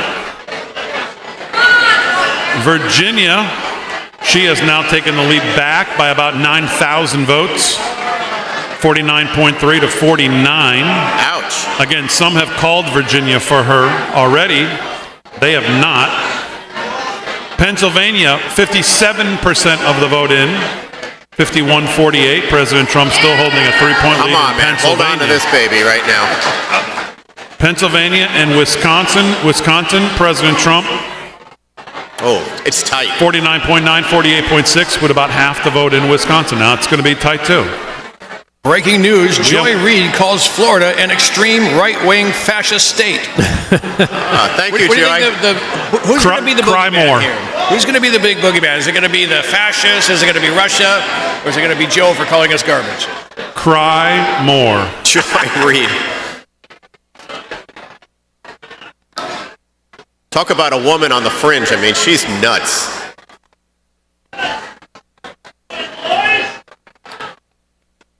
We're getting close.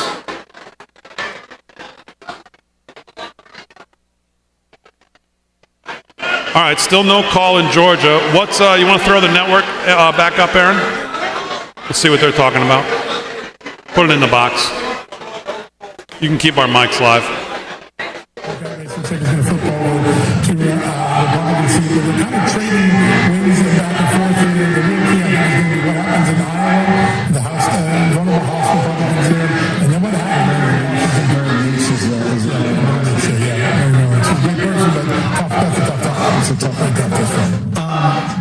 There's a situation in Arizona, I think it's going to keep the neighborhood nation, polling neighborhood nation, I think it's like 25% of the territory. Obviously not the population, open labor. I want to go to Monica Crowder. Anything else on the decision desk that we need to know further along? We're up to date. Okay, fantastic. Georgia and North Carolina being called means she's got to go through the blue wall. She must own the blue wall.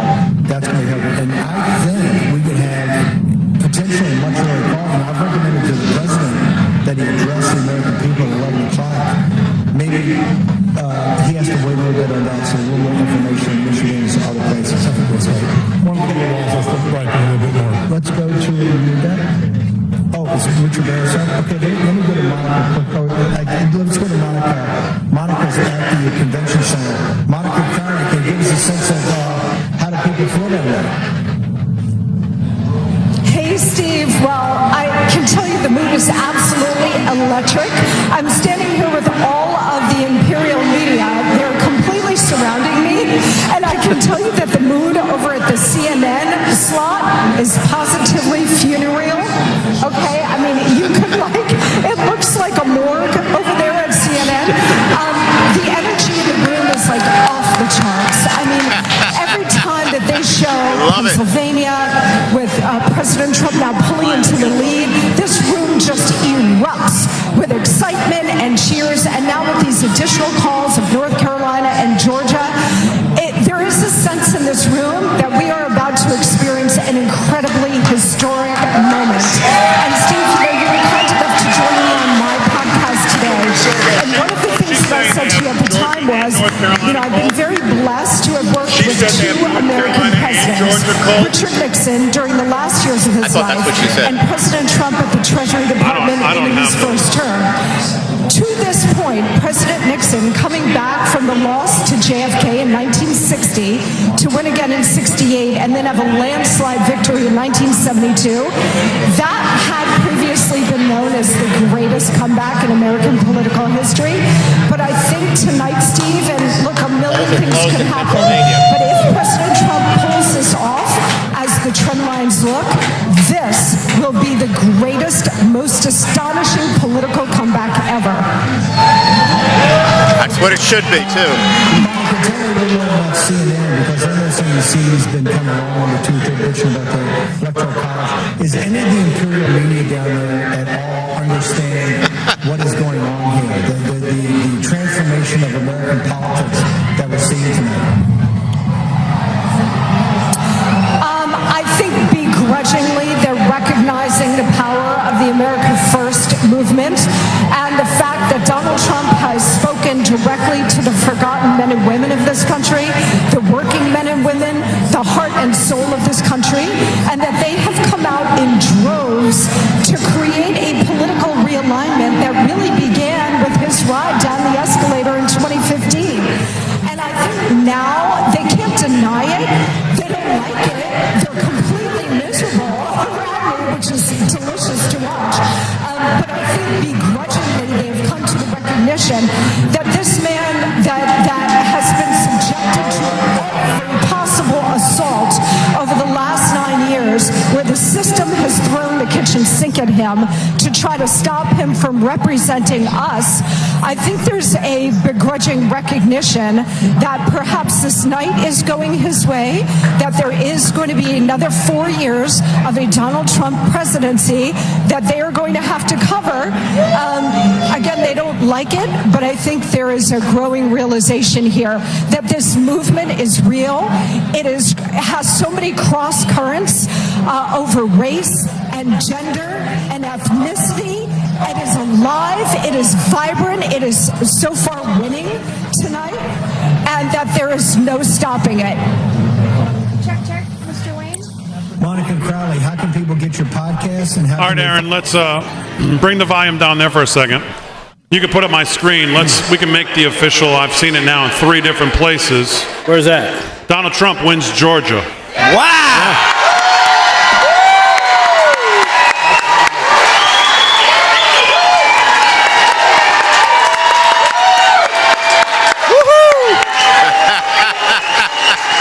Love it.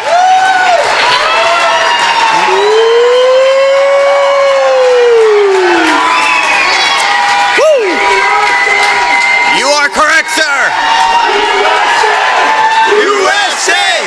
USA! Come on. USA! USA! USA! USA! USA! Yeah. I'll put this hat on when it gets going. Dang. Trump needs to see this, man. What a Hall of Patriots here. So here's where we are right now. Couple scenarios here. By the way, as of 10:32, 7 minutes ago.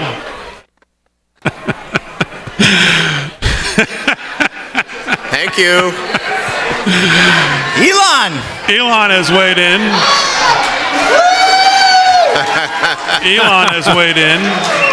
We're not there yet, but Elon has weighed in. He's cashing in. Couple of scenarios. Here we are. Pennsylvania wins it for Trump. Wisconsin plus Arizona wins it for Trump. Oh, wow. Wisconsin, Arizona, Nevada wins it for Trump. So as we've heard for quite a couple hours now, her paths are shrinking, and his paths are growing. Yeah, from Matt Margolis, friend of the show there, Damon. New York Times is now saying Trump will win Michigan, Nevada, and Pennsylvania. I don't know how much stock to put in the New York Times, but that's not good news for them. So why would they report it? Exactly. And they also said Stacey Abrams is getting ready for a victory speech too. Just to keep with the. I mean, look at this exit poll out of Michigan. Put the graphic up. I mean, hello, with Latino voters. Yeah. Michigan, Trump 60 to 35 with Latinos out of Michigan.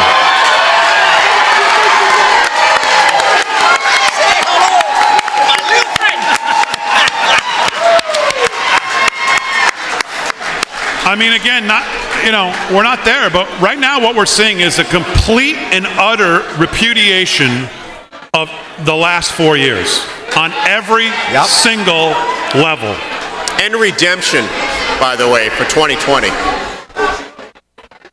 Every single level. That's what we're seeing right now.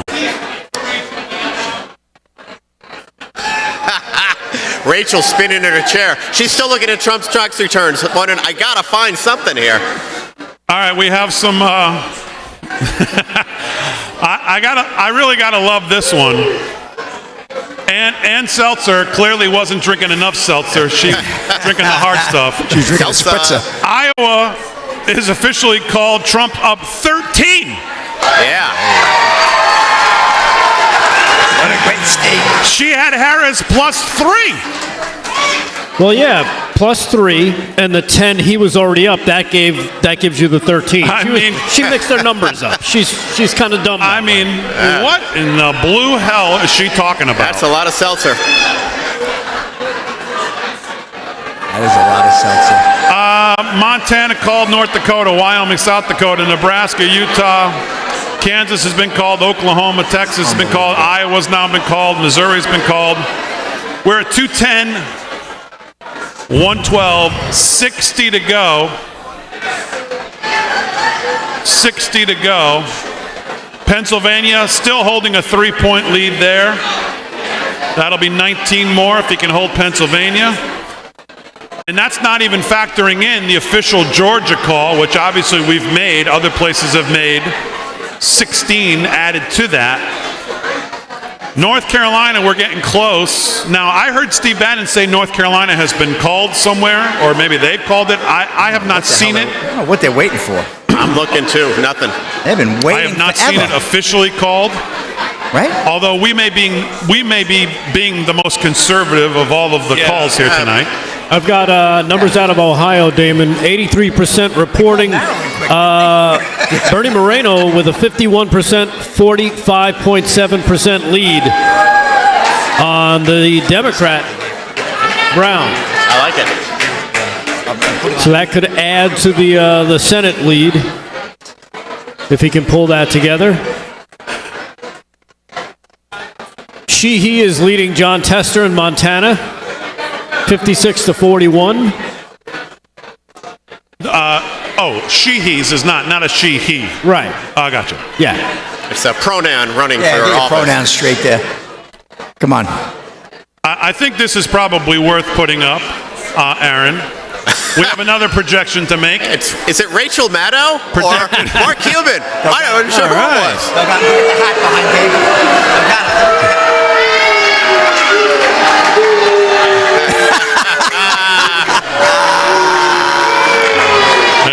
I love it. Hang on, I got Mark Cuban on the phone right now. Let's see what he has to say. With 97% of the vote in. I still say it's Rachel Maddow. Rachel Maddow has converted herself into Mark Cuban. Yeah. We are one and the same. Democrats tried to build a blue wall in Michigan, Wisconsin, Pennsylvania. It looks like this will be the second wall they failed to build. Come on, baby. That's good right there. That's going right there, baby. I like that one, Slick. How do you like that one? I like that one. All right. That's a beauty. Well, the New York Times still has not officially made Georgia red, so we're still only he's at 210 without the 16 from Georgia. North Carolina, 85%. The president holds a 3-point lead there with 85% of the vote in. Virginia still razor tight. Obviously, they say very likely going to lean towards her. Very razor tight. Pennsylvania, president holds a 3-point lead with 61% of the vote in. That's the one I have my eye on.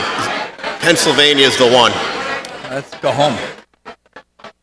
All right, this also, Republicans now favored to win the House. So there will be no impeachment.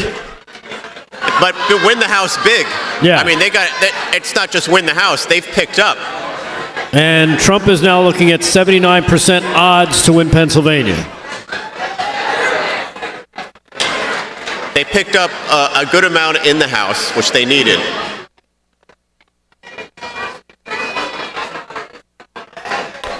Aaron, while we're searching for data here, why don't we bring the network back up if they're not in commercial? They're in commercial? Okay. Got it. I'm in a data search. Every time you call for them, they're in commercial. Computer, tell me who's winning. All right, 15 seconds. We'll go back to the network and see what the updates are there. Senator Mike Lee says, again, he says, I think we're going to win Virginia. That was 18 minutes ago. He said, and if we do, this is a really bad night for Kamala and a great night for America. So she's in the lead there right now. 79% of the vote in there. She's a slight lead. That was 18 minutes ago from Senator Lee, though. And who knew Joe Biden could do so much to undercut his own vice president, right? Well, he hates her. I mean, we've seen everything he's done to undercut her. Oh yeah. All right, let's listen in to Steve and John here. From here, President Trump gave the speech at the Ellipse. That's right. Which President Trump was indicted for and is in federal court about. I went to prison. Peter Navarro went to prison on J6. And here's the beauty of it. Liz Cheney and that crowd threw down so hard, and at the end of the day, the American people said they've moved on, they don't buy any of it, and they're on the cusp right now. Now, look, we got to win one of the blue wall states, and this thing's still very active, but you may have President Trump as president-elect. John, I've known you for a long time. You were a political analyst, a numbers guy, now one of the top investigative reporters in the world. We talked, you started feeling this afternoon or sometime, hey, I think something very special could happen tonight. Tell us, when did you start getting that as you watched the shows and saw the numbers start to come in? Well, what you do as a journalist is you get people out to the polling places. After you know what the early vote is, you get the people out to the polling places and say, does Kamala Harris have the turnout that she needs in Philadelphia or in Michigan or other places to overcome the early vote? Because the Republicans have significantly overachieved on early vote from any prior election, and it just wasn't happening. I got pictures of guys driving around in Philadelphia screaming F you, Kamala Harris, in Philly districts. So you knew that the sentiments for Kamala Harris to have some sort of Philadelphia wave weren't going to happen. Detroit got similar reports throughout the afternoon, and now the data is backing up the anecdotes. And she's just underperformed. And I have felt really for the last 2 weeks that the Democratic coalition that really goes back to Obama 2008 has been crumbling, that this is Dexit night, and that the Democrats are going to have to reevaluate. And I'm going to take you back to the moment Bill Clinton's in Georgia. Bill Clinton doesn't, the media tried to suggest that when Bill Clinton said Lake and Riley would have been alive if they did a better job protecting the border, everybody said that was a gaffe. It is not a gaffe. Bill Clinton doesn't make gaffes like that. Yeah, his hands tremble a little bit now. He's calculating. I think Bill Clinton saw this moment, and he's already starting to think about, how do I tug the party back before I die to the center of the where it used to be when I was president, because this far left stuff is for bananas, and I don't like it. And so I don't think that was an accident. I don't think it was an accident today that Jill Biden wore an all-red dress. I think she was sending a message to Kamala Harris. So these aren't mistakes that they've been portrayed as sort of efforts to have moments or faux pas. They aren't. There's a subliminal feeling that Kamala Harris was the wrong person at the wrong time in this country. We'll go there in a second. One more thing I want to talk about is that President Trump, what he did, people said in the last couple of weeks he lost his focus. The grind to go to these rallies, to have these rallies in strategic locations, and also they were quite smart. They kept going back to North Carolina, right? And a lot of people, myself included, say, hey, haven't we put North Carolina away? Clearly, there were some issues there. They saw where they had to go. Now, it looks like we have not expanded the map, although we may win the popular vote. We're very close to that. But it looks like we haven't expanded the map to New Hampshire, to Virginia, New Mexico. I know some early numbers coming out of Minnesota to look good, but that'll probably turn. But the focus of the Trump campaign to do what they had to do and not get taken off message to close this, while she was signaling the entire time, going back to Philadelphia, going back to Georgia, going to Atlanta, going to places, going to Detroit, going to places that was obvious she was trying to convince the African American vote to turn out. Only 11% turnout versus 13% of the population. African American men look like they're going to set an all-time high record voting for President Trump, and who knows, we haven't gone through how many actually stay home. Yeah, listen, I think the discipline of the Trump campaign all throughout the 2023-2024 race, I mean, we had assassination attempts, we had indictments, we had Supreme Court cases, and Donald Trump never lost his focus on what he needed to do to get the Republican Party to win. He makes up with Brian Kemp. He goes to the right states at the right moment. He has these organic moments. I will say this, and you and I both know President Trump a long time. I think he's been more relatable on the campaign trail the last 6-7 weeks than any time. Anybody who knows him behind the scenes knows that Donald Trump. So people got to see him when that woman fainted in the stands, and he goes out a couple of days after he's been almost assassinated. He's not going to let the Secret Service. He's checking on her. He's a much more relatable candidate. I think that helped him a lot too. He felt like a human. The Tucker situation where he went to Glendale. He sat down with Tucker, and Tucker got like 5 minutes of just questions. Trump talked for 2 hours, but he's telling stories. He's relaxed. That's where he's most relatable. You know, the first time I saw him that way in the 23-24 was the interview you did with him with his book. I called you right after and said that was a different Donald Trump. If Americans could see that Trump, but that book interview you did about a year ago, right? Maybe it's about almost a year and a half ago. It was May of 2023. That was the first time I said, you know, that's a different Donald Trump. And if he puts a little bit out of that on the trail, he's going to win. Amazing. Let's go to the convention center. We got Captain Maureen Bannon. Put us in the room. What's the energy like there, ma'am? The energy is unimaginable. It is epic here. You know, we continue to watch the numbers, and it's amazing to be here.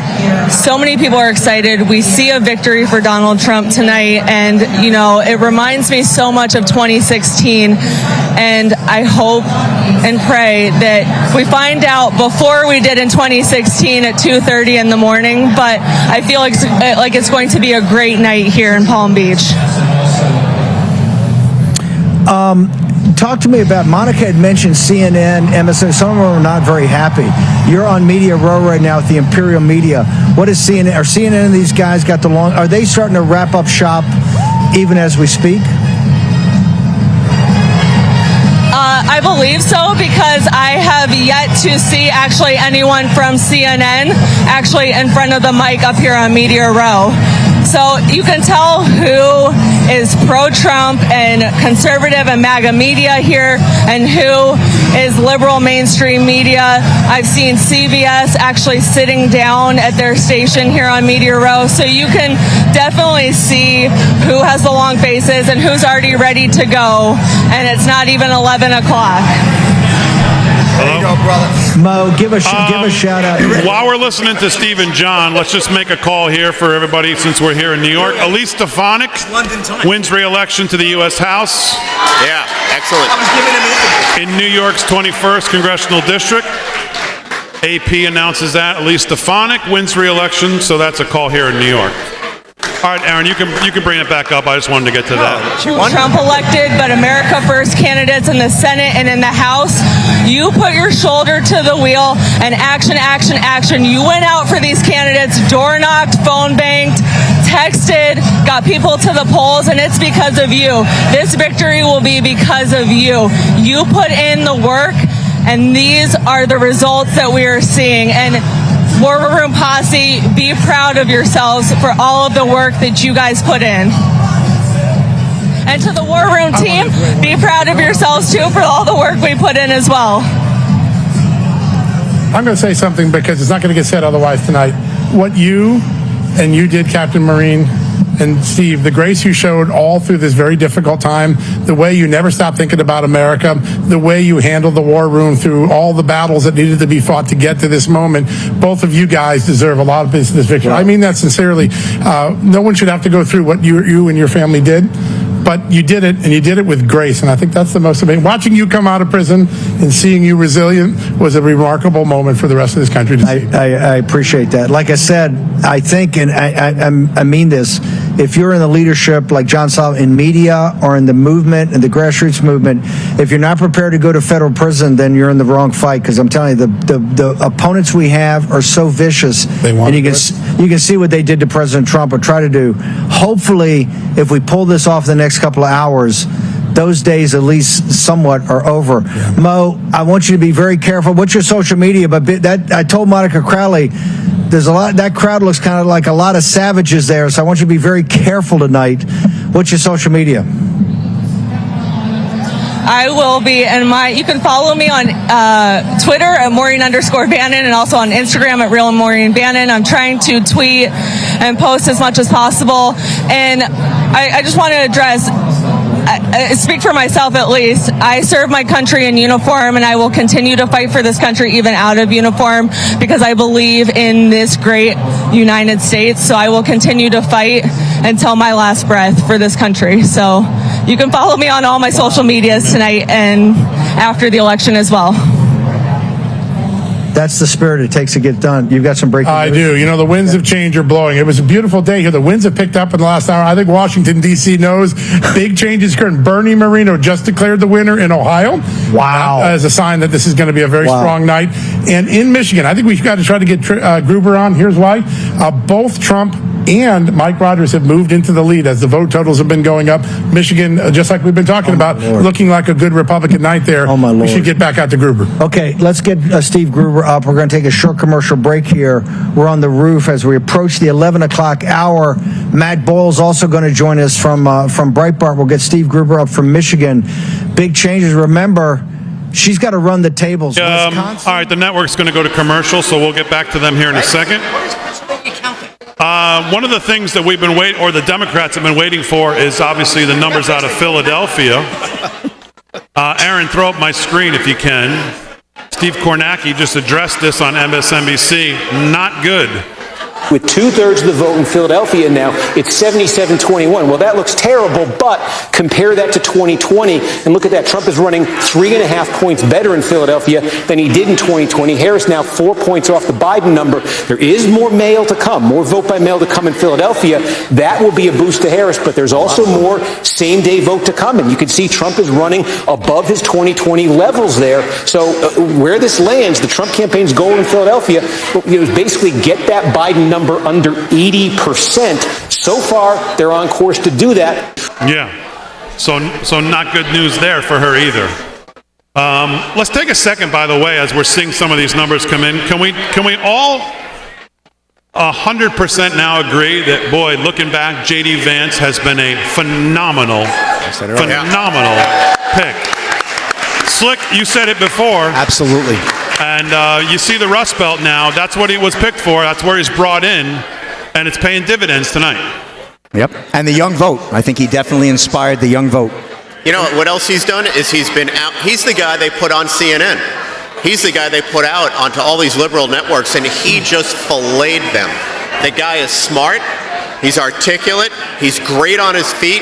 He knows the content, and he has a temperament of how to deliver that content in a very, very convincing way, but in a real way.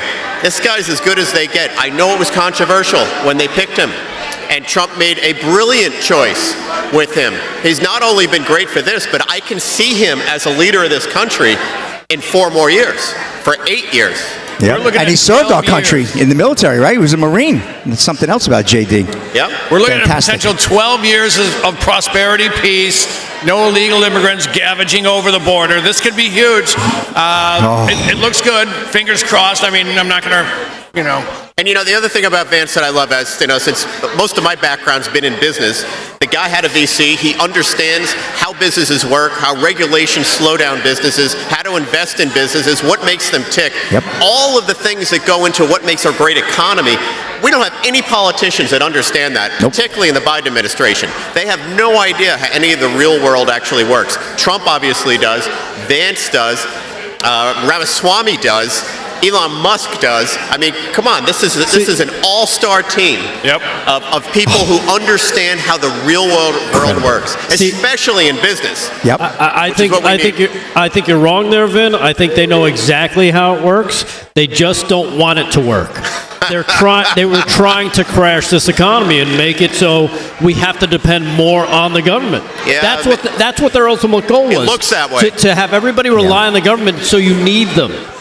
We don't need them. We just have to be shown that we don't need them, and I think this is going to be a good first step. Yep. Now, as far as J.D. Vance, remember, he started out as the weird guy, right? The weird guy. Yeah, he was weird. He's called weird. by Waltz, called him the weird guy. He's calling him the weird guy. He ends up going on CNN and just destroying them all with his weird, normal talk. Yeah, brilliant guy. So I don't know if it's deliberate or just incompetence. It's like, is it deliberate incompetence? Possibly, to make us so dependent on government. It certainly looks that way. Yeah. Our own Jack Posobiec from the network is reporting United States Secret Service is preparing to mobilize additional resources to Florida tonight. Per a White House official. Bonchi, our friends from Red State, by the way, also, it's hard to overstate how historically awful of a candidate Kamala Harris is. This is absolutely astonishing. The postmortems on her campaign are going to fill volumes. I agree with that, but what's astonishing to me is someone this weak, someone this not smart, I guess the best way to put it, someone who has all of this baggage, got as far as she did. It's a sign that the media is out of control. The left's out of control. I'm hoping that through this process, the Trump administration, through the FCC, or whatever else needs to happen with libel laws, straighten this out. Because what we have just witnessed, as I've mentioned before, is the ultimate con job. And I don't want to see it again. We have to stop them from doing it, because what's next? Some other incompetent that they put in there that they make everybody believe that they're the next greatest thing. That's not what we need. We need competent people on both sides, frankly, to run. Of course, we want Trump. Polls have closed in California. They called in about 4 seconds. What? Shocker. California? No way. California. They've called. Washington. They've called. Count that quick, huh? Obviously, Colorado. They had called. So How'd they vote? They're still wearing masks, I thought. We stand right now at 214 to 179. We still have not gotten a call in Georgia, at least on this map. 93% of the vote in. Obviously, we've called Georgia in other places. So he's 16 electoral votes short on that take, so he would technically be 230 to 179. North Carolina is still a 3-point lead for President Trump with 87% of the vote in. Virginia, she has now taken a 2 percentage point lead in Virginia. So again, we've thought all along for the last hour this was leaning back towards her. It looks like it may be. Although, I will say this, I did see Decision Desk HQ had called Virginia for Harris, and they have now pulled that call back because it's much closer than they thought. So even they are still not comfortable making the call after they made the call and said, well, we may have jumped the gun. That's my point to... Yep. And that's the point I've been making this whole time. New Jersey. Oh, God. I mean, 16% still, and Trump is within 5 points in New Jersey.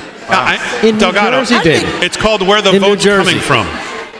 In New Jersey. Kellyanne Conway said something really interesting. She said the Democrats learned tonight that the demographics aren't always going to go the way they think it's going to go. They had no idea that so many Hispanic and Latino voters would come out for Trump. No idea he would get so much of the black vote. And now, what's Plan B? They can't rely on these voters because they're swinging for Trump. And that's the lesson that the Democrats learned today. Don't assume that someone's going to vote for you because of their skin color. The other lesson they should learn is have some respect. Have a little respect for the other half of the country that actually have brains and care about this country and care about their kids and their grandkids, the safety, our allies. Have some respect for us. If they get anything out of this, and maybe it's a real smack in the butt about respecting the rest of the country, because they disrespect us on a daily basis everywhere we turn. And if anything comes out of this thing, that would be something I'd love to see. A little respect from the left. Yeah. And we deserve it. Let's check in. over at CNN, and let's hear about their conversations with the Harris campaign, how they've been going for the last few hours here. Jeff Zelny, how have your communications with the Harris campaign been, Jeff? Telling you. Oh, look at those faces. Yeah, Jake, let me just give you a gut check here about what we are hearing here as we've been sitting here reporting from the Harris headquarters. And I think the operative word right now is silence. There's not a lot being said because the Harris team appears to be searching for bright spots in the map as these results very, very slowly come in. Searching for bright spots and also very aware of the warning signs throughout the electorate in Virginia, in Iowa. Yeah. Silence. Silence. It reminds me of an old George Carlin joke. Tonight's forecast, dark. Dark mostly through the night. Silence is the best thing I could imagine. Golden. Coming out of that. Golden. She blinded me with silence. The mood, by the way, in Pennsylvania right now for Republicans is being, well, quoted as somewhat ecstatic. 63% of Philadelphia is in. 87% of Allegheny County is in. 62% of Pennsylvania as a whole is in. And Trump still has a 3-point lead statewide.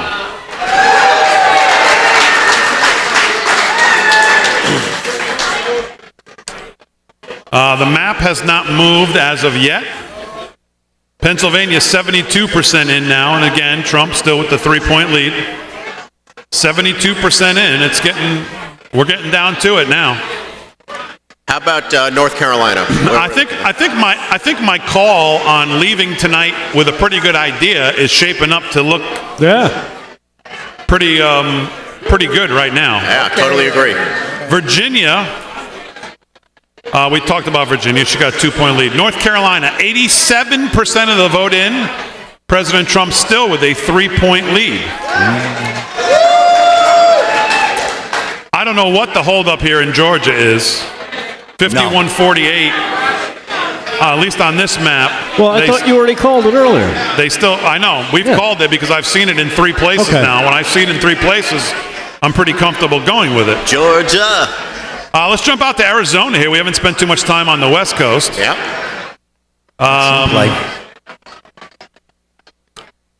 Let me wait for my numbers to come back here. It's razor tight.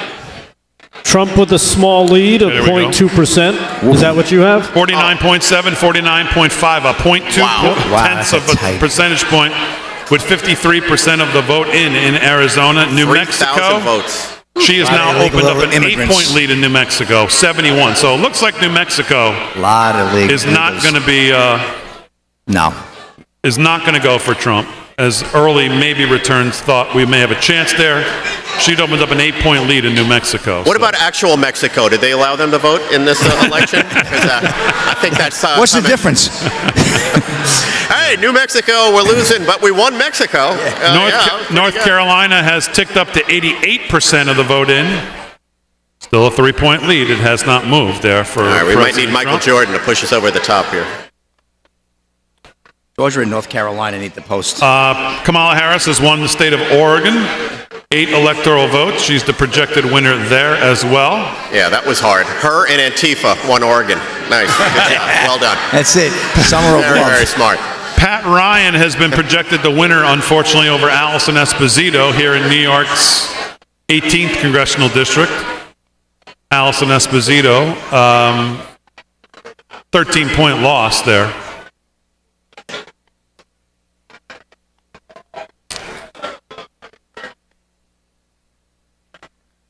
Britt Hume, for Donald Trump to be here after all they've thrown at him is the toughest SOB I've ever seen. It's remarkable.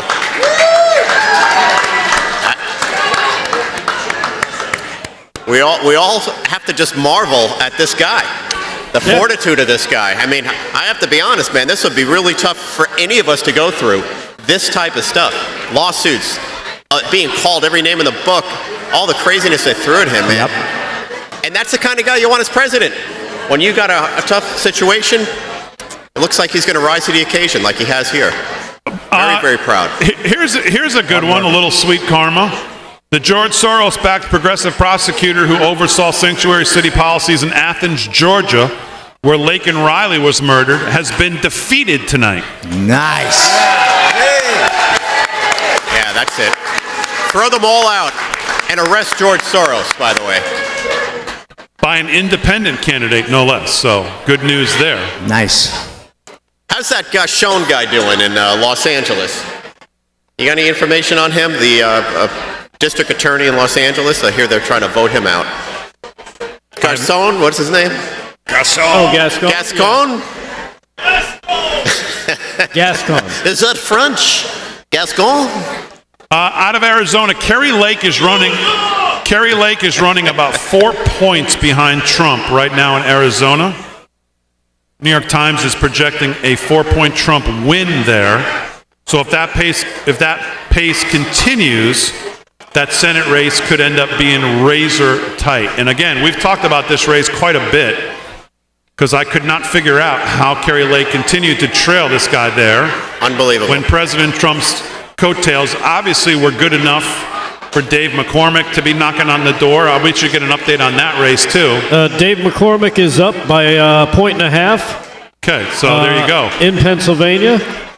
So why were his coattails not enough for Kerry Lake? We've been asking that question for weeks. Now, granted, she did tighten that race as it got closer, but it does look like that's going to be, I mean, she could still win it for sure, but it does look like it's going to be where the polls pretty much were before today, which is right there, razor tight. I do have, just so you guys know, on my screen here, tucked away, a little feed of MSNBC. If I see any crying, we will cut to it. We will cut to it right away. None so far. Hey, did you announce Idaho yet? I did not announce Idaho. Official. Idaho is being called, projects Donald Trump to win Idaho, and it's 4 electoral votes. All right. Correct. State of Idaho. With 0 votes in, they've called it. Yep. It's like Maryland. They're psychics, I believe. So we're still at 214 because they still have not moved Georgia into the red man, here. Which what is going on there? I just do not understand. I don't either. And of course, 4 years ago, I feel like we kind of had some of these same feelings, like what's going on. But yeah, Georgia was one of those. I don't think this is not going to be that. No, he's too far. It's not that close. There's no plumbing issue going on in Georgia, from what I understand. So. By the way, Delgado, if I'm just to make you feel better, New Jersey. New Jersey might be the most shocking result of the night. Harris is going to win it, but she may only win it by, in the end, about 6.6 points. Biden won it by 16. So there you go, Delgado. Yeah, you feel that's better? good news, man. That's good news. Well, you can hang your hat on that. Yeah. They still got 14% to count. Now, New York, he's down 14 right now with 80% of the vote in. So would you be happy if it got under 10? So you're saying there's a chance. All right. I'm going with that. I would be somewhat happy. I still don't get it. It should be way closer. Well, don't forget, a lot of New Yorkers moved away when Kathy Hochul said, this is Democrat. Yeah, I was thinking that. You know, a lot of them moved to Florida.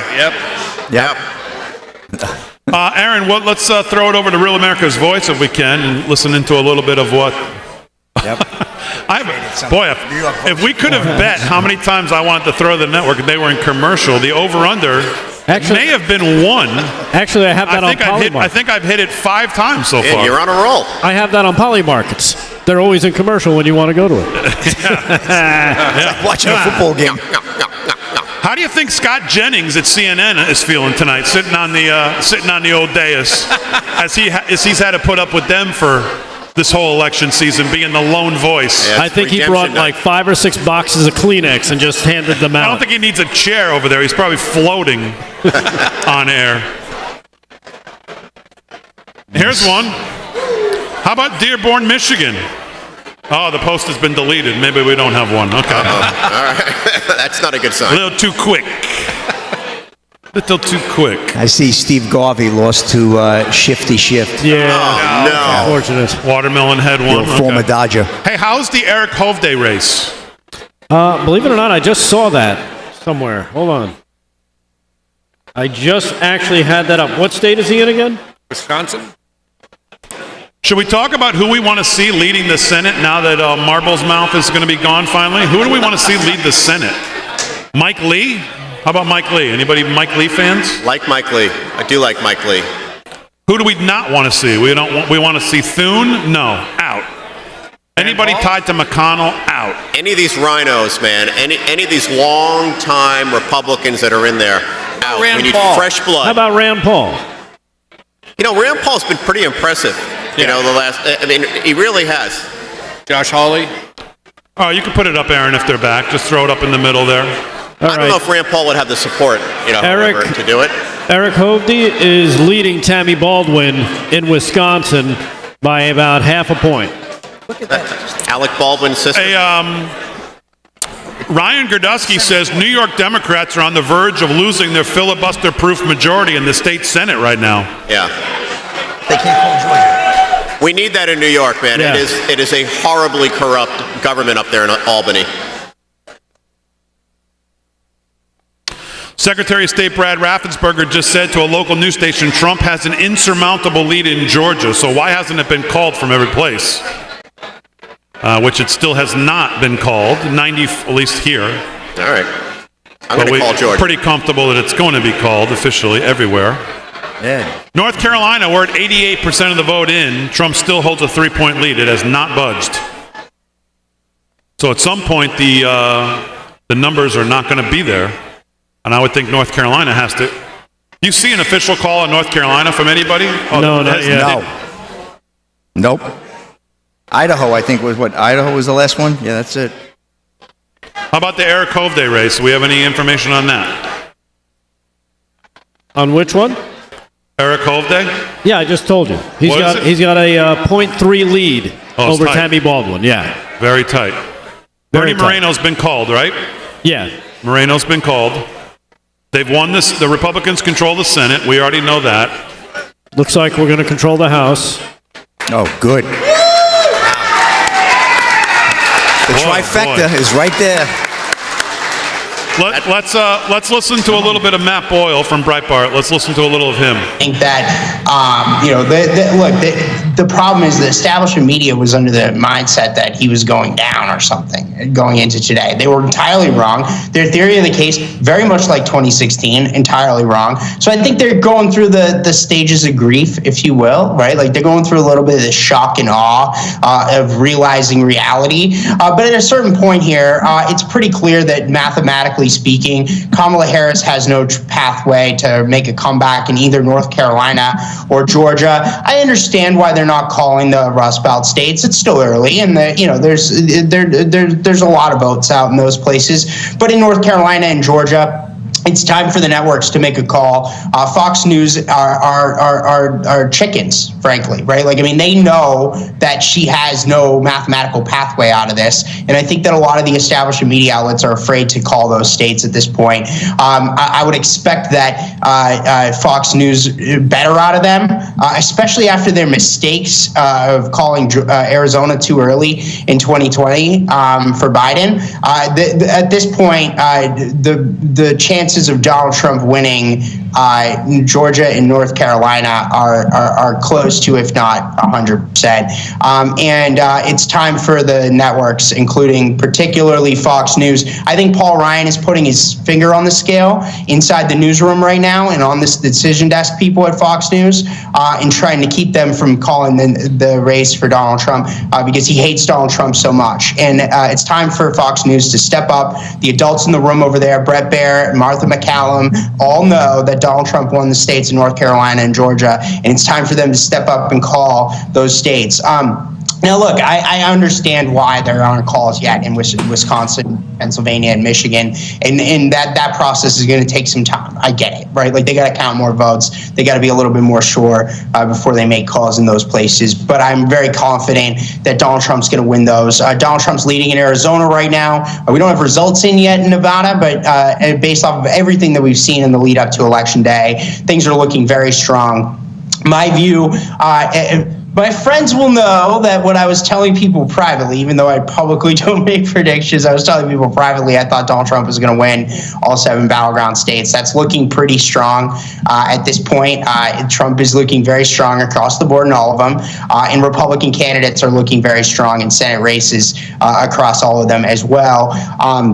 The House I haven't really gotten too deep into yet, but there's a lot of good signs for Republicans there as well. And then in addition to all of that, Steve, I would also say that what we're seeing in the demographics and the exit polling data is a complete political realignment. Unlike, it makes 2016 look pale in comparison. Donald Trump has made historic inroads with Black and Hispanic voters in ways that will send shockwaves through American politics for the next century.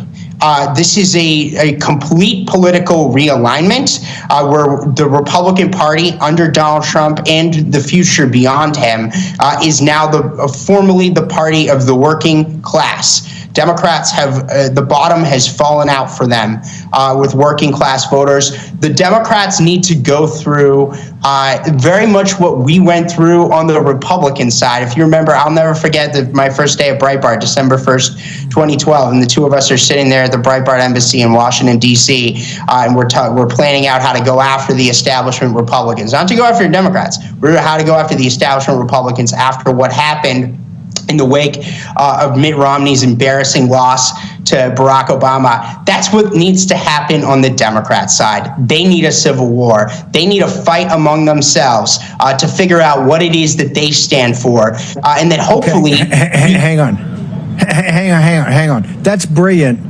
But, Matt, it's not going to start. The Democratic Party is just a shell.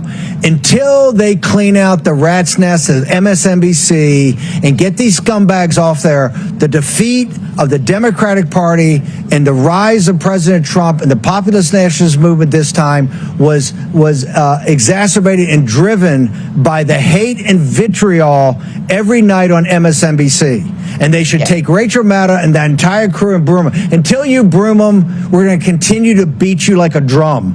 Okay? So you can talk about the Democratic Party, but the Democratic Party doesn't have any real power. It's kind of a shell. It's driven by billionaires, the credentialed class, and the big tech oligarchs, and particularly the mouthpieces of MSNBC. You got to start with Lawrence O'Donnell, then go to Rachel Maddow, clean out the entire house. If you don't, we're just going to keep winning. Matt Boyle.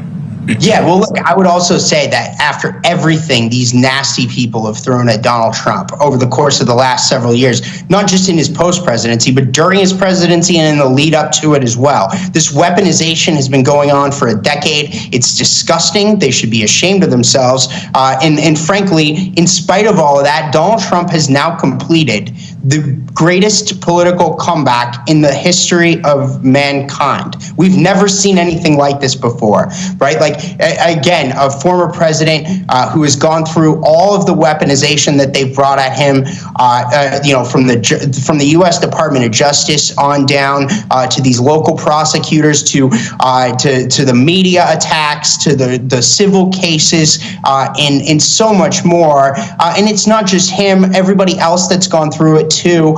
It's just truly disgusting what they've tried to do what they've done to our country. And frankly, you know what?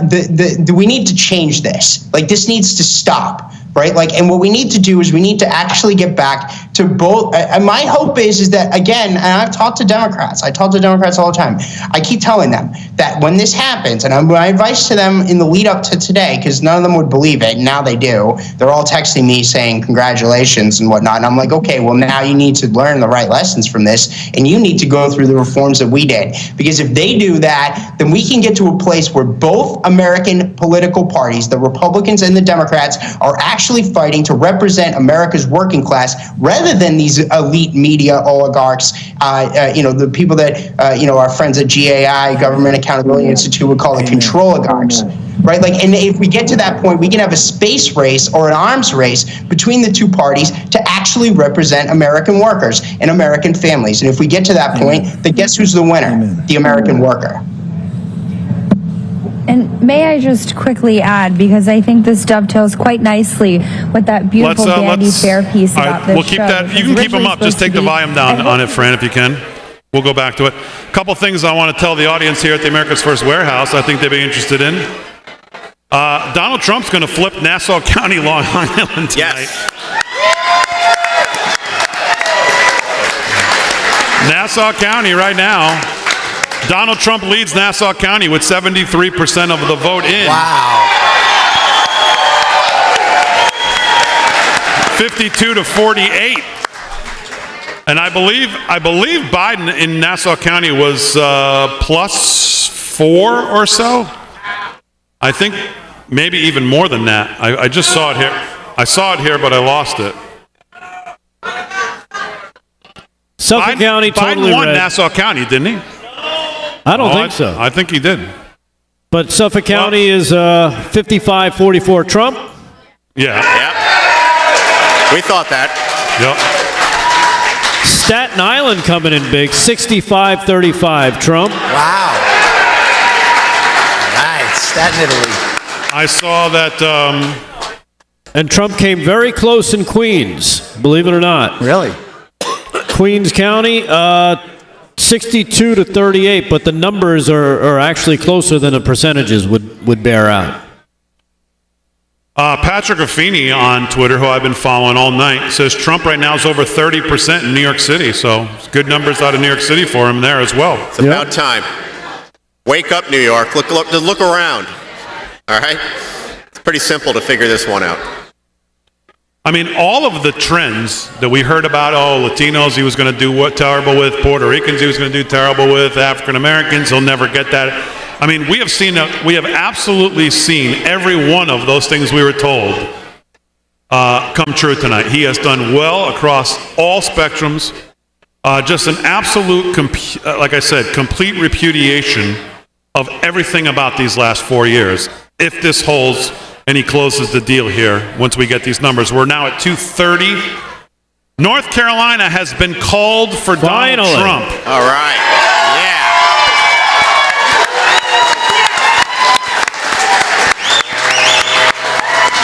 All right. It's a healthy number, too. 51 to 48. North Carolina, 16 electoral votes go to Donald Trump.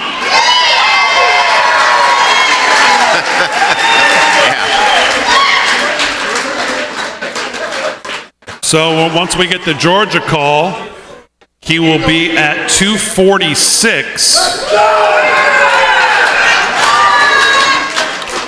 Let's look at the blue wall. Pennsylvania. He's holding. 51-48, still the 3-point lead there. Let's see. Georgia puts him at 2. What do we say? 16, 246. 46, and then 20, 50, 66. Carried it 2. I didn't know it was going to be math here. Yeah. You were a teacher. That will, come on. Pennsylvania will pretty much do it. Arizona, 11 electoral votes right now. We still have a razor-thin margin there. 49.7, 49.5. 3,000 votes. 53% of the vote in. Nevada, we have obviously nothing yet. Where's Michigan? Let's check Michigan. Michigan, 36% of the vote in, 52-46, Donald Trump, at a 6-point lead in Michigan. Thank you, Kevin. Good job, Kev. Good job, you. Kev. You know what? He's our Michigan man. You know what I love? Kamala's losing to a fascist right now. She's losing to a literally Hitler. That's right. If this continues. There you go. How embarrassing. That's it.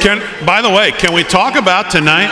The Democrat Party has to be sitting there and thinking, we didn't pick Josh Shapiro. Why? Yeah. Oh, my goodness. We didn't pick Josh Shapiro. Why? That was the first and hopefully the last boneheaded decision that she made. See, and I think it wasn't her decision. I think they came I don't to think him she's had... and he said, yeah, no. Yeah, maybe. I see this loser train hitting a wall. That was a bad and move. flattening out her face just a little bit more, and he didn't want to be any part Who of it. said no? Shapiro. I don't think he wanted to be any part of this turd bucket that she was carrying around. Turd bucket. All right, we have a very important tweet out from Cardi B. Oh, good. I was waiting for this. Shh. It's Cardi B. Shh. We need a Hail Mary. Yeah, she's brilliant, isn't she? Ah, yes. Cardi B, we need a Hail Mary. Okay. Did she spell that right? I don't know. Goes to show you all these celebrities, they're giant egos, you know. Oh. They think they can She spelled influence it the election. Halle Berry. I wonder which one's going to fly out of here first. Who's I leaving told the you, country? The flights on November 6th are going to be packed with people, celebrities leaving the country. Dearborn, Michigan. Dearbornistan, as we've called it. Well, Trump's winning it. 45%. Jill Stein coming in second at 33. Wow. Really? What? Harris at 15. Jill Stein. I actually had a friend that voted for Jill Stein. I'm like, what the heck is that all about? I didn't even know she was still running. She didn't know she was still running. Memo to Jill Stein. Well, I'm glad that she's in there because she's taking votes away from... What is the deal with Georgia? 51-48, 140 or so thousand votes, 95 votes in. We just heard from the Republican chairman there. Still not a call on Georgia, technically, at least here. North Carolina has been called. Virginia. I'm going to be civilized and not say what I really think about Georgia. Pennsylvania, still a 3-point lead for the president with 78% of the vote in. We might get a Pennsylvania call before Georgia. Well, I mean, we've called Georgia, but you know what I mean. Here. Official. Yeah. You know what's crazy? It took, what were they thinking? It might take a week to get numbers out of Pennsylvania. Pennsylvania's almost done. It still might. The way they count there. I mean, again, I feel like I've talked about this for so many days and weeks on. Simple math told you if things like Arizona, Georgia, North Carolina numbers held, she would have to win the blue. She'd have to hold the blue wall. When you hear Mark Halperin saying, I talked to 3 people and 2 of them said we'd be somewhere between shocked and surprised if she held Wisconsin. I mean, you're not coming into today with a lot of, again, put all the gaslighting aside. You just got to believe what your eyes are telling you when you look at these numbers, is what I've said for weeks now. And we're seeing that play out. It's exactly what we're seeing play out. You could put the network back up, Aaron, just so we see what they're doing. We don't miss anything here as we're getting closer to some important decisions. You can give us a little audio. Don't work. Don't work, yeah. Yeah, in the same It's not an accident. in the same news cycle, you have them dying to send billions of dollars to Ukraine. It was Lloyd Austin writing just a few days ago an op-ed saying that the United States has become the arsenal of Ukrainian democracy. Right, that's what we're up against. Ukrainians, Haitians, Venezuelan gang members seem to be more important to this Biden-Harris administration than the everyday American people. And it's their words, it's not ours. No, you don't have to It's not change the America words. last, it's America never. I personally think that the best campaign ad Donald Trump had was every time he just let Kamala Harris speak, because I think when you get to see how she thinks and how disconnected it is from Americans, how lacking in common sense it is, it was the best campaign ad. And tonight is a night where the Republican Party's been given a generational opportunity to change the politics in this country. They have to hold this coalition by not making the mistake the Democrats have, which is, all right, we got you, see you in 4 years. You got to stay in touch with this coalition. But if they work this coalition, this could be a 10, 12, 14-year governing reign here in Washington.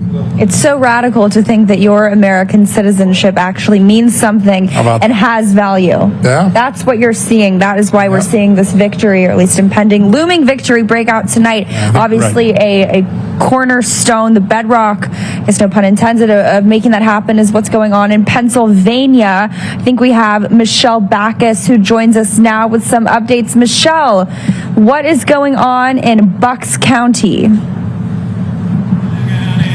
Well, I'll tell you what, it's a county that everyone's looking at, and my sources are telling me. Michelle, do you have any sense of where the outstanding vote is? You got about 20% out in Pennsylvania. How much is urban? How much is rural, suburban? What's the breakdown? What's the best you can give us in terms of what's outstanding, where the vote comes in from? You know, I've had my eye on Erie County because it's a bellwether county in the state, and I'll tell you what, Erie County lagging behind right now, just about 45% of that vote in, which I found pretty interesting. We also have one Cameron County, which nothing has been reported yet. I'm not quite sure why that has happened. Now, keep in mind, there also was a county that votes didn't necessarily be finished until 10 o'clock tonight. That's when the polls closed due to that voting machine error earlier. That was Cambria County. But so far, seems like everything is going smoothly outside of these couple counties we're waiting for and just getting these final notes in. Again, I think Bucks County is something that we're going to keep our eye on, as well as Philadelphia. So these are two things that I'm continuing to track here. I anticipate some updates within the next 20-30 minutes. That's going to be important. Stellar important. Yeah. Natalie, you look at this night, you're 25% away from knowing Pennsylvania. You're maybe 30% from knowing Wisconsin, maybe 2-3% from knowing Arizona. I think the vote's coming in quick enough you can make a projection on Arizona. It's going to come down to one more blue wall state falling, and I just don't know which one's going to fall first. My gut had told me earlier in the night Wisconsin would be the first to fall, but you heard Brian Schimming talk about maybe being a little bit behind there with some issues in Milwaukee. If you had to guess right now, what's going to be the first blue state to go in Donald Trump's camp? Oh, I don't even know. I think it's going to have to do with all the lawfare efforts that they're going to put up, of course, the count. I think this idea of bomb threats, too, are just the perfect convergence of all of the disinformation. And I use that all word the stops in its truest and most wholehearted sense, because that's what they've actually been pushing. But I just can't believe Fox, too, has not called North Carolina or Georgia yet. They're so eager to North Carolina, there is some anomalies. All right, if you want to play super safe. Georgia, there's just nothing I can see that would warrant keeping that open. And so it is odd. Maybe it's to keep the ratings going by making the race look closer than it is. Maybe it's the shock from having made the bad or the premature call in Arizona, and they just are not going to be on the super safe side. But those states aren't going in reverse. Well, and I also think to broaden out as we wait for more numbers to come in, I was having a discussion actually with Kane from Citizen Free Press, which you guys got to be checking out. At least the people who are running the ground game now for us, there's no question about whether or not they're good faith actors, right? Charlie Kirk, we know, is America first to his core, right? What is going on? It is in the hands of the war room posse. It is in the hands of this audience. And you guys have kept your shoulder to the wheel. Before, whether it was the RNC blaming it on the consent decree or these other groups that, like we always said, were controlled opposition, now at least we can have the discussion of if their turnout mechanisms and strategies are working. It's not a question of whether or not they're good or bad faith actors, right? And I think that is actually a historic moment for this audience and for the Republican Party and for the grassroots. And make no mistake, you guys know I occasionally spend time here in D.C. Members of Congress, you are so feared. That's all they tell me, that you guys, this audience, they are getting into fights in the back rooms over what you guys have done, particularly to Kevin McCarthy. But what you're saying, what you did to Kevin McCarthy, is now playing out on a countrywide scale. You're telling not just the Republican Party, but that the entire establishment, who, make no mistake, backed Kevin McCarthy to Republicans and Democrats, that we're not buying your BS anymore, and that we actually have the power to vote you out. And when we organize and when we don't buy into your demoralization, look what happens. I mean, it cannot be understated the significance of this audience and what they have done in all of these battleground states, to the point where the New York Times is forced to write a number and a headline where President Trump may win the popular vote. That's a shocker, isn't it? But it is, listen, it's the culmination of a very long process. And I think you're right. The war room process used to look to mainstream media like a bunch of green Martians with bazookas trying to kill Americans. And today they realize they're just like us. They just had a different way of looking at this. And it may be now that the war room posse had that vision of America right, and the elitists didn't. And that disconnect between elitism, I think a lot of today, much like Brexit was in 2016, was the battle between elitism and the masses. And I think tonight the masses have said, we're tired of elites telling us what to do and think and act and who's going to be in my girls' soccer game. I'm tired of it. And they've given a very strong spoke.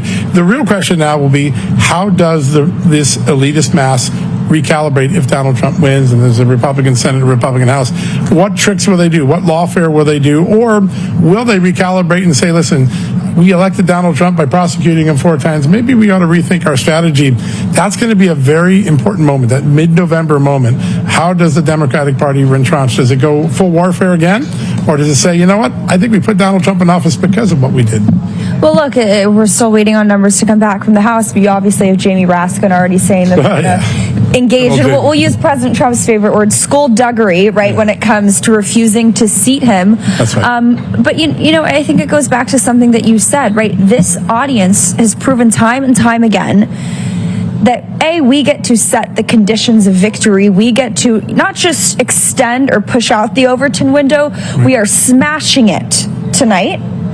And that those conditions of victory are not just one seat at the table, but that there are multiple seats at the table, that we get to dictate what the issues are.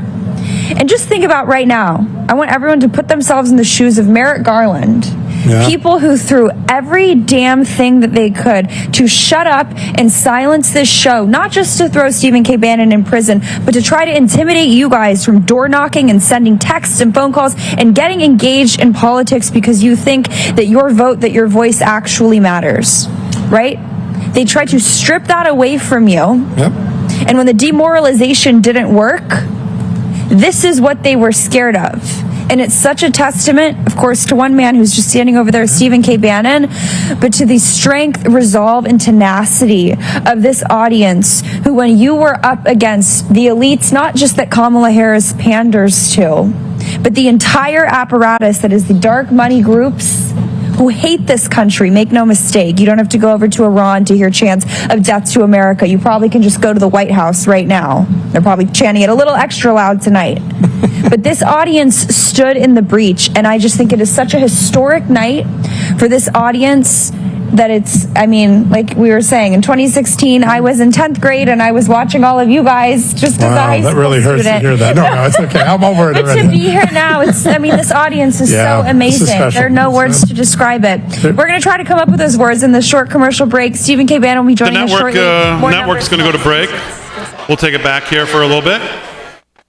I mean, you have to find this interesting, or just, I don't know what the word is, given what we heard about, again, Tony Hinchcliffe and where the vote was going to be. Puerto Rico tonight. I think we need that. Just elected a Republican governor. There you go. Wow. So much for that narrative. Say hello. Nice. All the celebrities here freaked out, and all the politicians and all the talking heads freaked out, but the people in Puerto Rico knew what was going on. Yep. They saw what was happening. Republican Jennifer Colon, Puerto Rico's congresswoman since 2017, has won the governor's election in Puerto Rico. Apparently they were in on the joke. Yeah. Sure. They knew.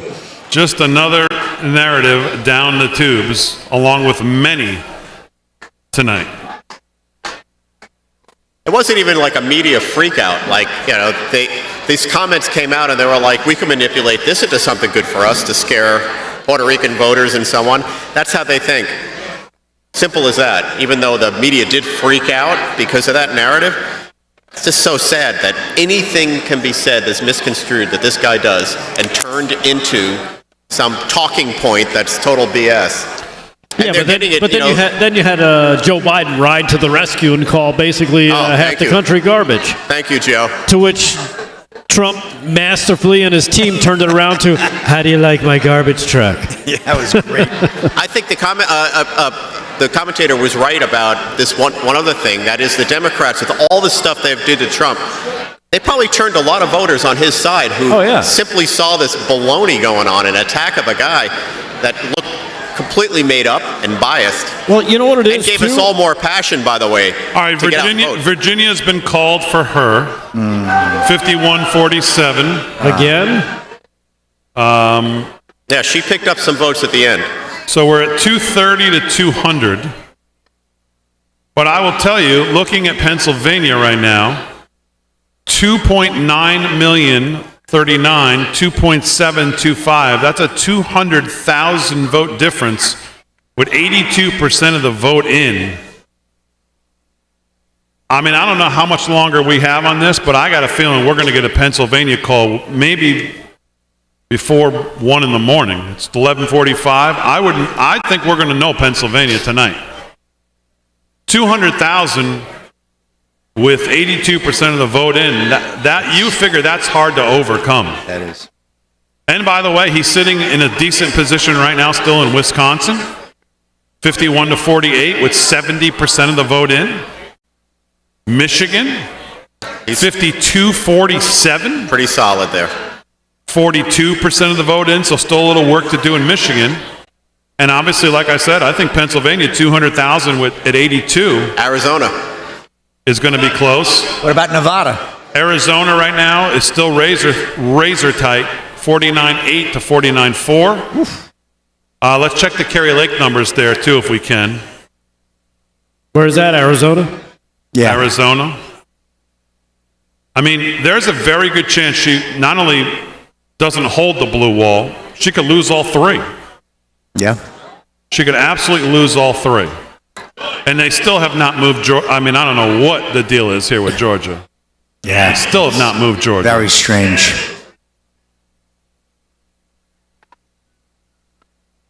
And the popular vote, he's up 5 million. It's astonishing. He's up in the popular vote as of right now. With California and New York. 57 million votes to 52 million votes, I think, at last. It's 59 to 55. 59 to 55? Yeah, 59-6 to 55-6. So still almost a 4 million vote lead in the popular vote. Correct.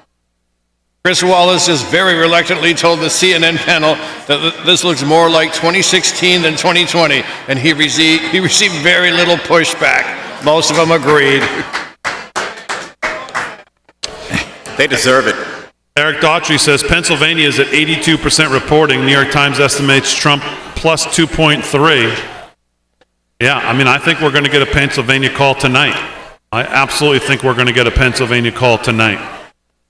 All right, Kerry Lake is still trailing by about 5 or 6 points. Oh, wow. With 50% of the vote in. That's amazing. Ooh, Justin, Harris campaign no longer giving comments to reporters. Well, yeah, what are they got? What else? No. What?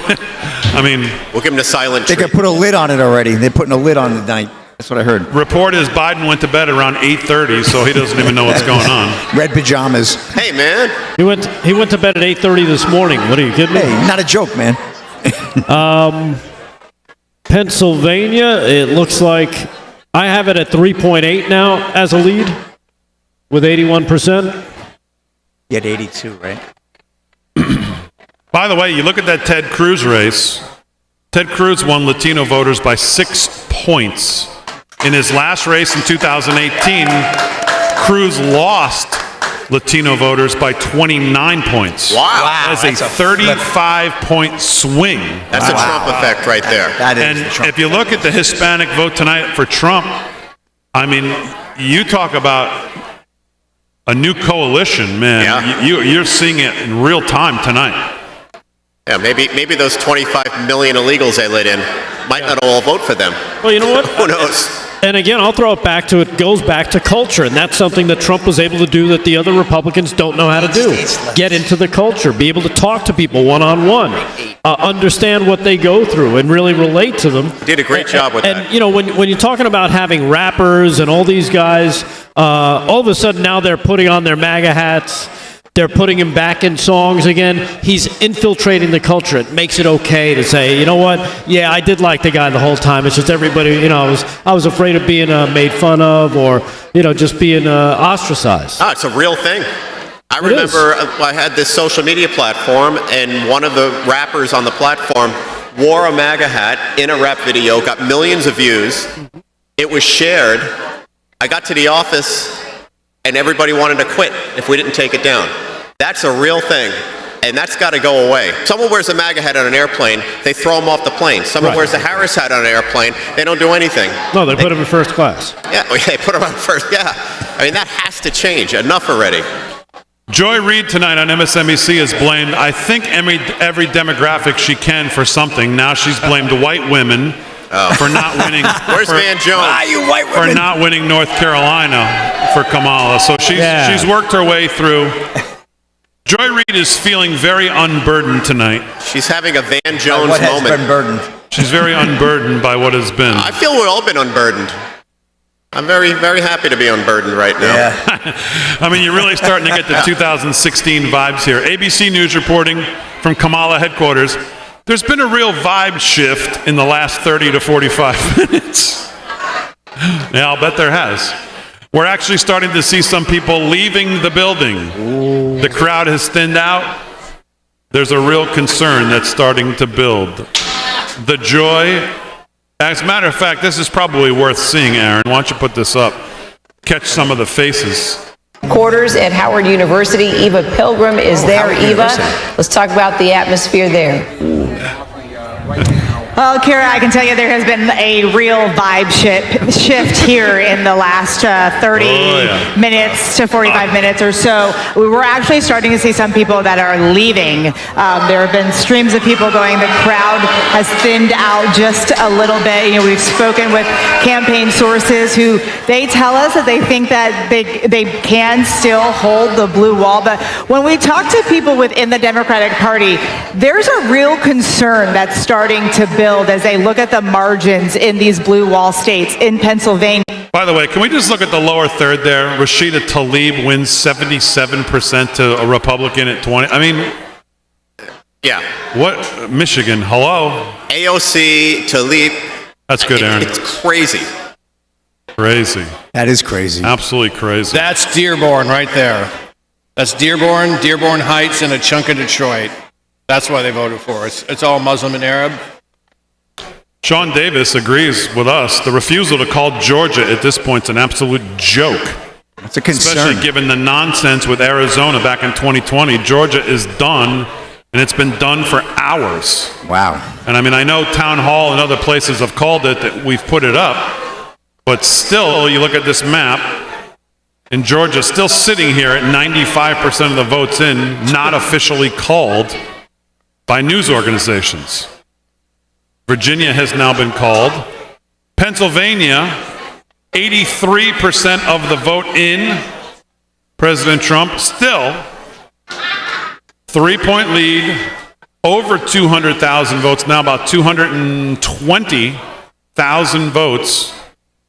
I can't see how she overcomes that with 83% in. Yeah, breaking this. I just saw posted. CNN is now reporting that Kamala Harris's headquarters has fallen into complete silence, with crowds of supporters visibly tense and some seen pacing while others are beginning to lose hope as the updates keep coming in. Let's just let's look into the future of what we know is coming. There it is. Yes.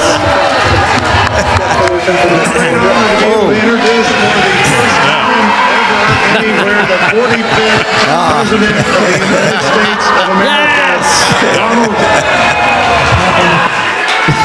Wait, is that Ellen? That'll be the well said, well spoken. That'll be the live cam in the newsroom over at MSLSD in about an hour or so.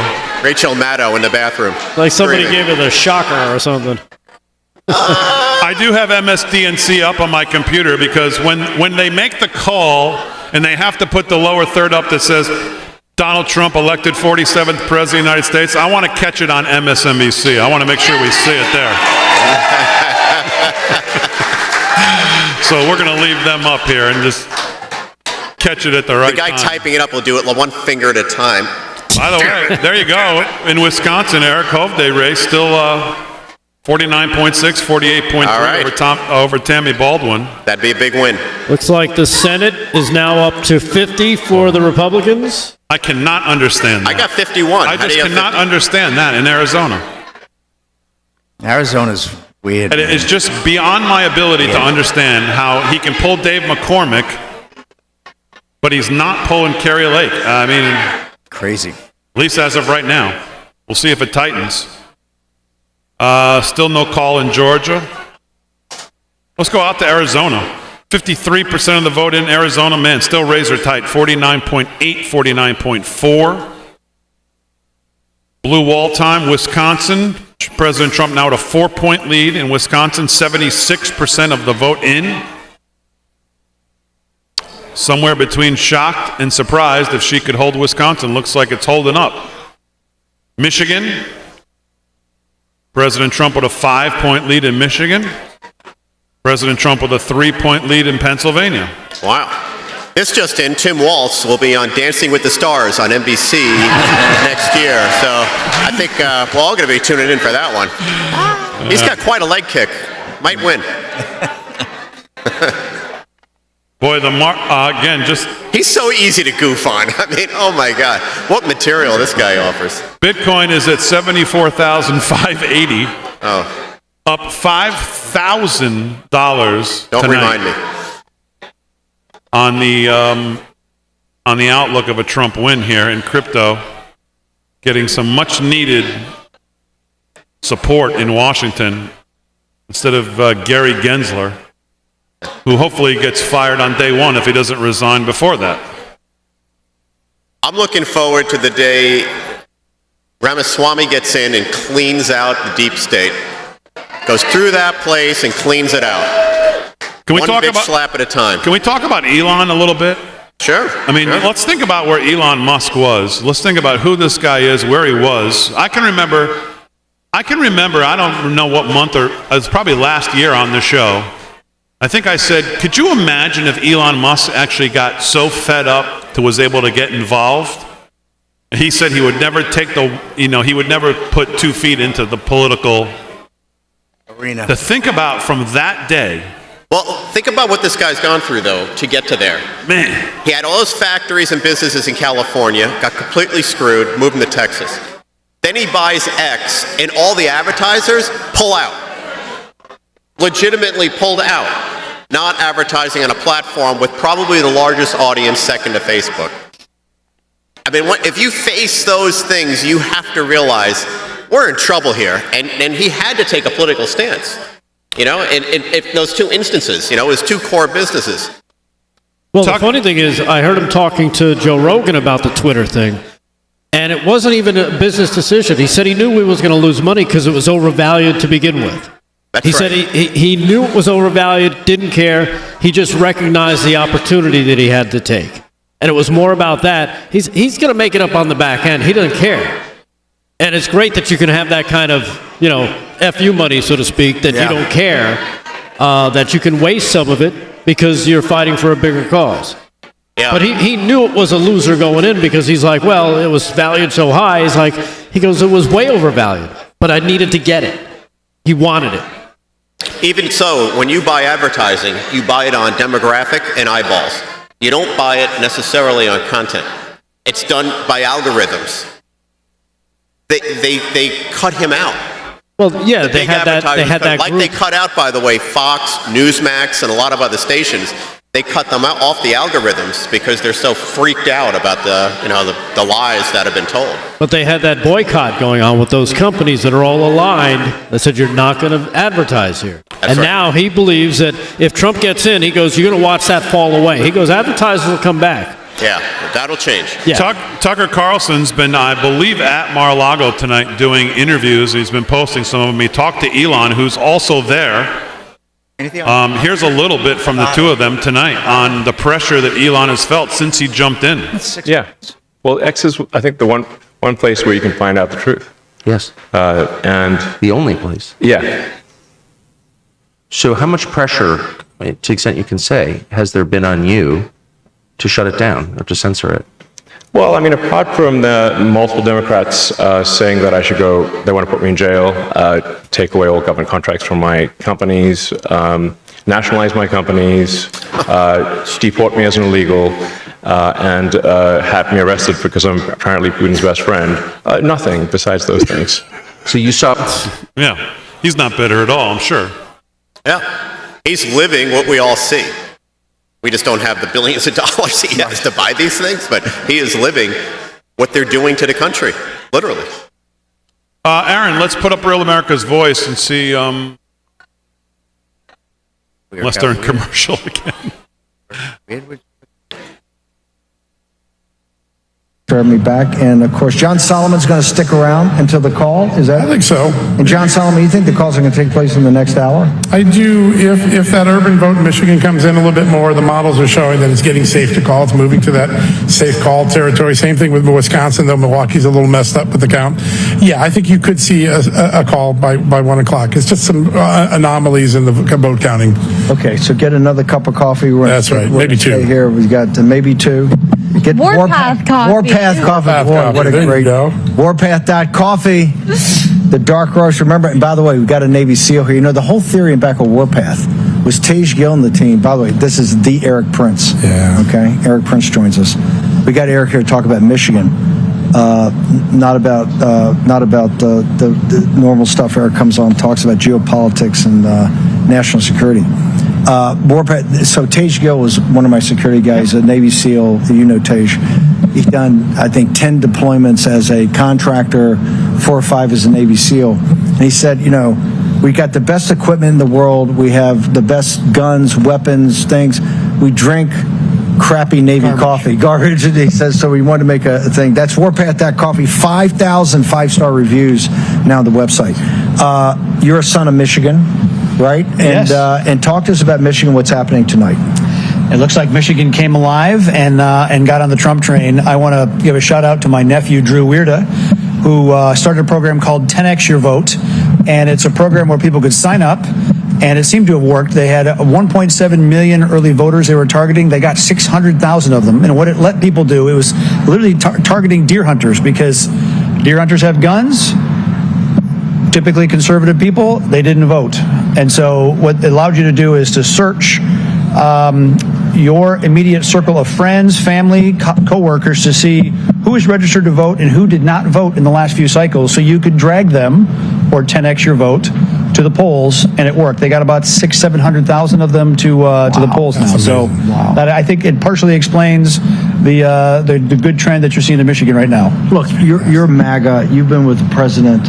You were with us in 15, early on in the early days. What happened in Michigan is now, has come back full MAGA. We could have a win for the president there. We might pick up a Senate seat. Looks like we take Slotkin's seat in the House. Yep. What has changed over the last couple of years, and how, besides the methodologies of using 10X, what has changed in Michigan? The labor movement has woken up the fact that the Democrat Party has abandoned them completely to this Green New Deal. It's crushing their jobs. It's crushing their competitiveness. Even the Arab population on the east side of the state doesn't like the perpetual wars and the perpetual chaos of the Biden administration. Foreign policy didn't seem to be much on the ballot this cycle, fortunately. But foreign policy was on the ballot in Dearborn. It was. The Arab American and Muslim community did not support her whatsoever. Correct? No, and the Biden-Harris team were on no sides. They were not ever standing strong against Iran, buying them off, dropping sanctions, literally sowing the seeds of the chaos that we see now, giving the funding in place for October 7 to happen against Israel, and then once that clacked off, the administration was trying to stand with feet in both camps, and it just didn't work. Talk to us about President Trump going forward. Talk about geopolitically. What does he have to do? You're a warrior. What does he have to do? Ukraine, Israel, Middle East, Red Sea, Chinese Communist Party, Ukraine, all of it. The Eurasian landmass is on fire. What needs to happen? The first thing is that the strategic interest of the United States is to get Russia out of the orbit of China. And to do that, you need to settle the disaster of the Ukraine war and get to a ceasefire and let Ukraine focus on repopulating themselves demographically. But letting... For the 300,000, how many people have been killed in Ukraine? 1 million? I'd say it's 1 million. Yeah, it's huge numbers. The important number is that they're losing more people every day than they can regenerate with more recruitments or even hiring people from abroad. The math is really bad. It's tipped, and it's at the point of no return. You're now coming into hard winter months again, where it's possible to do maneuver. For the last 2 months, it's been kind of muddy season. But again, weather affects these things, so this thing needs to be settled. That's the most important. I met an interesting guy who's been to a number of the BRICS conferences for the last few years, and they said this one, it was different. There was a different feel between Xi and Putin. Putin was definitely in a more subservient role. Wow. And that is not a good place we don't want that kind of Russian resources combining with Chinese manufacturing. That is extremely dangerous for us. So it is in the American interest to pull them away from the orbit, pull Russia back towards better behavior towards Europe and towards the United States. Eric Prince, tell us about the phone. Where do people go? You've worked on this. You've put your blood, sweat, and tears into this for the last couple of years. Well, this phone resulted from the last election 4 years ago, and seeing what big tech and big government were doing to suppress free speech and throwing people out of app stores. This came out of the Comey Committee. Exactly. Well, this is the answer to digital overreach by big tech and big government crawling into your business. And so this phone, the unplugged phone, doesn't have an advertising ID, so it protects your data from being collected and exported. And you can order it at unplug.com/warroom.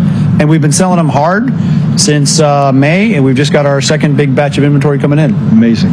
I got to tell a story. You know, John and Natalie, you guys appreciate this, given your work around the deep state. So after we win in 16, the deep state's all over Prince, because Prince has been an advisor on the campaign, advisor to Trump. He's got some ideas, particularly about Afghanistan. So they're like tracking him all over the world. Hence, he works on the phone. He gets subpoenaed to go to the House Intelligence Committee. And of course, I'm there. I've got, lawyers. I got sets of lawyers. I'm getting debriefed about how to go be deposed, because it's Shifty Schiff and Swalwell. And Paul Ryan has taken Devin Nunes off the committee. So Kash Patel, who's the general counsel, has no power, and has that goofball Trey Gowdy, right, who's a total goofball, as like the Republican. And so Schiff and these guys are running the committee, although they're the minority. So I'm sitting there, and I got reams of stuff, every phone call, every text message. I got lawyers that are like Mike Tyson on bath salts, are ripping my face off to get proposed. And Eric texts me. He says, "Hey, I just got back into the States. I saw, I had a certified letter. I got a subpoena to this committee, and do you have any guidance, because I'm heading over there?" And I go, no. I said, call him. He says, no, you can't. You got to get a lawyer. You got to pay $1 million. You got to get briefed. He goes, what are you talking about? I'm just going to go and tell the truth. I said, no, that's not how it works. The brother goes in there with no lawyer. Yep. Not having talked to a lawyer. Not just that, Steve. They ripping for 5 hours. Go ahead. I came off a flight from Dubai. Oh, God. I left at 2 a.m. from Dubai, arrived at 8:30 in the morning, got a shower, drove down to the committee, handled it. It was the one time I upgraded to business class, so I at least had somewhat of a sleep. And you did fine. You bench press Swalwell. They kept you not hard. Only there for 7 hours. That's fear in Washington D.C. That's fearlessness, because the whole thing is to get you in a perjury trial. My friend, we love you. Glad to have you back. Thank you. When do you think Michigan is going to, as a Michigander, when do you think Michigan is going to get called? Look, you always have to worry about nonsense around Detroit, but I think the advanced ground game has built up a big enough margin that it's going to be hard for them to steal it. Is there any truth to the rumor that you would be open to be President Trump's Secretary of Defense? There's plenty of great candidates. But if he asked you, would serve in some senior capacity. If the president asked the me National to serve, Security Advisor, Secretary of Defense, head of the CIA. Can you imagine, John Solomon, what would happen in Langley? So I'm going to leak it right now. He's on the short list for CIA. So everybody in Langley, right, we get the big long face tomorrow, and when you're crying in the conference room, remember, you're about 80 days away from having Eric Prince. In fact, we'll just put him as acting CIA director for 100 days while we get somebody confirmed, right? Foreign policy of the United States should be that our friends love us, our rivals respect us, and our enemies fear us. Our enemies need to fear us again. I agree. A simple plan, aggressively executed. My brother, Eric Prince. Thanks. Fantastic. Thank you. Wow, that was fun. Boy, we got other candidates. We got the Attorney General candidates up here. They're all stacked up. Yeah. Hey, we can't help you. You got to go to Mar-a-Lago. Yeah, that's not happening. Okay, my clock is totally messed up. So what all right, we'll join the network again. Let's check in. Should we check in with the Young Turks tonight and see how it's going over there? I was hoping you might do that. Let's hear what Cenk has to say. Cenk is feeling, I think he's actually crying. Iowa called for Trump, so there goes that nonsense. I'm getting revved up here on a significant rant. So, because Kamala Harris is not winning, and the people who thought that Kamala Harris was going to win in a landslide are totally wrong. Totally wrong. Totally wrong is correct. 230 to 205 is the official count I have right now. Still have had no movement on Georgia, Pennsylvania, Michigan, Wisconsin. Let's take a look at all of them. All right. Out of Michigan, 1st District in the U.S. House, Republican Jack Bergman has won that seat. So that's a positive for the good guys once again. Let's see. Also in the House, Republican Brian Stell elected to the 1st District in Wisconsin. So that's a positive. I mean, if there's one thing that's concerning me about the night, I'm seeing a lot of reports now that say that the House may be in jeopardy of falling to the Democrats. Is there a way to put that math? That's not what I heard. Is there a way to I've put been that seeing math? at all. No. How do we put that math together? No. I don't see that. Republican Tom Emmer just won his seat in Minnesota's 6th District. Thomas Keene in New Jersey won the House seat in the 7th District. And Republican Nick LaLota, right out here in Suffolk County, elected to the U.S. House as well. So he retains his seat. Oh, and Nancy Pelosi won hers. Yeah. Yeah, exactly. What a shot. It's a victory for plastic surgery. Right. I'm sure. Well, no, I'm just going to shut up. All right, let's take a look at the map. No surprise, Georgia. Still no call on Georgia, at least here. Pennsylvania. I got none. 51-48. I mean, maybe a little tighter. What did I say? It was 200,000 votes. Now it's about 150,000 votes. 85% of the vote in, 150,000 votes in Pennsylvania. So maybe a little work there still. Michigan, 50% of the vote in. The 6-point lead in Michigan. Still holding. Wisconsin, 78% of the vote in. It's a 4-point lead in Wisconsin. So he still holds a lead in all 3 of the blue wall states. What is this down to? 3,077,000, 2,908,000. I just want to say it's way past my bedtime right now. So I need to out to Arizona. Need to confer with these people making the calls of the 49.8, 49.3. New Mexico, she's got a 6-point lead. So that's where we're at right now. Yeah. John Solomon seemed like he thought that we may get a call. I don't know if he meant the overall call or just a call in one of these states. Hey, we don't need much. We need basically Pennsylvania and Wisconsin or Michigan. And well, once Georgia's on the board, which Georgia's it is in most places, called.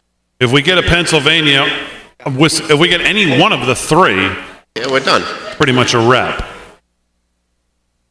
So, all right, Aaron. Well, let's default to the network right now. We'll try to get some more data. Let's get these results from Georgia. Jesus.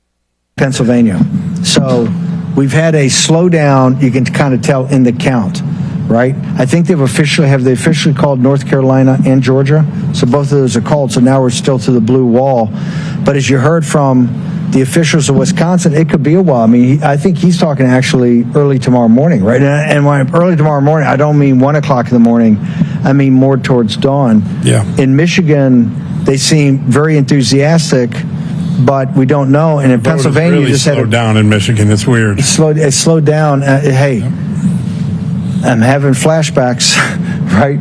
This happened before, and that's where we got to stay on top of it. So we'll try to get Poso up here, and we'll get Mark Serrano and maybe our brother from P. Can we get PA Chase team? Yes. Are we awake over there? Need another coffee? We doing good? We hanging in there? All good? Okay, I got enough clock that I can work with right there. MSNBC and CNN are not quite melting down like they were, that's never a good sign. For once in their life, they're just doing no spin. They're just very monotone, giving all the data, all the numbers, very little commentary. We've yet to have any more riffs on the importance of the Electoral College, or rather the denigration of the Electoral College.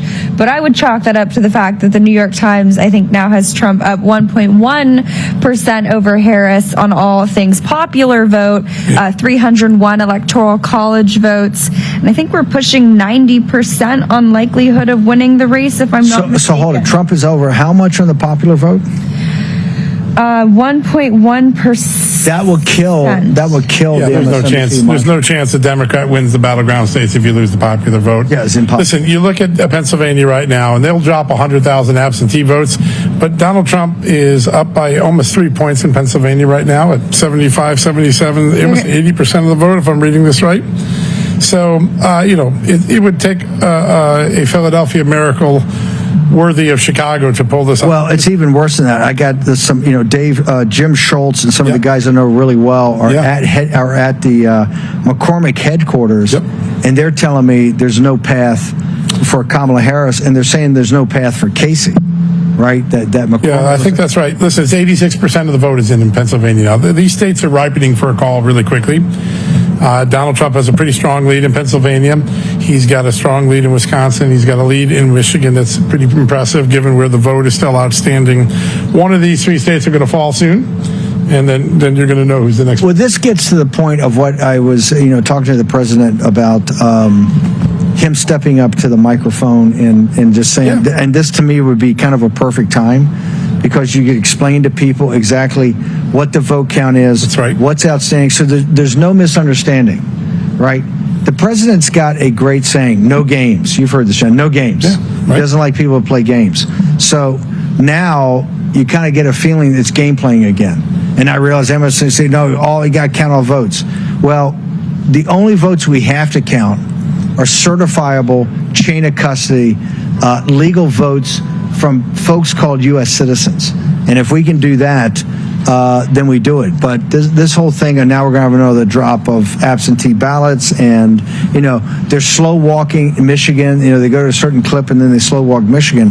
I think it'd be perfect time for President Trump to step up to the microphone, come over to the convention center, and actually say, hey, here's where we stand. And it doesn't have to be a declaration of victory. It could be a declaration of, directionally, I'm going to a win. It's impossible for her to win, and here's why. So the American people can hear it, and you can do it at some time before 2 in the morning. I mean, think about it.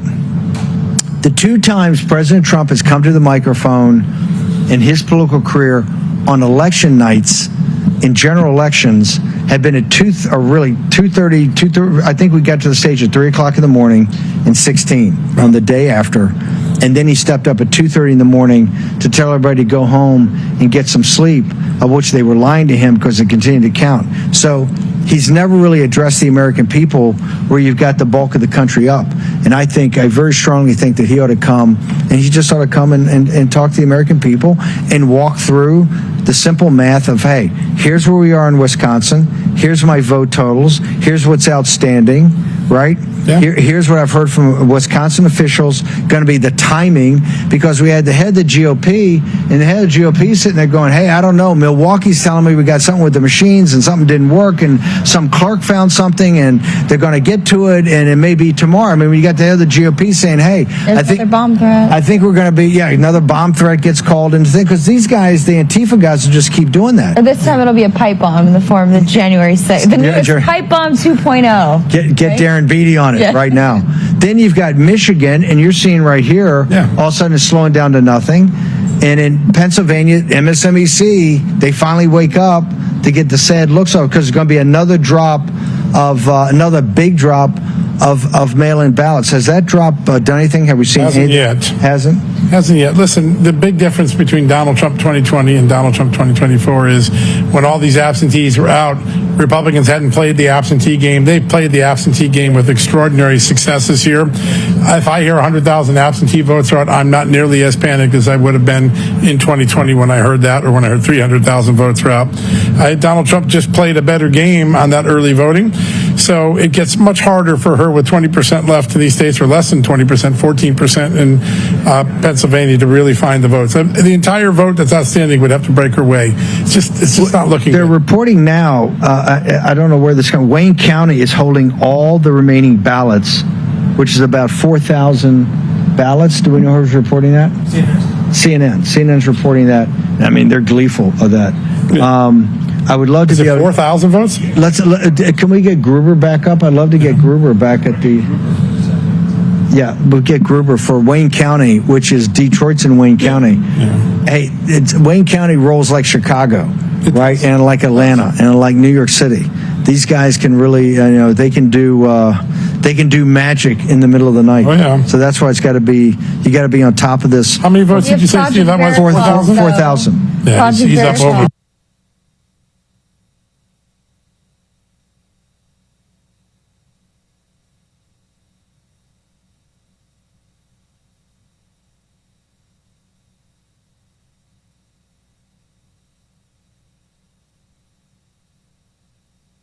Real. We ought to get that. To Real America's Voice and get it up. Awesome. Her name's Natalie Winters. Make sure you send all I know. lawsuits. I haven't been sued or indicted yet. I feel like I need to up my game. No, it's a little too light. I know. Is Jim Hoft in front of that story? We ought to get Hoft. We get Darren Beatty. Hey, it's after midnight. They're slow walking it. Let's go full crazy now, right? We're gonna get our battleground. We're gonna get the battleground posse on here. Mike Benz, Darren Beatty, right? I think we don't just push the Overton window. We break it, shatter it. But this is okay. So where we stand right now, North Carolina's been called. Georgia's been called. That really takes any alternative path for her, except she's got to run the table in the blue wall. Yep. What we have in Wisconsin, we know we got a problem in Milwaukee and Racine, right, too. We know from the head of the GOP that what they've told him is not, they're not giving him total information, but there's something with a clerk or a machine or something was found. They've got to redo this, and he said it could be early morning before we know anything. In Michigan, what we know, we got video now. California plates. I'm just kidding. We haven't verified any of this. It's too good to check off the internet. But there's some controversy about CNN's reporting that they're not going to count any more ballots. It looks like in Wayne County right now. Just 16%. They're only 16% in Wayne County. But Really? it's okay. The guest they had on CNN assured us that it was not a result of incompetence and that nothing nefarious was going on. Exactly. I'm sure. I feel better already. Are you saying that only 16% of the vote in Wayne County's in? Because they're at a much higher counting rate than. Where do you see that? Yeah, that's an important number if that is. That was the CNN. Although I'll flag this. I think this is an interesting stat for the audience. In a Dearborn precinct, out of about 600, 700 votes, 332 going for Trump, 293 going for Jill Stein, Yeah, that's and just the big 81 story. going for Harris. That's the big story in the right? What's that? Give me that. 300. So of about 600 votes in a Dearborn precinct, Yeah. 332 going for Trump, 293 going for Stein, and just 81 going for Harris. Okay, I'm going to give you that's a big report. I'm going to give you a report coming from the inner sanctum at the headquarters, the Republican headquarters in Pennsylvania. Upward Bucks still has yet to come in. That's deep red. The city's about done. They didn't do enough. McCormick lost Lackawanna County by 8. That's Casey's home state. And Cambria is a huge red county, only 14% in. This is over. Actually, we're doing better there than 2016. Yep. Is Scott Perry on the bubble or losing that seat? Scott Perry's seat? The last I saw, he was up. So let me see. Right now, the control of the House of Representatives could come down. I'm hearing to Scott Perry's seat in Pennsylvania. So we are trying to get Getting word that President Trump is coming into the convention center. We should keep an eye on that. Okay. It's got a phone call that you should take. Yes. Hang on for a second. Let me go. This is the. I tell you what. You guys take over. I got to return this phone call.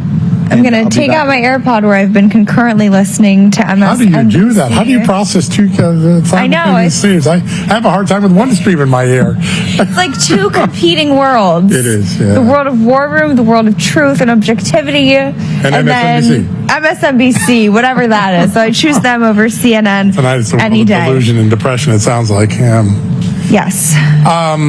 Listen, I'm starting to really dig into these numbers here. I don't see where Kamala Harris can make up the lead in Pennsylvania. I don't see where she can make up the lead in Michigan unless the report that they only have 16% of Wayne County in. Then that's a big difference. But she's just underperforming in all the places where the outstanding vote is in these bellwether states. We got to get through Milwaukee and that weird recalibration of the machine that needed to be done. Good that it was caught early. Well, and I think this is when the poll watcher apparatus that we built up is so important. Yeah. And I think, too, just in Pennsylvania, it was just 2 hours ago, Chairman Whatley was saying that they basically effectively sued. They were supposed to have stopped the count in one of these Pennsylvania counties, but they were able to make them finish. Yeah. These people, election workers, sometimes they're so lazy. There's something maybe more than lazy going on. Listen, there's also an expectations game. The longer you can keep Kamala Harris in the mathematical game, the longer you can keep the party together. But it just, I've done this math for a long time, going back to 1998. I just don't see where she picks up the votes to capture the 3 blue states. I just don't think she has the blue wall capability. I'd like to know what Arizona's doing, because Arizona's a really important state. I think Ben Bergquam was texting me. We can try to get him Try up to get Ben Bergquam on control room if we could. That'd be great. That would be awesome. I think Steve needs a little makeup touch up. I can dish it too. I can take it. I can dish it. I know it's good. You're more in the game of hair care, I think. If I can get hooked up here, I guess we don't have a guest, so we can do it. Hey guys, we could go to Arizona for an update. You want to take a commercial break? We're going to take a commercial break. Here's what we're going to do. President Trump is en route right now to the convention center. I think he's going to take somebody's advice and maybe step up to the microphone and say, "Yo, did you do that? Yo, another we're up in shot." I just think we're going to go through Wisconsin, Michigan, and Pennsylvania in some detail. We were going to get Poso. Hopefully, we'll do one better and get the President of the United States, Donald J. Trump. Short commercial break here in Real America's Voice. I'll get rehooked up. We're trying to get some other folks here in Pennsylvania and others as we pass the midnight hour, and we're getting slow walked by Democratic administrations in Wisconsin, Michigan, and Pennsylvania. Short break. Yeah, I think that's the point right now, right? Exactly Everybody's right. going, what the hell's going on here? Getting PTSD flashbacks to 2020 as everything has seemingly just stopped. Shades of 2020 all over again. Terrible. I literally just said, yeah. Yeah, 2:30 to 2:10. What was the and question? everything has seemingly come to a halt. Hey, nothing surprises me with this group. Nope. Pennsylvania, 88% of the vote in. Trump 51, Kamala Harris 48. 3.119 to 2.946, so that's still about 150,000 vote lead. Michigan, 52 to 46, 56% of the votes in. Wisconsin, 81% of the votes in. President Trump holds a 4-point lead there. Out to Arizona, 53% of the vote in. It just seems like everything is frozen in time right now. These numbers are not.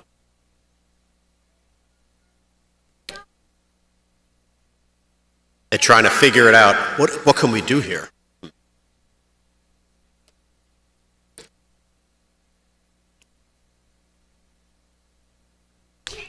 Joe the Box is getting.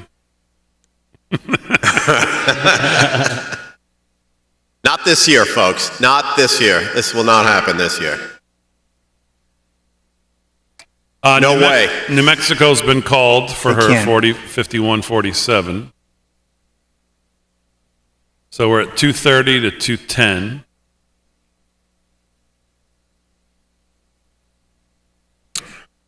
Georgia hasn't been posted. Yeah, I mean, at this point, there's not much. I mean, Steve called it. He said that they called it. There's not much we can do. We can start looking at some Senate races or some other House races. Sam Brown, let's go to Nevada. We have nothing going on in Nevada right now. Yeah, it's been quiet. Did they close? Time did they close there? Is it closed? It's got to be 3 hours I'm ago. showing 9:30. This map's not even showing that Nevada's closed yet. They should be closed by now. Let's go to the Senate race. Yeah, I got nothing in Nevada. Right now, 51-42 in the Senate. I still don't understand why I'm seeing people say To the convention center. President Trump is going to speak, I think, to the convention center in a second. Let's get our own Brian Glenn. And here's what I want to do. I want to keep that shot on the motorcade. Let's bring in Brian Glenn. Folks have seen enough of me. Brian, what's the anticipation? What's going on in the convention center? What do you guys know? Steve, first of all, phenomenal coverage from you guys and the team there at Real America's Force down the War Room. I'm calling this the watch room, my friend, because everyone is watching this race. The reaction to every single race that's called, Steve, is something that it's indescribable. Let me step aside real quickly because I want to make sure that everyone at home watching knows exactly what's going on behind me. We're at the West Palm Beach Convention Center, Steve. We've got actually, ironically, they are bumping back and forth from Fox and CNN coverage, and I'm really enjoying watching CNN having to call this race at some of these states. It's quite enjoyable, and a lot of the fans here are enjoying that as well. Now, as you see, the double box there, a motorcade heading to the West Palm Beach Convention Center where he is scheduled to say a few words here. And Steve, you know, we came into tonight, we knew we had momentum, we knew there was a possible, obviously, we don't want to repeat exactly what happened in 2020, but darn, Steve, did we think it was going to be this good tonight, this soon? I know that you had said earlier in the broadcast you were thinking that it could be, I don't know, maybe Wednesday, Thursday before we know, but we may know tonight, Steve. Here's the question, and somebody in the motorcade is actually, is there a possibility, hang on for a second, Brian, to John Solomon, the question goes, they're heading over there. Is there any possibility you see it right now that you think Associated Press could call either Wisconsin, Michigan, or Pennsylvania? Pennsylvania and Michigan are ripening pretty fast. Wisconsin, we got to wait for that Milwaukee issue to be resolved. But all three are going to be callable. They should. You think so? I really do. Not enough votes outstanding, and because CNN and MSNBC will go through, they'll do seppuku, right? Yeah. If that happens. It's do you think President Trump knows something? You think they're in communication with AP? They have to be. Jason Miller would be talking to the AP and trying to get some sense of what they're thinking. But they also have their own number counters. They know how this goes. Even if you're at the AP, you know how this goes if you've done several elections. I got a fun one. John Avlon, remember the CNN guy? Yeah. He lost. Oh, how badly? Don't have a total number. By the way, it's not John Avlon. It's Mr. Margaret Hoover. What's that? It's Mr. Margaret Hoover. Oh, I'm sorry. Yes. Yes. Cha-ching. Cha-ching. The Daily Beast guy, CNN guy. They're not going to Congress. Another elitist down. They're actually a very nice couple. But now we did lose. Have we lost 3 seats in New York? Yeah. We picked up 3 in North Carolina is what I'm seeing. We got to get we have to get DeGrasse off site. He's thrown himself off a building somewhere, so we have to track him down. Can go ahead. Just jump in. Yeah. It's our MSNBC monitor. Michael Steele, former head of the RNC, is currently contemplating how they could have done a better job communicating to the MAGA audience that supporting Ukraine is really important. So that's the discussion that they're having. Michael Steele, you're a nice man. You're a very nice man. You're a good man. You're dumb as a brick. We know everything about it's mean to bricks. We know everything about Ukraine. Here's what we want to know is when are we going to do the investigations to start to get our money back that Zelensky and these other crooks stole from the American people? I think. How about instead of trying to dupe us into supporting the Ukraine war by saying it benefits our industrial base, that was what they tried, we audit it. And I think that's something that we should do day one. Good for the goose, good for the gander. Brian Glenn, what have you guys been told? That the president's en route? He's going to make a statement? I mean, right now I'm hearing they may be in communication, so AP may be calling one of these states one of the blue before the president gets him back. He takes a second. He has a Diet Coke, right? They talk, they call it, and then they walk right. Very important headline in The Hill, which is pretty well respected. Democrats fill 2016 all over again in Harris-Trump battle, and i.e. Donald Trump's about to win. Yes. The Hill, that's their headline right now. That's their headline right now. So we have to win just one of the battleground of the blue wall states and keep Arizona. They have to they have to run the tables and win Arizona. And President Trump is still up 5 points in Arizona, or where are we in Arizona? My understanding is Carrie Lake, that theory of the case that Trump has to win by more than 4 points, maybe actually in the bubble. I just heard about 30 minutes ago he might have to win by 6 points. She's running. She's running quite behind him. Right. 53% of votes are in Arizona. Trump is up by 0.8. 0.8. Correct. And Carrie Lake is down 5 or 6. Let's see. As you look up, let's go to Brian Glenn at the convention center. Brian, what have you guys been told there about what the current status is and the current status of President Trump, why he's actually coming over? Yeah, well, I can confirm that he is coming over. I'm trying to confirm what the point is and what his plans to do once he gets here. I do maybe agree with what you guys were talking about. He just wants to confirm, get some confirmation from the AP, make sure that some of these states are at a point where they can call it so he can come out and address this crowd. Now, I will say the crowd behind me has built in the last hour or so. So it seems like the momentum, maybe the crowd is hearing something. Maybe there's some chatter over at Mar-a-Lago as far as what's going on. I know they've had a big celebration so far there tonight. But you can just sense the energy in this room, Steve. The people here, every single time they throw up a result on the board, this place lights up, and they feel that a victory is right behind, and that tonight is a time. Now, I'll try to confirm what President Trump's plan is once he gets here, but I can confirm that he is on his way. By the way, MSNBC just called Georgia for Trump. Has Fox News called it yet? No. Whoa. Okay, we got Kane from Citizens Free Press. Kane, give us your assessment of the night so far. Yeah, I'm not giving an assessment, Bannon. I called the race at 10:41 p.m. I've been sitting in this room every day for 8 years waiting for this night. The race is over. I called it, but I appreciate that the rest of you are taking it very professionally and seriously, because I'm not. It's done. We got this. It's all over but the crying. Look at the trolling headlines at the top of the stack right now. Hey, Merrick Garland, cool story, bro. Hey, Jack Smith, how you doing tonight, man? I blew Citizen Free Press traffic, Bannon, today, last 24 hours is now 26 million page views. I've got a link up at the top of the stack it says live election map is a thing of beauty, right? And so that drew too many people to the Associated Press website, and I blew it up. The AP website, the electoral map will not load. It stopped loading 30 minutes ago. Like, that's the kind of shit I'm excited about. And pardon my French, but damn it, we earned it, Bannon. We earned it. Kane, no one earned it more than you. You sleep 2 hours a night, right? I think maybe we need to have Kane run Voice of America and we reform the website so it's just I'd pay to watch that. That would be fun. I would stick around for a Senate. I want the TV rights for a Senate confirmation hearings. Kane walks into the wraparound sunglasses.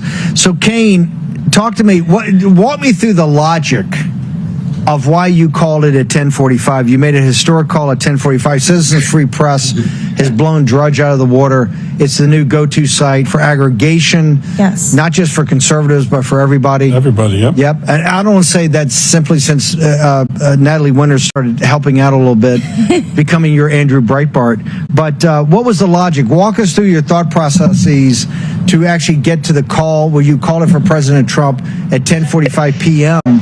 on 5 November 2024. You gave me way too much credit, Bannon. Like I said, I gave up at about 10:45. I stopped being a journalist, man.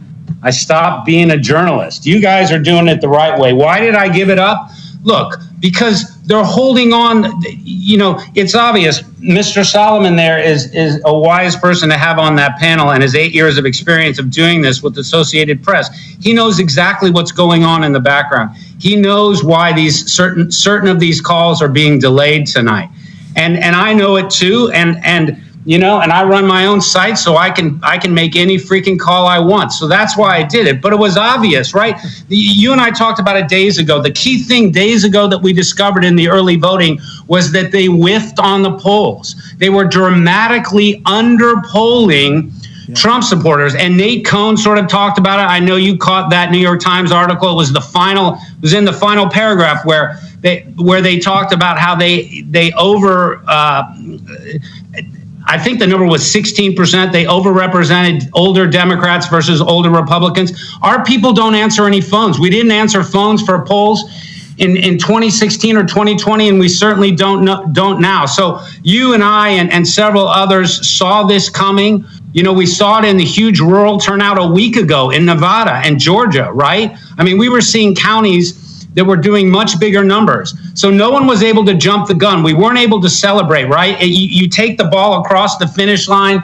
You do not drop it on the 1 yard line, as so many players have done. So we couldn't talk about it. I haven't talked about it with you, but I've known this thing. I made predictions. Well, what did I predict to you at 5 o'clock? They were going to call the race before midnight. The dominoes, they're there. We'll see if he wins all of them, if he wins Wisconsin, Michigan, and Pennsylvania. But I'm just in a damn good mood, so I'm going to just kick back, brother. Hang on right here. A massive announcement here. Kamala Harris will not speak at Howard University tonight. Yep. One campaign official has told the person, Shwana Mazel, that large crowds have already begun to leave. So the music's off. That means she's not going to concede tonight. That's right. Right? So...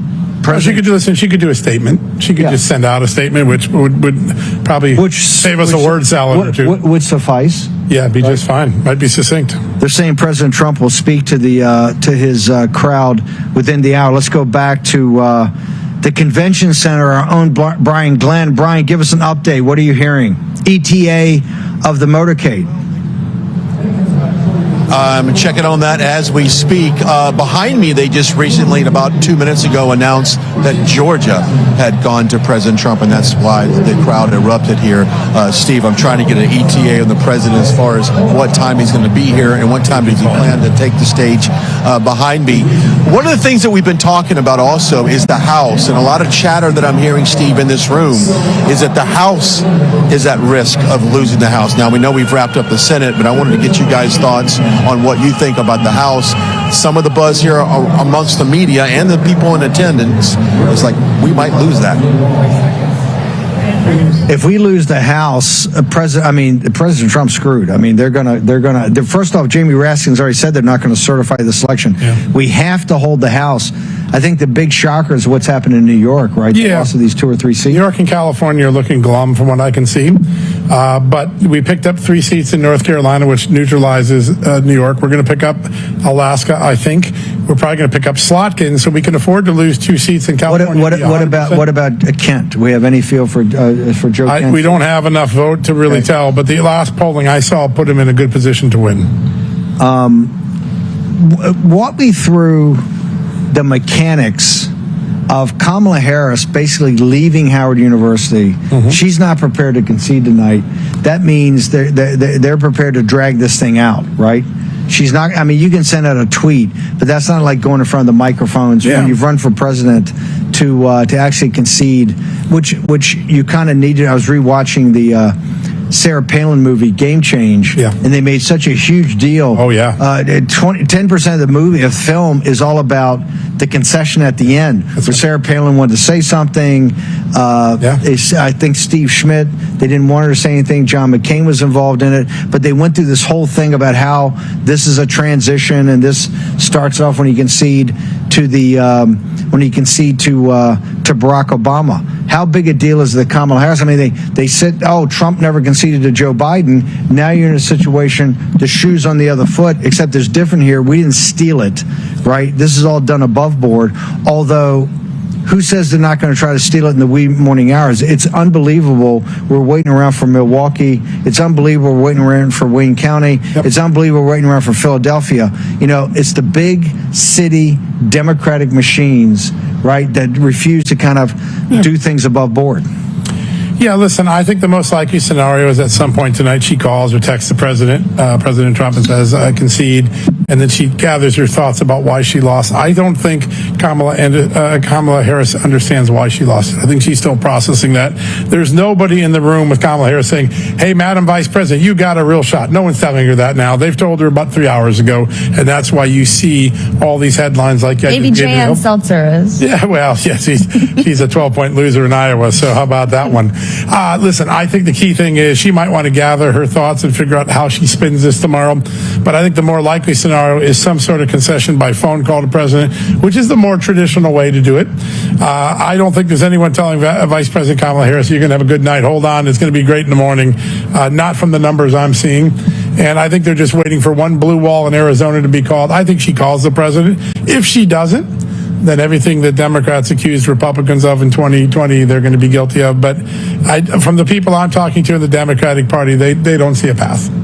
Is MSNBC, Rachel Maddow and the main crew is still on? They have not left? They haven't passed the baton over to... They normally around midnight go to the second crew. And there's a wonderful clip that we should play when we bring the show in next from CNN talking about how what they are looking at is very close and paralleling 2016, and that it is a, quote, 5-alarm fire for the Harris campaign. Wow. But that it's not over, and that at this time in 2020, they were able to...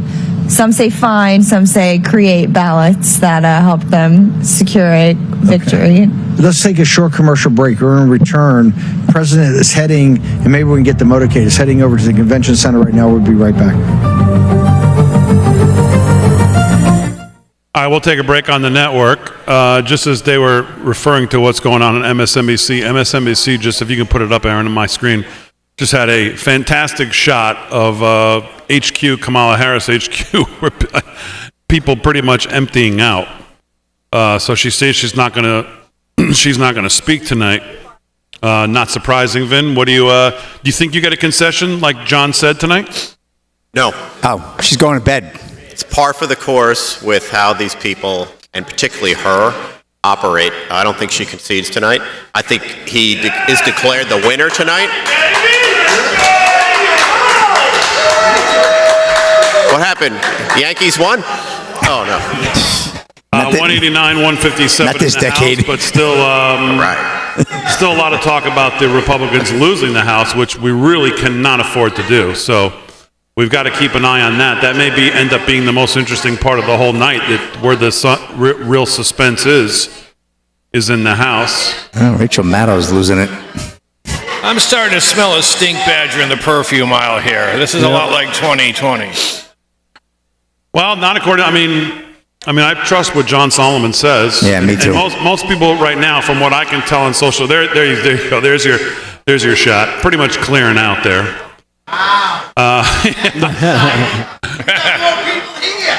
Yeah, there you go, Joe. There you go. We got more people here. Exactly. Yeah. Most of what I see on social media says that the lead in the blue wall states, Wisconsin, Michigan, Pennsylvania, right now are too big for her to overcome. And as I say that, we look at Pennsylvania now 90% in, almost back to a 200,000 vote lead, 196, 553.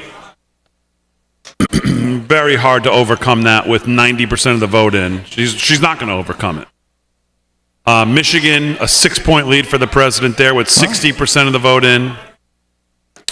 Wisconsin, a 4-point lead with 84. So you're going to get Wisconsin and Pennsylvania. Once one of them falls, I suspect you're going to get a call on the other one fairly quickly because the votes are just not there. Arizona stuck on 53, but Trump still picked up a little there, though, Trump. Yeah, 50% he's got of the vote.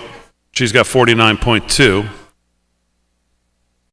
Yeah, and according to Jake Tapper on CNN, Georgia finally here, red on the map, finally. Oh, finally. Jake Tapper saying, after Dana Bash said she's got to win Pennsylvania. If she doesn't win Pennsylvania, it's over. Jake Tapper responded, he's leading right now in 5 battleground states that have not been called. Donald Trump is widening his lead. That's over on CNN. They see the writing on the wall. My hat on. Let's just quickly dip in here, Aaron, and see who they're blaming for this. White guys or white women or black guys. We're not black getting guys audio? who used to be women. Maybe if I unmuted I imagine it, maybe I'm that not would be freeing better you audio. to go sleep anytime soon. I imagine we may be back with you yet, but thank you for being there Yes, for us. thank you It's for much trying. appreciated. Seeing Cedric Richmond come out and make those remarks at Howard, you could see how it could be different, right? You can see how they could expect that to be the candidate. I think they planned for everything in terms of it's close or Harris is ahead, but Trump declares victory. I mean, all these things that everybody gamed out. Oh, sure. Now we're just waiting for the blue wall states to come in and watching the math. Sending people home is also like asking people to conserve their emotional energy, I think. And it's not possible. Yeah, And I think there's no other way to describe how people are feeling. It's going about as well as you would expect over there. We're trying to reason with why we send people home and what it really means. They're managing their emotions. Went to that venue tonight hoping to Oh, there she is, Miss Circleback herself, one of the biggest liars we've ever seen in the press briefing room. Circle back. Was the end Fox of just the called Trump Georgia. era as they knew it. Yeah. And so With Georgia. Fox just we called don't know Georgia. the outcome yet, Finally. but that is not what they are receiving, Hip, and they're hip, being hooray. told to go home. Come on, one more. And wait till Yeah, tomorrow. Georgia's officially been called everywhere here. It's a hard thing to hear. I just want to say one more thing, and this has also made me think a lot about the campaign Jordan team. Slagle on And I've done a lot of Twitter. these Again, campaigns, Trump's lead as in you all know, Pennsylvania, and Michigan, Wisconsin is simply too big to rig. Speaking of that. Too big to rig. He's going to get a clean sweep of the blue wall. Just epic. Wow. And again, when we talked about the blue wall and which one she might lose. Again, I think we can go back. I think I said I would see her losing all three, just given the early vote numbers. Where's Geraldo on all this? Where's Geraldo Rivera on all this? I want to know. I want to know what Jerry Rivers has to say about this right now. Did you see Geraldo's tweet tonight? I saw Geraldo. From Al Capone's Oh my tweet. God! Geraldo's having a bad hair day. I think is basically what's happening. Should we just revel in just the patheticness of it all? Have you seen Joe? Did you see his tweet tonight? Oh my God! Do you have it? Yeah, he still thinks he's on The Apprentice. I'm gonna pull it up. You're fired. Here it is. Here it is, Joe. Joe the Box. Here you go. What happens now that the dream of our first woman of color president is shattered? Does the future President Trump seek retribution and revenge upon the enemy from within? As he has vowed, will families be ripped apart by mass deportations? Does Ukraine get abandoned? Does NATO? Does NATO what? It's getting abandoned. Come on. More of these questions will be answered next week. Joe the Box, what do you think? What a joke. What a joke. By the way, can we thank Joe the Box for All right, Joe.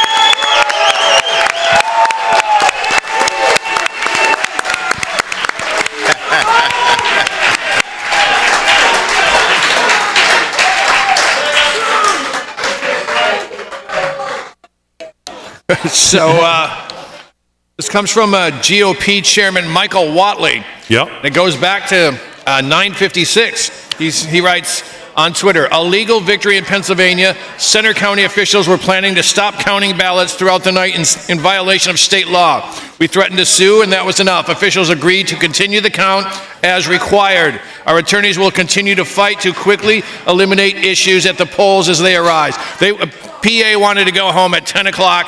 Not happening. Unreal. I mean, listen, there was a lot of consternation about President Trump putting his daughter-in-law in charge over there at the RNC with Michael Whatley, obviously from North Carolina, both of them. But let's face it, right now, that looks like a genius move because the two of them not only were ready for today, were ready to tackle things when they came up, they were on top of it. They got to the courts when they needed to. I mean, they've had a pretty... I think you look back and say so far, for as way this went after 2020, they've had a pretty flawless day so far. They've been on it real time. They've really been on it. That's the key. And it wasn't a lot of time. They only took those positions months ago to be able to turn that around so quickly. This just in, American actor Rob Reiner said, I don't know if you guys heard this. This is the first time I heard this. that he will set himself on fire if Donald Trump wins the 2024 election. Yeah. Well, he is meathead, so. Yeah, and hopefully Cher is moving out of the country now, right? Barbra Streisand, get Rob out. Reiner? You're fired. Rob Reiner. Is that a real quote or is that you made up? No, that was a quote, There ain't enough gasoline for his fat ass. Yeah. I'll have meathead, medium rare, please. Who's he Thank kidding? you. Yes. Oh, man. You fat ass. I mean, we're going to Harry. I mean, we've got to be.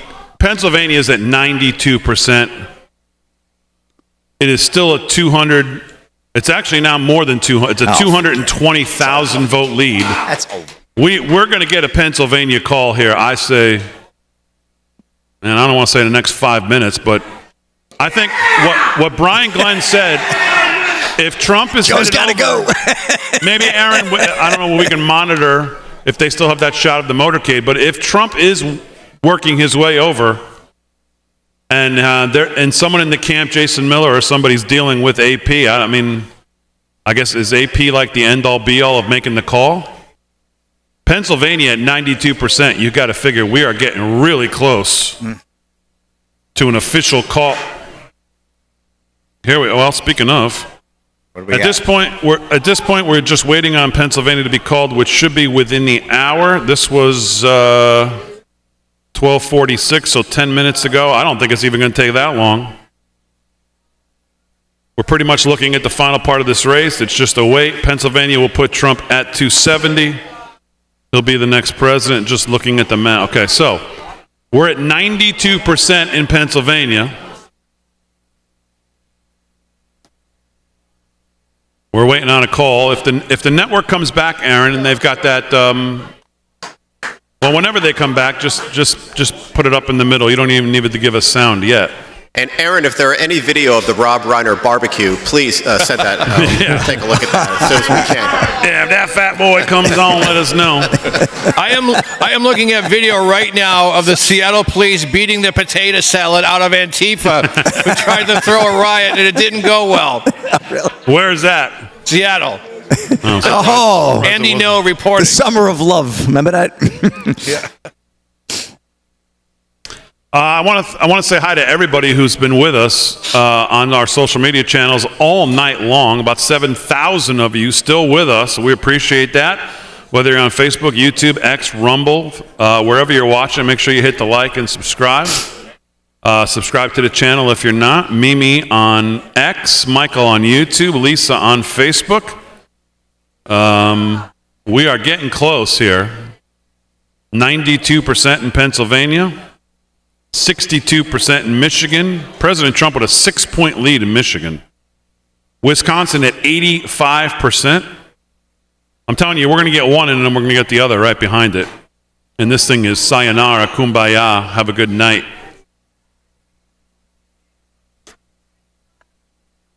Yep. About there. Right, we're not there yet. You want to see it. Like I said, I got MSNBC up here. We're going to catch. Right now. We are going to catch Donald Trump elected 47th president of the United States on that lower third. If the last thing I do. Harris wins New Mexico. Whoopee.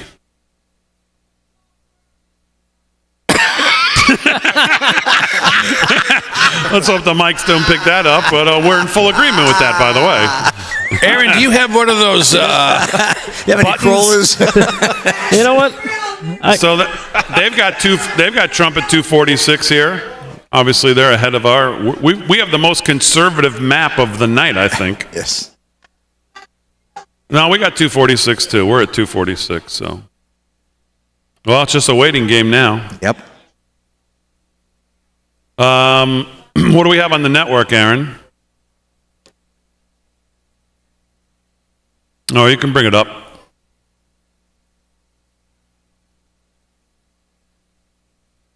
And I'm not sure, I doubt Drudge is doing much over 20 million. A couple thoughts I want to say, I want to check the oil futures market because we're going to drill, baby, drill. Another thought, if TP USA and TP Action and War Room were traded publicly on the NASDAQ, I would expect 100% gap up tomorrow at the opening for the War Room stock and for the TP USA stock. I mean, I feel that way. Let me go with this for a minute, Bannon. I feel that way. You know, Charlie put his ass on the line, right? You know, outsourcing the ground game to these outside groups. That was a big decision by the RNC. And Charlie put his ass on the line. And you put your ass on the line teaching a class in federal prison for 4 months. All right? So you put your ass on the line.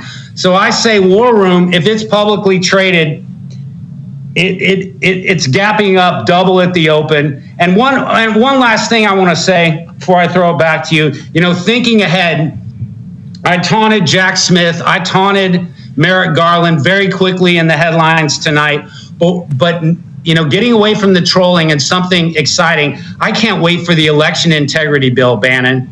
I cannot wait. Voter ID nationwide and no absentee ballots on demand. And we can get rid of this Maricopa 10-day nonsense. You know, that's why taking the House is so important tonight. We need to run the table, have all three. You remember the disaster of Paul Ryan when Trump, you know, had all three in 2017 and nothing got done. So we've learned the lesson from there, and I can't wait. I can't wait to fix elections in this country. What do you think else comes in the first week?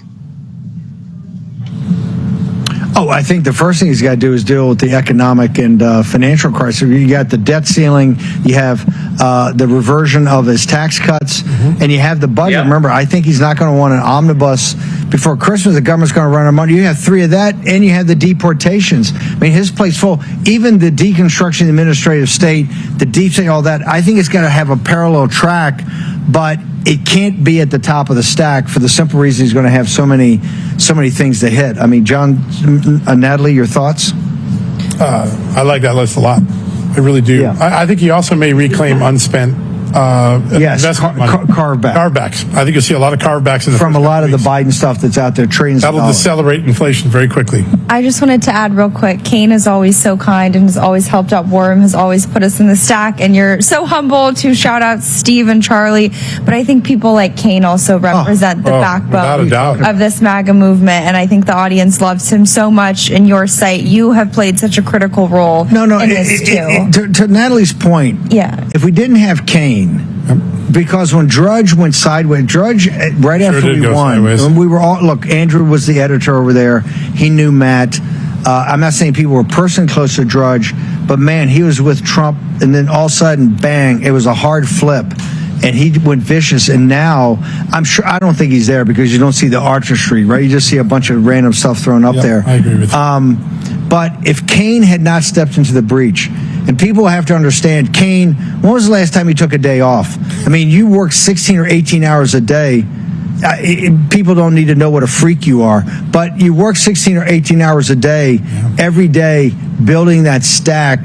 And that's why, if we didn't have that, if we didn't have an aggregation site like this, Thucydides' trap of aggregators. Exactly. we would have been hammered. Kane, your thoughts and observations. How did you do it?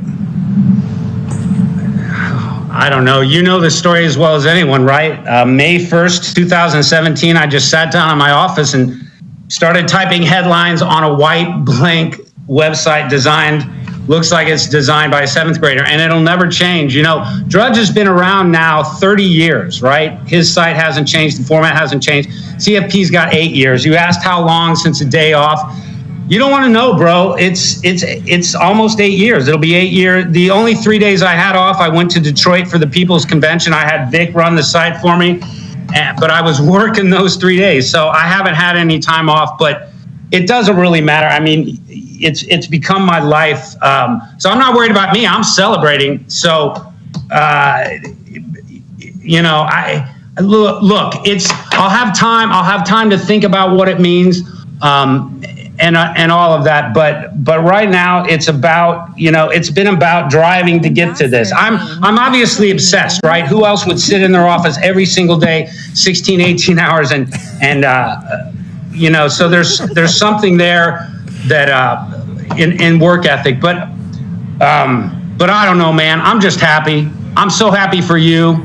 I'm so happy for Natalie. I'm happy for for MAGA Nation. I can't believe, I'm happy for President Trump and what he's given up and almost assassinated 2 times. And it's just incredible what's happened in the last 4 years. And I'm thankful. And I'm thankful to be with all of you. And I appreciate the support that you've given me all the way along. And, and the dopamine and serotonin are running strong in the brain. I'll say that.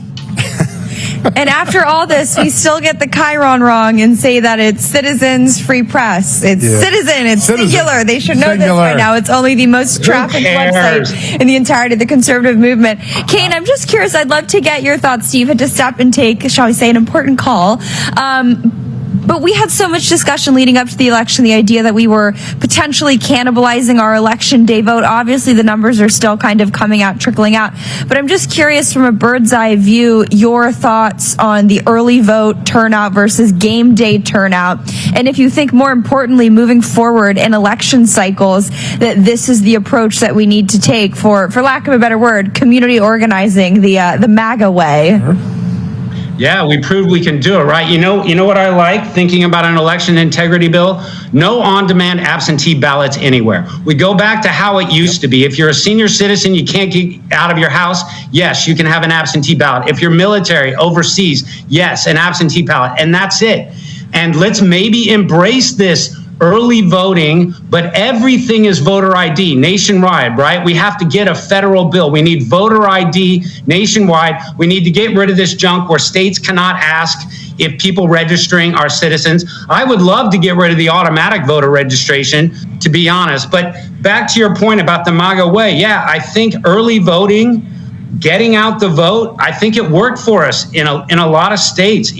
Maybe we're learning that we're more of the silent voter, and we need more cajoling and a little bit more push to get to the ballot box. But yeah, we had and it was nice. It was nice to have the momentum for the last 2 weeks, right? 14 out of 14 days in Nevada, we won the early vote.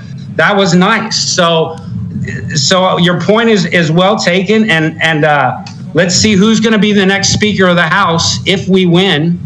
We're not 100% sure it's going to be Mike Johnson, and we'll see what ends up in that HR 1 reform election laws. All it took was a potentially sleeping victory for President Trump for Rab to finally get your Chiron right. And I think that is the largest upside of this election. Kane, hang on, because I want Steve to come back. But before he does, we're going to bounce real quick to Ben Bergquam, who's going to give us an update from Arizona. So let's head to that beautiful state. Ben, give us the latest. Well, as you can imagine, there is a lot of optimism right now. It's kind of mixed, obviously, with what you have with Kari Lake. What's interesting about that is I was interviewing people around the county today, across Maricopa County, and we did start to hear some of that. You had people with MAGA hats saying that they were going to vote for Gallego, which is just shocking to me. It just makes no sense. It's like cutting your nose off to spite your face. It makes absolutely no sense. But I still think Kari still has a route there.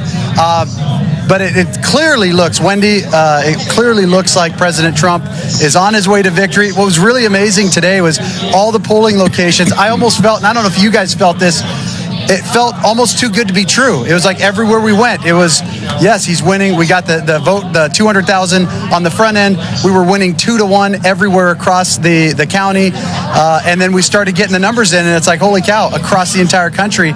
They did everything, John. They did everything, Natalie, to destroy President Trump. You've talked about it all night.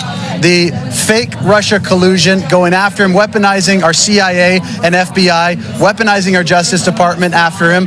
The impeachments, all of the shutting down his businesses, going after him, the indictments, the convictions. By the way, we're live in the background here with a great group of people.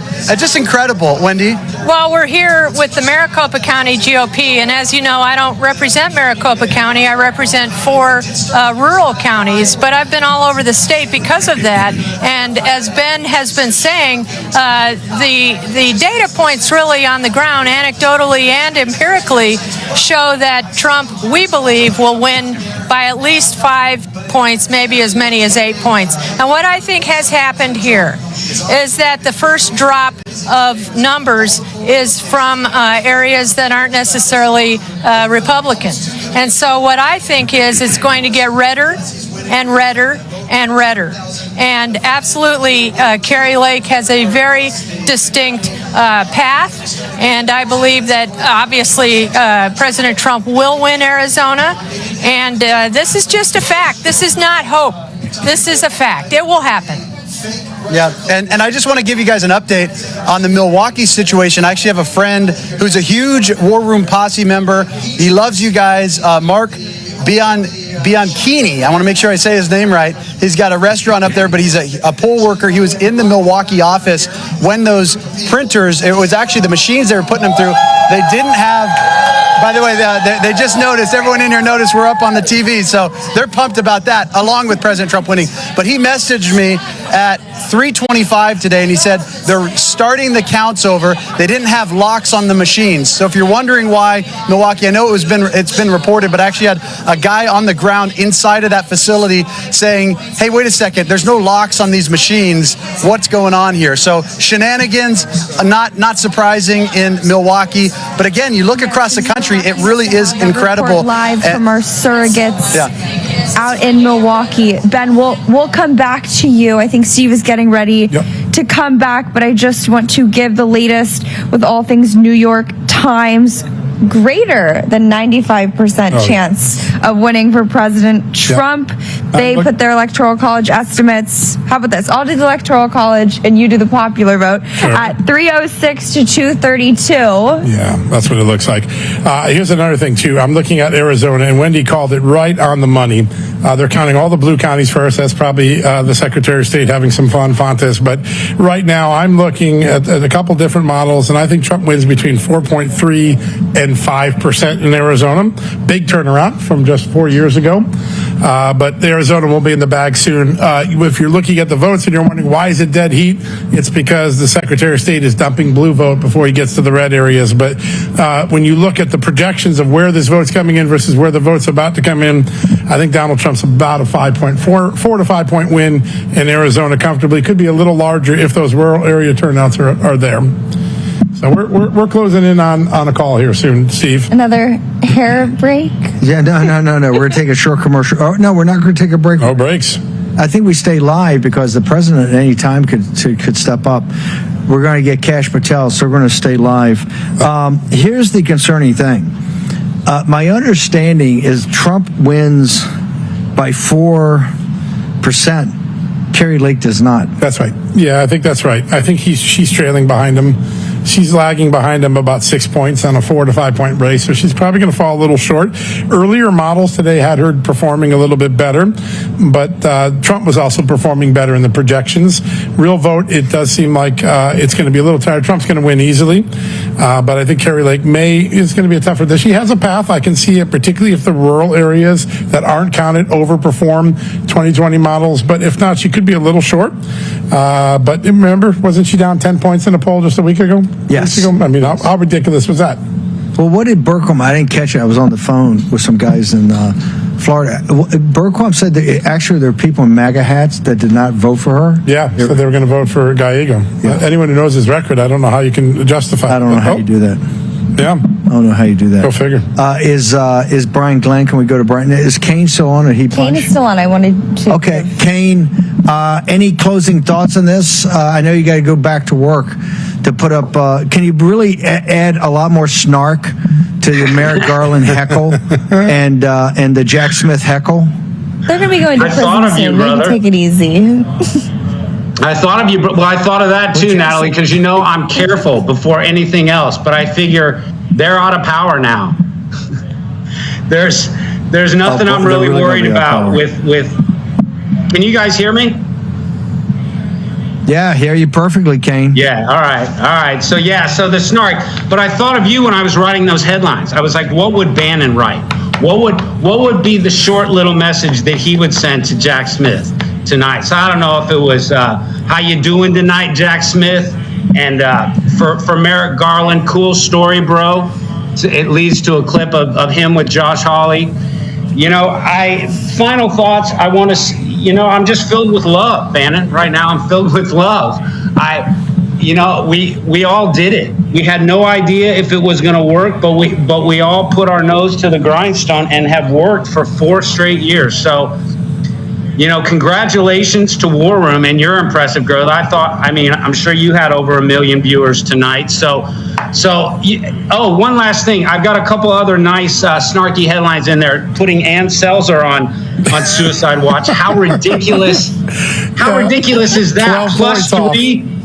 Plus three, and he wins by 14. She's 17 points off. And then Matt Drudge. I have a direct link to Drudge Report in the stack. Putting Matt Drudge on Suicide Watch, because if you've been, I know Mr. Solomon and you, Mr. Bannon, you both read Drudge just like I do still, and so you've seen the insanity that has taken over that page in the last month. So, yeah. I'll tell you what, Kane, I don't read Drudge nearly as much as I did 10 years ago, and they'll probably never admit it, but almost every mainstream reporter I know checks your site 10 times a day now, because you have an uncanny knack to find stories that everyone else in the media misses, and your eye for news is outstanding. Your headlines are amazing, but journalists will never admit it, but I know a whole Rolodex full of them that check your site every day. You are one hell of a journalist. I appreciate that. Those are very kind words. Thank you. Thank you. We did it, people. Kane, I'm signing off with this. I'm signing off with this, Bannon. We did it. We did it. We did it. Kane, what a brother. sign off. That's awesome. Very well done. Kane, last thing, where do people go to get Citizens Free Press? Our audience may not know how to go there. What do they do? How do they join in with this amazing news site? citizenfreepress.com, 8 a.m. to about 2 a.m., 18 hours a day, 7 days a week for, 7 years and 10 straight months. No ads. It loads in half a second. All the news stories are at the top. That's all I have, man. I have nothing left emotionally. I love all of you. Good night. Love you, brother. Fantastic. You rock, Kane. You rock. Yeah, no doubt. We have Brian Glenn. Let's go to Brian Glenn. By the way, Kash Patel is going to join us in a second. Right. We'll get an update on Nevada. If we get, I tell you, Wayne Allen Root. Can we get Wayne Allen Root? I think he's in the ballroom in Nevada. Yeah, he's ready. He's ready, Wayne Allen Root? Let's go. Wayne, the only thing that's going to stop us in your interview is if the president walks on the stage. Get me up to date on what's happening. You're at the Ahern Hotel. We love those guys. Tell us what's going on tonight. Where do we stand in Nevada? Yeah, it's on Ahern, and where we stand in Nevada at the moment is we're up by 4 points and 35,000 votes for President Trump with 80% reporting. So we're looking good. It's not over, but we're looking good. And I can tell you in 2016, he never led. In 2020, he never led. He leads right now. So it looks nice. And let me tell you, people don't appreciate the ballot questions. They're so important. Question 7 in Nevada, photo ID to vote. It passed with 72% of the vote. That could change us to a completely red state. And ranked choice voting is going down to a big defeat. It's losing in every county. That's question 3. Photo ID is question 7. We're winning photo ID. We're winning ranked choice voting because it's losing. Big news.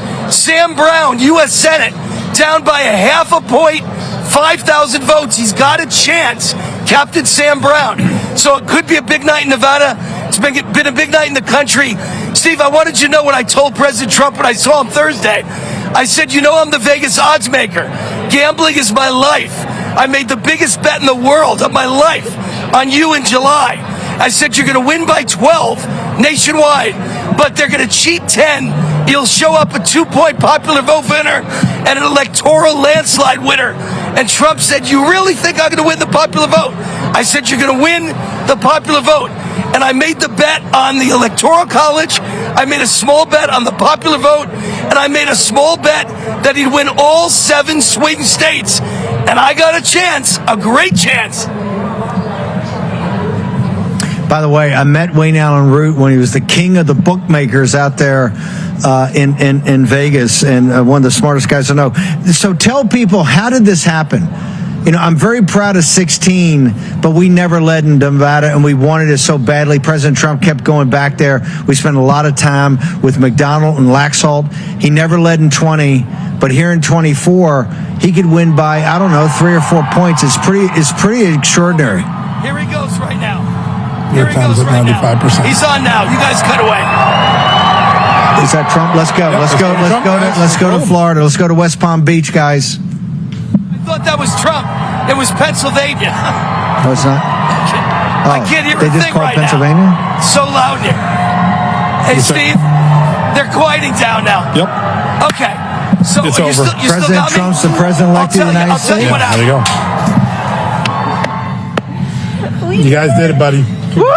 You guys are so awesome. Woo! To be proud of. Fucking A. It makes a difference, you know. I'll pay the penalty, Yes, Rob. the FCC will be charging you tomorrow. Wow. Congratulations, guys. Pennsylvania has been called. I think Michigan's going to be called. Donald J. Trump. Yeah. And this is what Trump, I'm telling you, Jason's been negotiating with these guys. Let's go to Michelle right now. What a big moment. The GOP headquarters in Philadelphia, Pennsylvania. You did it. Michelle, talk to us. Guys, you could hear the crowd behind me, everyone cheering. It completely erupted in here. This is the call that everyone has been waiting on all night. As we all know, this is the critical battleground state. And I'll tell you what, something impressive here. Center County, which is traditionally a blue county, this is where Penn State is, it flipped red. I also saw Erie County and Northampton, both bellwether counties, both of which also flipped red this time around. A lot of good trends. Now, there were some interesting things to note as well with Bucks County. That's where I'm at right now. That is also red. So I give a lot of credit to Scott Pressler and the RNC here on the ground with the grassroots campaign. Nonetheless, the energy in Pennsylvania right now, absolutely electric as people are cheering. This is the call that everyone has been waiting for all night, Steve. Wow. Unbelievable. It's huge.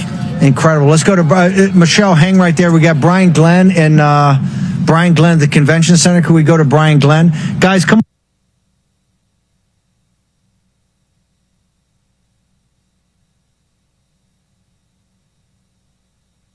Frozen there. You got a lot of content, man. But we have a call in Votes Pennsylvania. to win the presidency. All over. All right. How about that? Still waiting to see the Chiron on MSNBC, but Attorney General Jeff Pennsylvania, Barr, baby. That's one of what the we wanted to senior guys, hear. National Security Advisor. What a win. Wow. Great coverage. Brian Glenn, tell us what's happening inside the convention center, brother. Thanks for being with us tonight. It's officially called, right? I haven't think called this it yet, roof is no. about to come off, Steve, as they just announced Pennsylvania, and the crowd erupted here. As you can imagine, people are starting to really pour into here. I think coming back from Mar-a-Lago, I was told the shuttles were running a little bit behind schedule. Therefore, it delayed a lot of people making that transition from Mar-a-Lago over to this watch party, Steve. But it is now becoming electric. I think people are starting to feel that this official victory is just moments away. Where's Noah? We got Noah and the wife. Let's get everybody over here. Yep. So hold it. So tell us what happened. We were cheering here. What happened when Pennsylvania was announced?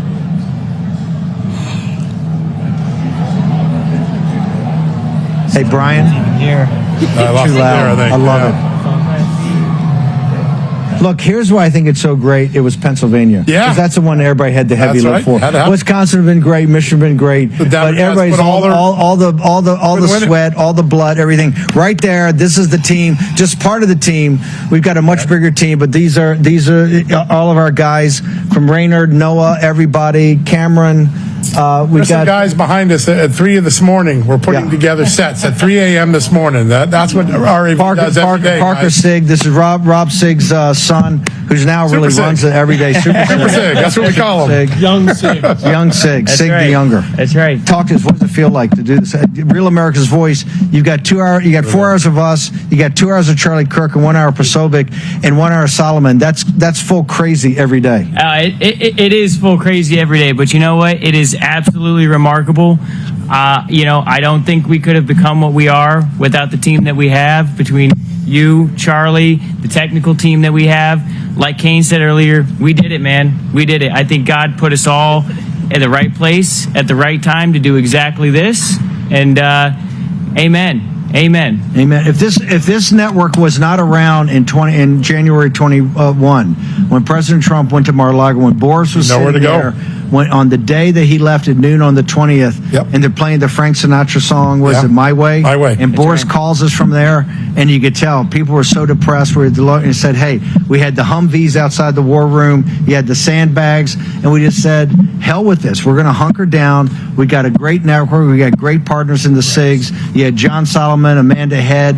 We got Charlie on there with the Turning Point show. We got Pasovic, and quite frankly, we never backed down. Right, just the whole time. So, that's right. Fantastic. I'm going to tell you a story, We Steve. have Oh, go ahead. Sorry. Do what? No, and we have Stephen No, K. no, Bannon. No. Please. Head food and beverage director. John Solomon, you got something to say? I do. Take the sound 18th down. or 19th of January, I went to see All right, President live Trump from at the Studio White 6B. House. For those of you still watching us on social media, we're going to put a wrap on our stream for the night as we have a call in Pennsylvania, which means we will have a 47 President Trump, 47th President of the United States. So we want to thank Joe the Box, everybody at the America's First Warehouse, everybody obviously at the Real America's Voice for all the coverage tonight, all the teams all across the country. I want to thank Rick Delgado, Rick Emirati, Vin Buda, Kevin Downey Jr., Aaron and Fran. Great job as always. I want to thank all of you watching us on social media all night long. We really appreciate it. And there we go. The night we talked about it. A lot of the stuff we talked about came true tonight. Yep. Complete repudiation of the last 4 years here in this country. President Trump, the Republicans, the early vote, get out the vote, everything. President Trump is still going to speak tonight, so we're just going to be ending our stream on social media, but obviously Rav will still cover the rest of the night until the president speaks. I'm assuming that you'll be able to watch that on Rav. But with the Pennsylvania call, there is no going back now. I want to thank the audience here at the America's First Warehouse. It's been a great night.